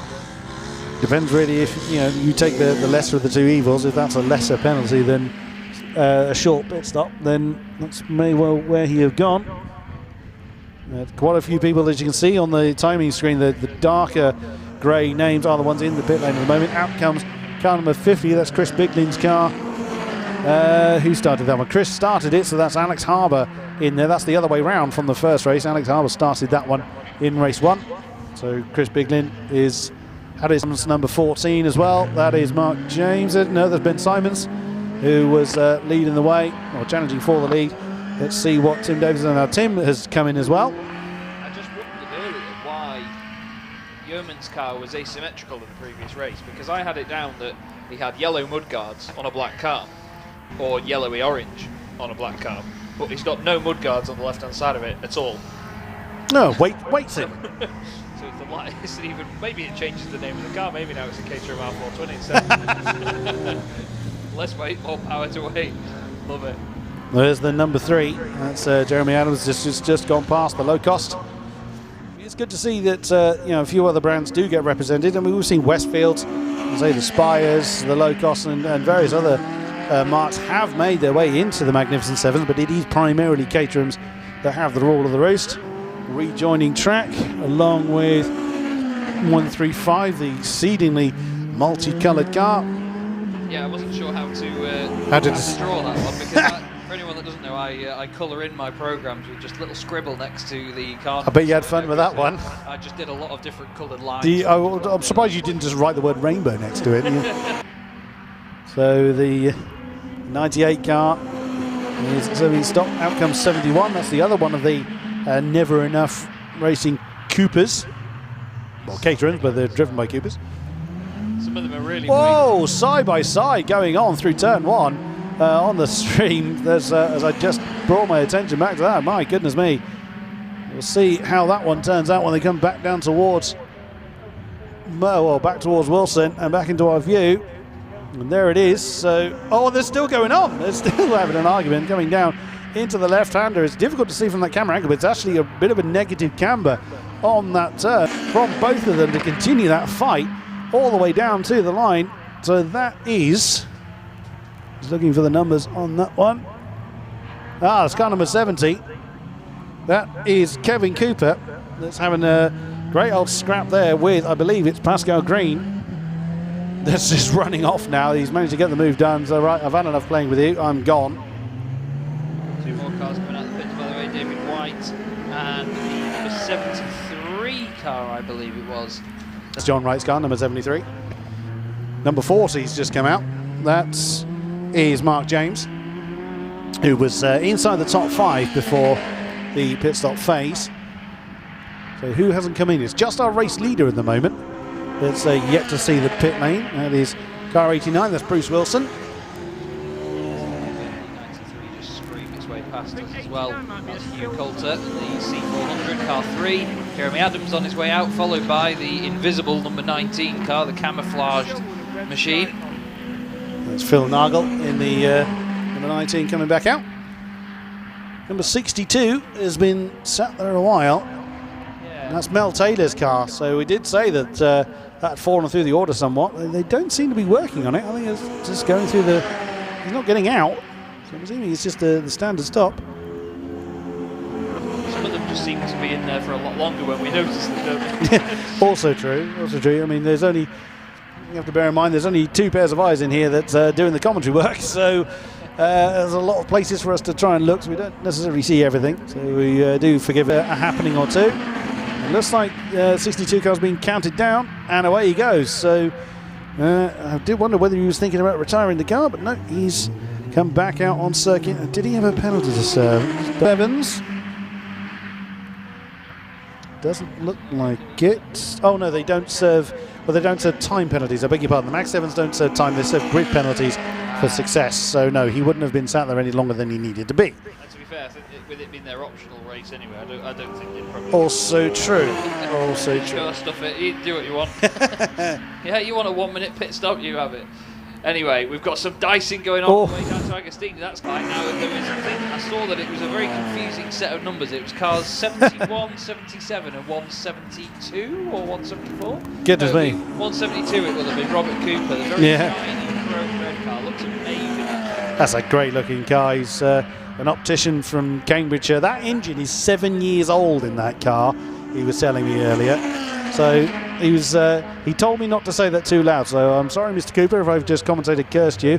If I find you steaming on the side of the road, I'll take responsibility for it, but I'm afraid I'm not picking up the repair bill for it. So not the financial part. Yeah, that's it. There's no financial liability involved in commentators' curses. It's Nope. a great talent to have. Well, it's great for us. It's not so much. That's true. As we see cars number 30 there, Simon Lancashire having an argument with car 35. That was Charles Holroyd. He was fighting with it. 14, which is Ben Simons. He's trying to make his way back up towards the sharper end of the field, with Cutmore in second position by 20 seconds. So which is, I mean, considering where John Cutmore started, that's a fantastic, fantastic way that... Davis has been in the pits for a long time. And he has. He's not in the car. Davis is not. Oh dear. I was So... going to say, I thought I saw a fluoro yellow card. I thought it was hidden behind this commentary box door when you were talking about one before. So I thought, oh, it's just a different one that I don't know about. But no, it's been sat there for a while. That's a real shame. I can tell you he's definitely not in the car unless it's left-hand drive. Not that I'm aware of. No, Tim Davis, he's listed, so we're still deemed as 28th, but I guess his name will lost Charles Holroyd earlier on. He incorrectly identified car 32. And so that's a shame. That's one of the bits no longer running. That's Davis, Watson and Holroyd are out of the picture. So that's going to leave a relatively, well, I say a relatively straight run for Ben Simons. And John Cutmore closed in 2.5 seconds or thereabouts. So there's still a lot of pace going on in that Spire. And there he is. I think that's the 56. That's the Storian Arms car. It is indeed. The traditional red and white gold leaf colours, as he himself, who started that one? Ray Arms started that, so Stephen Story in there at the moment. There is Ben Simons, our current race leader. Yeah. Real shake. Such a great start. Really prominent pace. Holroyd, unfortunately, has not come back round. Oh, sorry. I think he started. I've caught the little warning sign on TSL that tells us that the car's not running. I've just thought, oh, how many laps ago was that? Yeah, it says he's completed none. Shut up, chap. A few. Yeah, it was a long time ago now. 6 minutes and 10 seconds left. Simons crosses the line. How far back is Cutmore? Cutmore's going slowly. Or it looked like it. It looked like he was going slowly into the final corner. It didn't look comfortable round Coram, and no, he's carrying on though. So not sure what that was about, but it certainly didn't look comfortable, Chris. No, as the number 8 car is finally removed from the track. Yeah, that was an uncomfortable out for Cutmore. He lost 3 seconds that time around. So it's very give and take between the top two. The 98 is either misbehaving or he's made a mistake somewhere. Now you can see there he's just gone through traffic. There's the low cost that he's come past, as well as the traffic at the bottom of the shot. So he would have lost time in the traffic, no doubt. I've just been told, sorry, Cutmore had a moment. He went off at the second to last corner, just before Coram. He was off the circuit. Oh, that'll do it. He was just recovering then. And to be fair, if you go off there and you don't go way, way off, you've done a good job. There's a lot of dust being kicked up on the exit of turn 1 by somebody. Not quite sure who's caused that, but hopefully they've continued. That's quite some way away from turn 1 as well. That's quite a long way down towards Wilson. Look at that. Yeah. Unless that's the aftermath of a cleared incident, not sure. Can't see any stationary cars up there, and there aren't any flags, so there will be a past excursion. Less than 5 minutes of the race to go. Ben Simons in a strong position to take the top honours. There's Phil Nagel in the 19 car, very much on his own. He was in a pack last time we saw him before the pit stops, and now got a fairly comfortable bit of time to himself. Robert Forsyth's not far behind him though. There's a bit of a scrap going on between the that scrap's been going on for a while.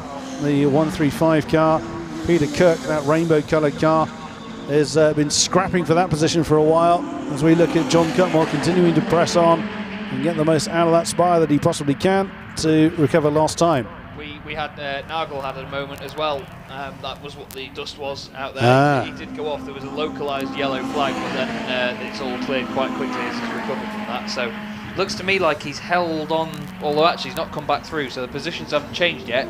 But he might well have held on to his position, because it's quite a lot of field to end up in over there. I've seen a lot of cars end up off in the cross. If it goes wrong, you'll end up in Suffolk. Yes, very true. Very true indeed. So we'll see whether his position changes when he next comes across the line. Simons and Cutmore have come through. We just wait to see Carter in car 42. He's just gone through, yeah. And James not too far behind. And to be honest, James has got the Exton Burn car right with him as well. Yeah, John Burns in that one.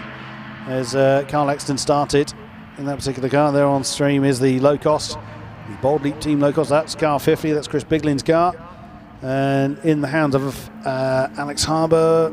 Yes, Alex Harbour is currently riding that one as Chris started in that particular car before the pit stop. And on they go. That's 172. That is Robert Cooper. There's a chrome red, beautiful chrome red car. Continuing to hustle for a track position. And then a look into Ronald and Nelson. There is race leader, car number 14, continuing to extend his lead. Now 22 seconds, or was over the line, I should say, between himself and John Cutmore. And continuing to extend lap on lap on lap. The fastest lap of the race is actually by one of our retirees, Tim Davis. Got a 156.3. He did that on lap 2. He did that ages ago. And that's a second faster than anybody else's best lap. That's unreal. Again, that shows how much of a shame it is that he's no longer on track with this. And Nagel, by the way, sorry, still in 10th. It's just ticked over again, but he has remained in 10th place, so he didn't lose a spot with that spot. Simon Lancashire is becoming very popular with the Spire of John Cutmore. Less than 2 minutes to go now. There we go, as Lancashire dutifully gets out of the way. And the next victim for John Cutmore. The red cart screaming towards turn number 1. We'll be aware that he's going to be joined very soon. And that is Phil Nagel in the 19 car, being joined by 188. That's Robert Forsdyke. Oh, wow, someone had a big snap of oversteer there. That was Peter Cook. That's suddenly the tail trying to get away from him, the rainbow-coloured car. And there's the Spire again, John Cutmore. That's the thing with these cars, isn't it? They always look so planted. They have the odd little moment here, but when you see a big snap of oversteer, it seems so out of character. But you've got to remember how much power and how little downforce these things have. It's often we sort of need that reminder, don't we? Yeah, it was when I was talking to Robert Cooper earlier in the day. He said that the lighter cars, if the tail end wags a bit, they're fairly easy to catch, and it's absolutely wonderful when you catch a slide and you slide all the way through Agostini. But the bigger ones, as soon as they start to let go, they will kill you. They'll just send you careening backwards into the wall. So whilst the bigger ones are, of course, that much quicker, they are that much more difficult to hang on to as this race is drawing to a close. There is race leader. Is he going slowly, or is he just taking it? It did look a little bit, didn't it? I think he's just taking his time. I wonder if is he trying to make the clock run out before. He's got 20 seconds. I think he is. That looks slow. That does look actually really, really slow from Ben Simons. I wonder if he's actually just trying to burn the clock out. That'll burn the clutch out. It could be that he's just coughing and spluttering. It doesn't look like he's going to beat the flag. Is the flagman ready? He is, yeah. No, yeah, the flagman's ready. So, yeah, fair enough. Yeah, he's burned the clock out. Your winner for the second Goldars Magnificent 7th race, Ben Simons. He's happy about that arm in the air. Car number 14 has taken the win.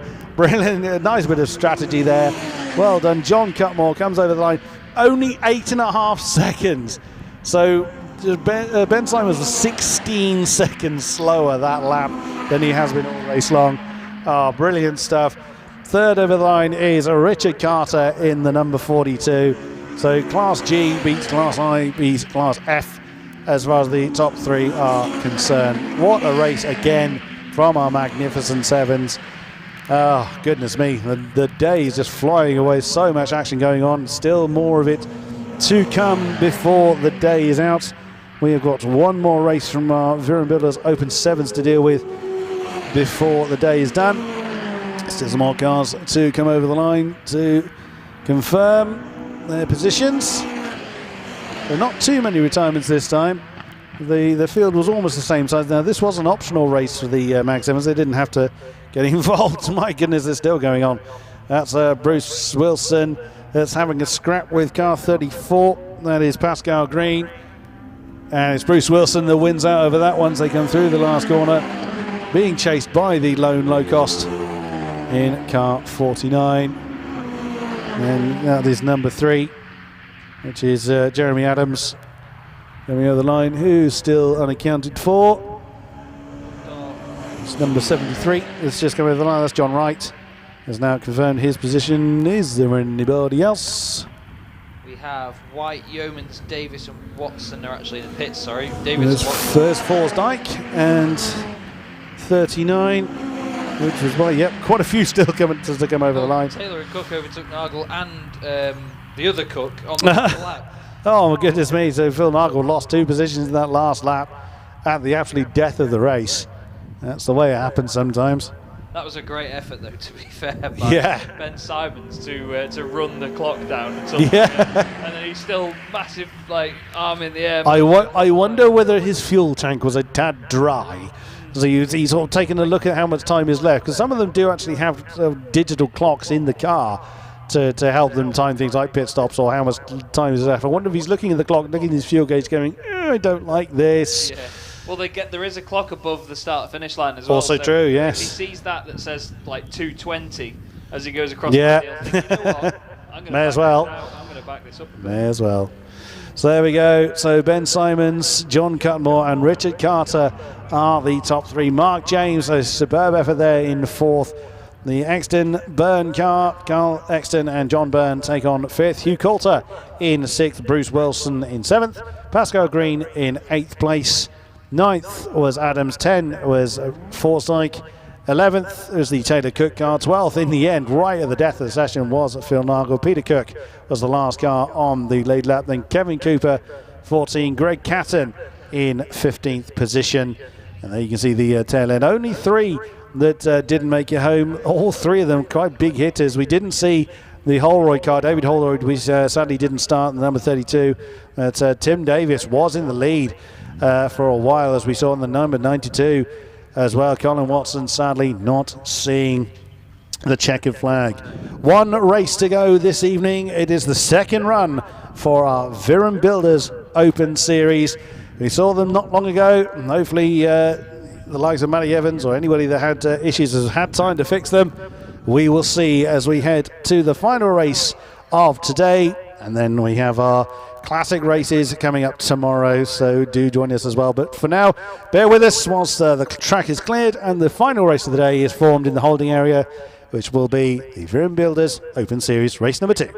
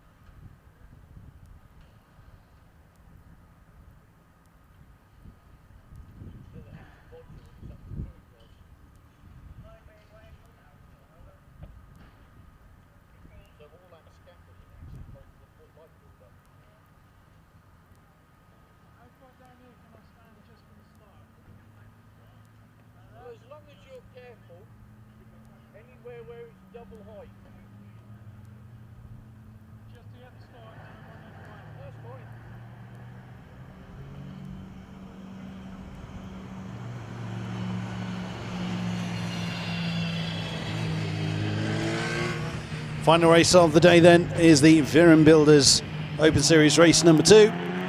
And Matty Evans has made it back out. His car looked a little wounded after the first race and was giving up probably a bit more smoke than was a bit healthy. But there he is, taking the pole nonetheless. Right behind him should be the 61 of Tom Holbrook, but that is very distinctly the 51 Lotus of Dave Harvey. So we have had a casualty, it would seem. There is no black BMW there. Yeah, that seems odd as well because that car was going really well. It was. Race, wasn't it? Has he forgotten there's a race too? Well, it is an optional race, in fairness. Now, the grid is formed from the race results of the previous race, so they don't have to do the second one. So he may have opted not to do this particular race, but Dave Harvey certainly has. In the 51 Lotus, then, it is number 9, the Janetta of Dylan Popovich. Number 93 is next. That is the Matthew Fielding Colin Wells BMW. Who is starting that one? That is Matthew Fielding. That will be starting the starting festivities in that one. Then it is the, or should be, the number 2 Janetta of the Petches, which will be started by Harry Petch. Row 4 is car number 90, Phil Nibb, and then car 65 is the Gardner Mills car. It's Dave Gardner and Chris Mills, and that will be started by Dave Gardner. 34 takes on row 5 for 9th position. That's Dave Griffin and the Sunbeam Lotus of Jeff Beale. Then it's the 2-car Jaguar team, or what would be. Now we saw Rodney Frost out there. Now has Colin Philpott gone out in his car? He's looking at the stream. Not 100% certain. That's one of the Jaguars. I think that is Colin Philpott's car. So yes, he's taken the second race. Then it is Stuart Jeffka. Now we saw, didn't we see him pack up and take his Porsche elsewhere? Mr. I think, yes. yeah, we see. Now he brought 2 Porsches. We've seen both of them run, but I don't think the number 44 survived. Oh, no, the 44. Oh, that was the one that did survive. Yeah, it's the white one nearer the back. Yes, it is. Yeah, beg your pardon. It is the one that is out there. Then it should be the 18 Mini of Shears and Taylor, followed by the 17 Mini of John Wyatt. Have they fixed the front diffuser on that one? Then a 72 Stuart Place, followed by 139 Chris Boone. I think they have not reappeared. I think the Minis are actually the last ones out there. Andy Rath didn't reappear in the number 1 Lotus. Yeah, the Minis are actually the back of the field, so we've lost Stuart Place. That's the Porsche I was thinking of, the number 72 car. Oh, big one. No, he's the Escort that hasn't reappeared. That's a shame because it's a lovely red and white Escort was still going in the end of race 1. He hasn't reappeared. Chris Boone in the blue and yellow Jaguar is not there. That screaming supercharged Porsche, Jaguar rather of his. Andy Rath, we saw him pull over at the end of the open race, so he hasn't reappeared, along with the 170 BMW Edward Lee and 174 Dominic Malone also has not reappeared. So a bit of a smaller grid, but I have no doubt we're still in for a thrilling race to see off what has been a wonderful day's racing here at Snetterton. And you can see on the screen that's John Wyatt's Mini that seemed to have the errant splitter on it. It was causing all sorts of weird noises. But Matty Evans once again gets to take centre stage for the start of the second Viren Builders Open race. Looks like they're going to do a single file start as well, just to keep things nice and simple. Although no, actually they're going 2 by 2 out of the final corner. They're all single file before that. Just want to give a quick shout out to all of our marshals and all of the drivers actually for how well they've driven and how well everybody's kept things running today. We're about 20 minutes ahead of schedule as well, so everyone's done a fantastic job at keeping this meeting running smoothly. Hats off to you all, and let's enjoy this final race, shall we? Not quite 2 by 2 on the grid. It's sort of like wherever you start, wherever you want, to be honest. But there we go, underway. Evans is off over the horizon. It was the 93 Fielding Wells BMW that was right in the middle of the field saying, nope, no one's going to come by me. It was a very, very close moment there between Jeff Beale and I believe... That's Colin Philpott, I believe, in his Jaguar. He's gone out there this time, as Rodney Frost was out in his Jaguar first time around. But Matty Evans still leading the way. Presented a long wheelbase Transit as well at the back. That's good luck with that. Oh, Dylan Popovich has lost several positions. He was quite wide coming through Wilson, so that's 2 BMWs that have slipped through. Hopefully he's not got a problem there. Well, the BMWs are already having a scrap. Matt Fielding in the 1M Coupe fending off the advances of who's right behind him. Oh no, it's now ahead of him. Oh, that's close. That's the 65, is Gardner, yeah. Goodness me, that was very, very close. Where did Nib go? Where's the 90 car gone? Oh, he's dropped to 3 or 4 places back from that, but oh dear. It's like him and Gardner have swapped, and then Gardner's just gone forward. Cause Gardner started 7th on the grid, even with the cars that had not actually made it to said grid. So yes, he's done a mega job so far, but having a great, great fight with Fielding there. Absolutely. So there you saw David Harvey just go out of the shot. So Matt Fielding then leading the rest of the pack down onto the Bentley Straight, heading towards Brundle for the first time in anger. Now, how is Matty Evans' car doing? Well, there is the answer to that. He's done it again. He's got himself a bit of a lead. Hopefully the smoking issue does not reappear as a filthy habit. So hopefully it doesn't start. Oh, Fielding, well caught. Sign that man up to the cricket team. That tail was ready to completely let go, but he got hold of that by the scruff of the neck. He wasn't letting that one go. There it's Popovic and Petch right behind him. There's David Harvey, second position. Then it's Fielding, followed by Gardner as they come into Murray's once again. Then Petch was very close to the back of Popovic. Wasn't he just? Nearly give him a bit of, let's call it, encouragement through the last corner there. But David Harvey doing well to get away from this battle in second place. He needs to get away from that to make sure he has an easy race. Nib is just holding on to the back of that, but the main feature of this race so far is that fantastic battle between the Fielding Wells BMW and the Gardner Mills BMW. Somewhat, yeah. Phil Nib in the 90 car is still going now down into 7th place. But look how close that is, going through Wilson once again. The 65 car of David Gardner is just nailed to the back of Matt Fielding. He's number 93.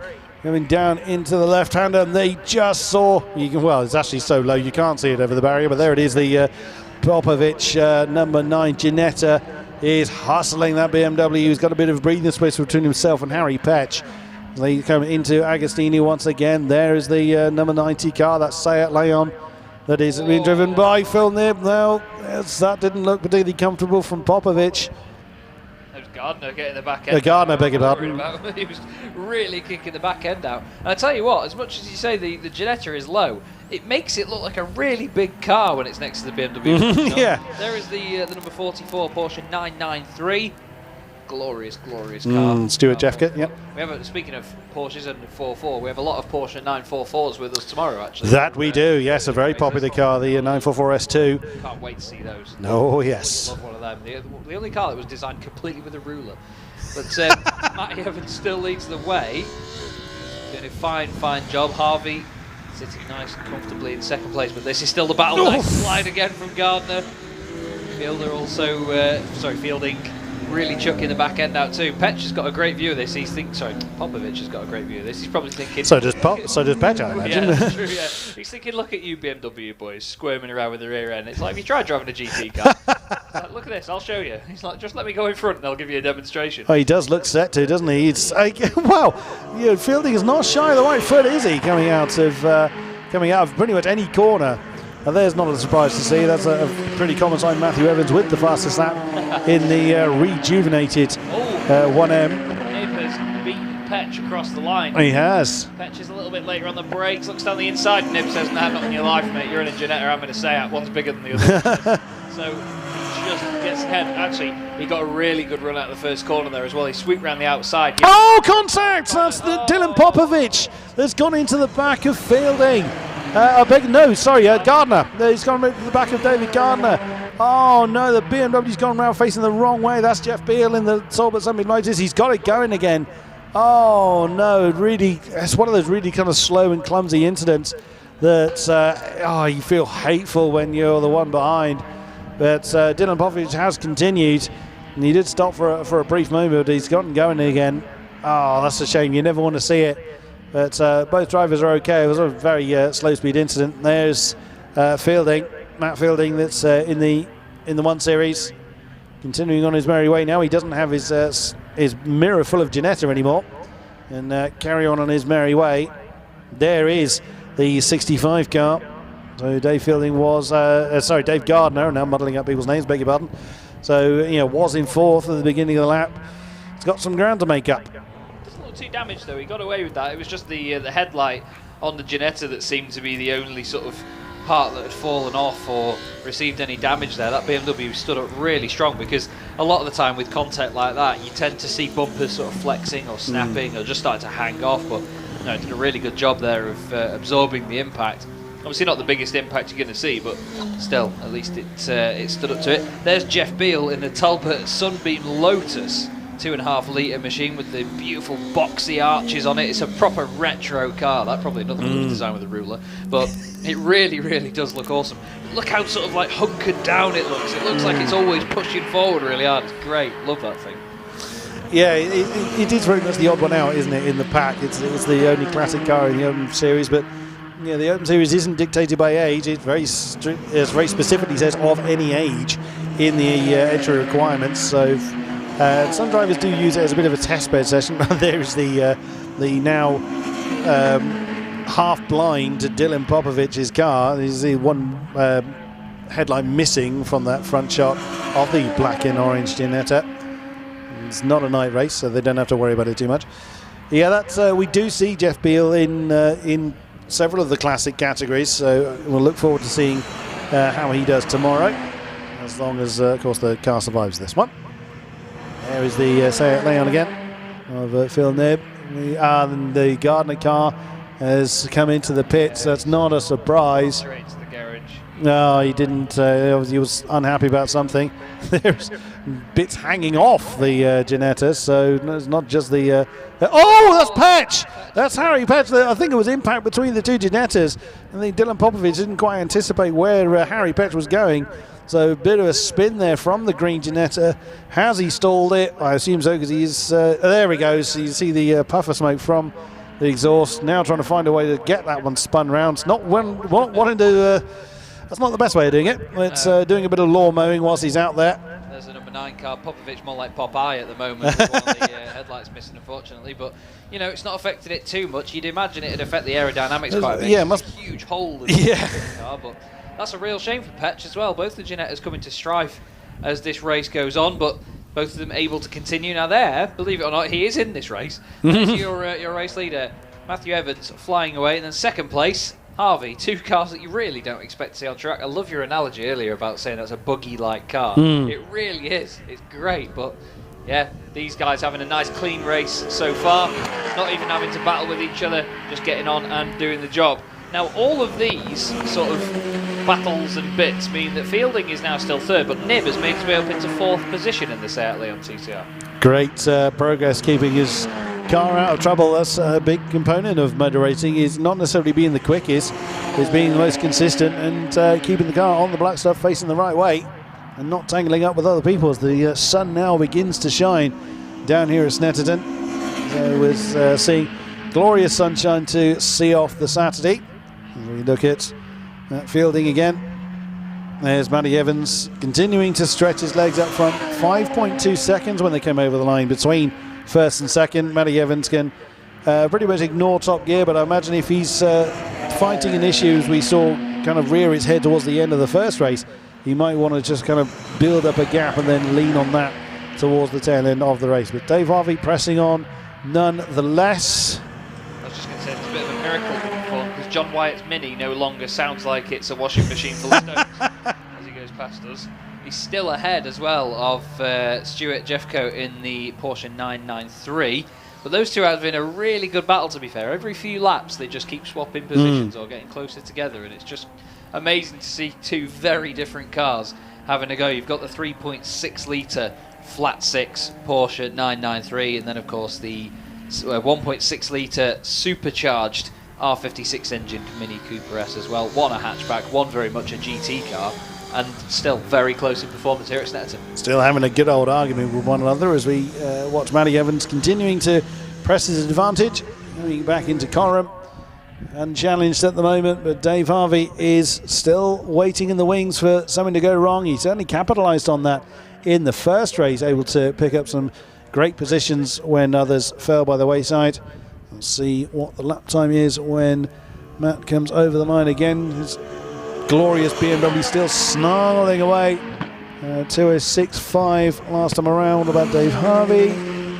206.4, so still similar pace, still 5 seconds between the two, so nothing immediately Matty Evans needs to worry about, with 9.25 minutes to go. Yes, indeed.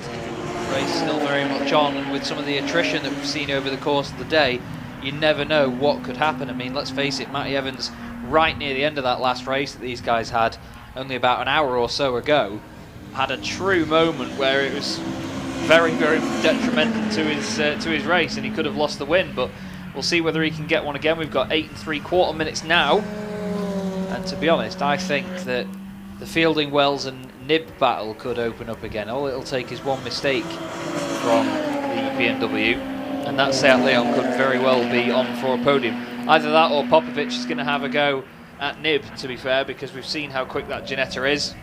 And keep an eye out for Petch coming back through as well, trying to have a go at the number 6 Jaguar XJS, which is very much, for such a car that's as long as a canal boat, it's actually gone under the radar quite well, hasn't it? Yeah, it certainly screams on its way past. There it is. That is indeed the 6X. That's Colin Philpott's car. Now, those Jaguars were part of the, or probably still are part of the Jaguar Championship that used to also take part in the Classic Sports Car Club weekend. Sadly, no longer the case this year, but we used to see a number of these Jaguars take part in their own championship series. There was a natural points championship that was also run in conjunction with the Jaguar Enthusiast Club. So it's a shame that we don't see so many of the big cats, but it's good to see some of them are still with us here in the Classic Sports Car Club. Colin Philpott was a regular winner of that series, along with his stablemate Rodney Frost, who he's sharing the number 6 number with. And also the other Jaguar we would have seen, but sadly didn't in this second race. We saw him in the first one, is Chris Boone in the 139 Screaming XK8. That supercharged beast as Harry Petch is sizing up a move on Colin Philpott. Is he going to go for it into Brundle? Oh yeah, he did. I was just about to say he's staying behind him. No, he couldn't quite commit to it. There's a lot of horses. Well, there's a lot of horses under both engines, but I was about to say there's a lot of horses in that Jaguar, so he's deploying them quite nicely to keep the Ginetta at bay.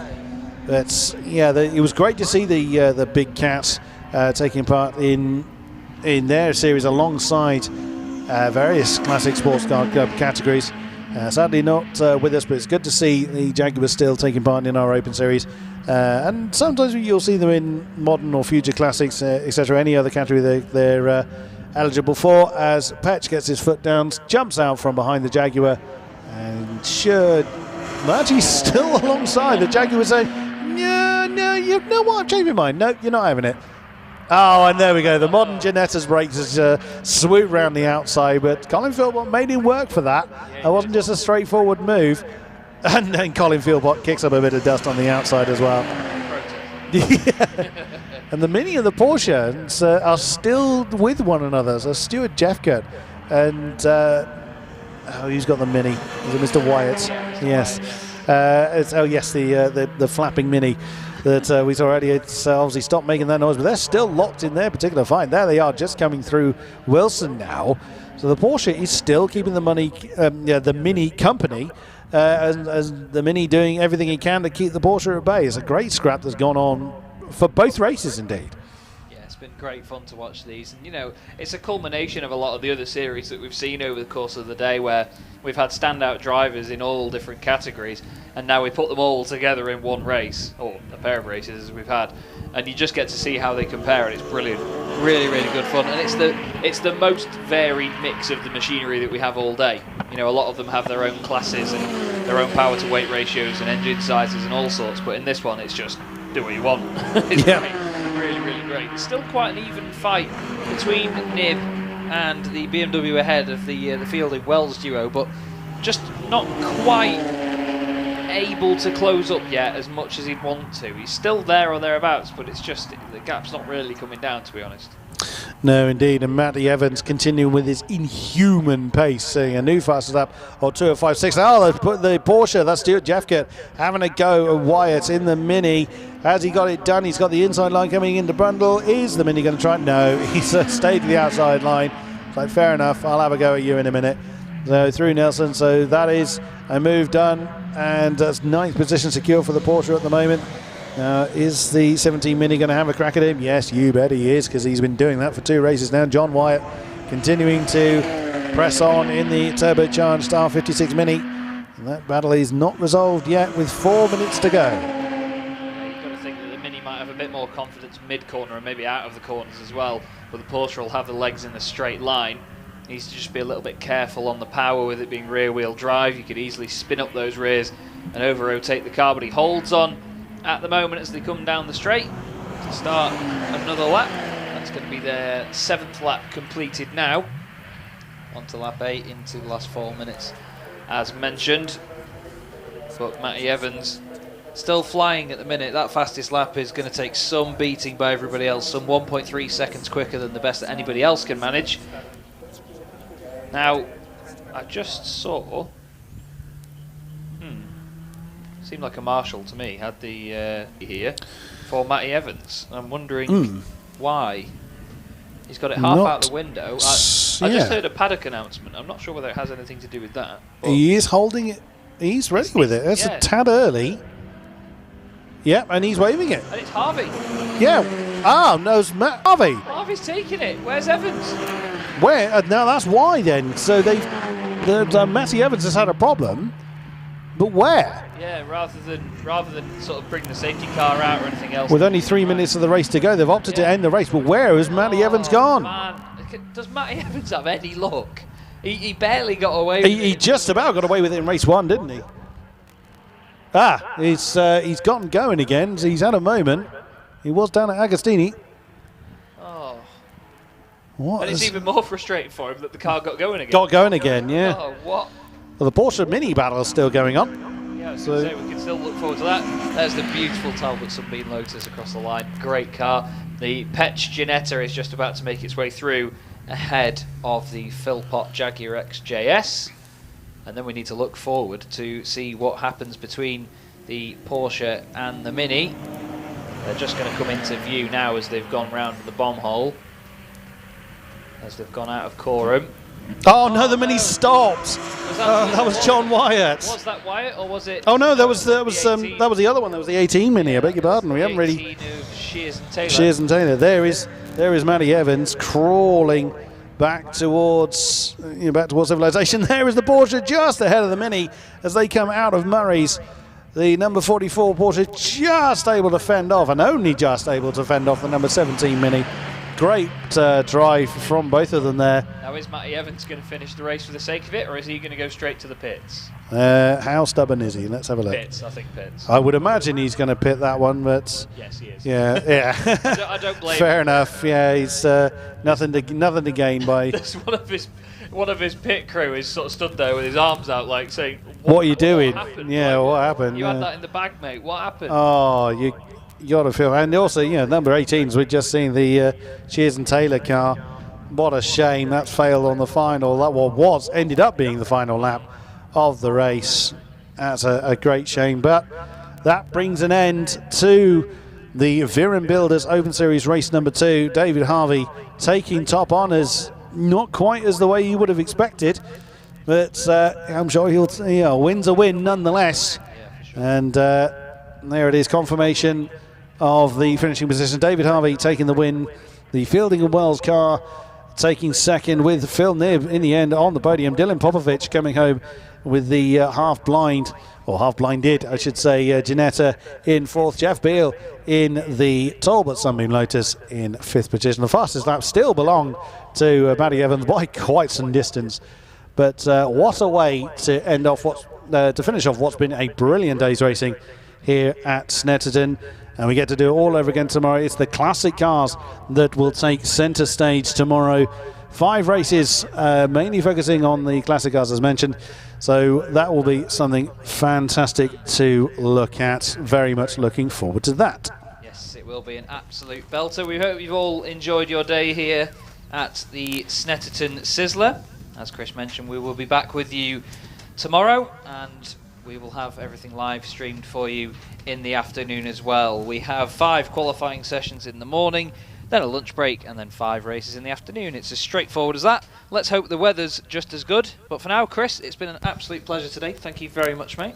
Pleasure indeed. And as Chaz mentioned, we hope you watching trackside and on the live stream, either live or post-event, have enjoyed it as much as we have. Thank you very much to the Orange Army for keeping things moving forward, and all the officials and safety workers, etc. We look forward to doing it all again tomorrow. Please do return to us tomorrow afternoon for another day's of fantastic racing. Until then, thank you very much. We'll see you tomorrow.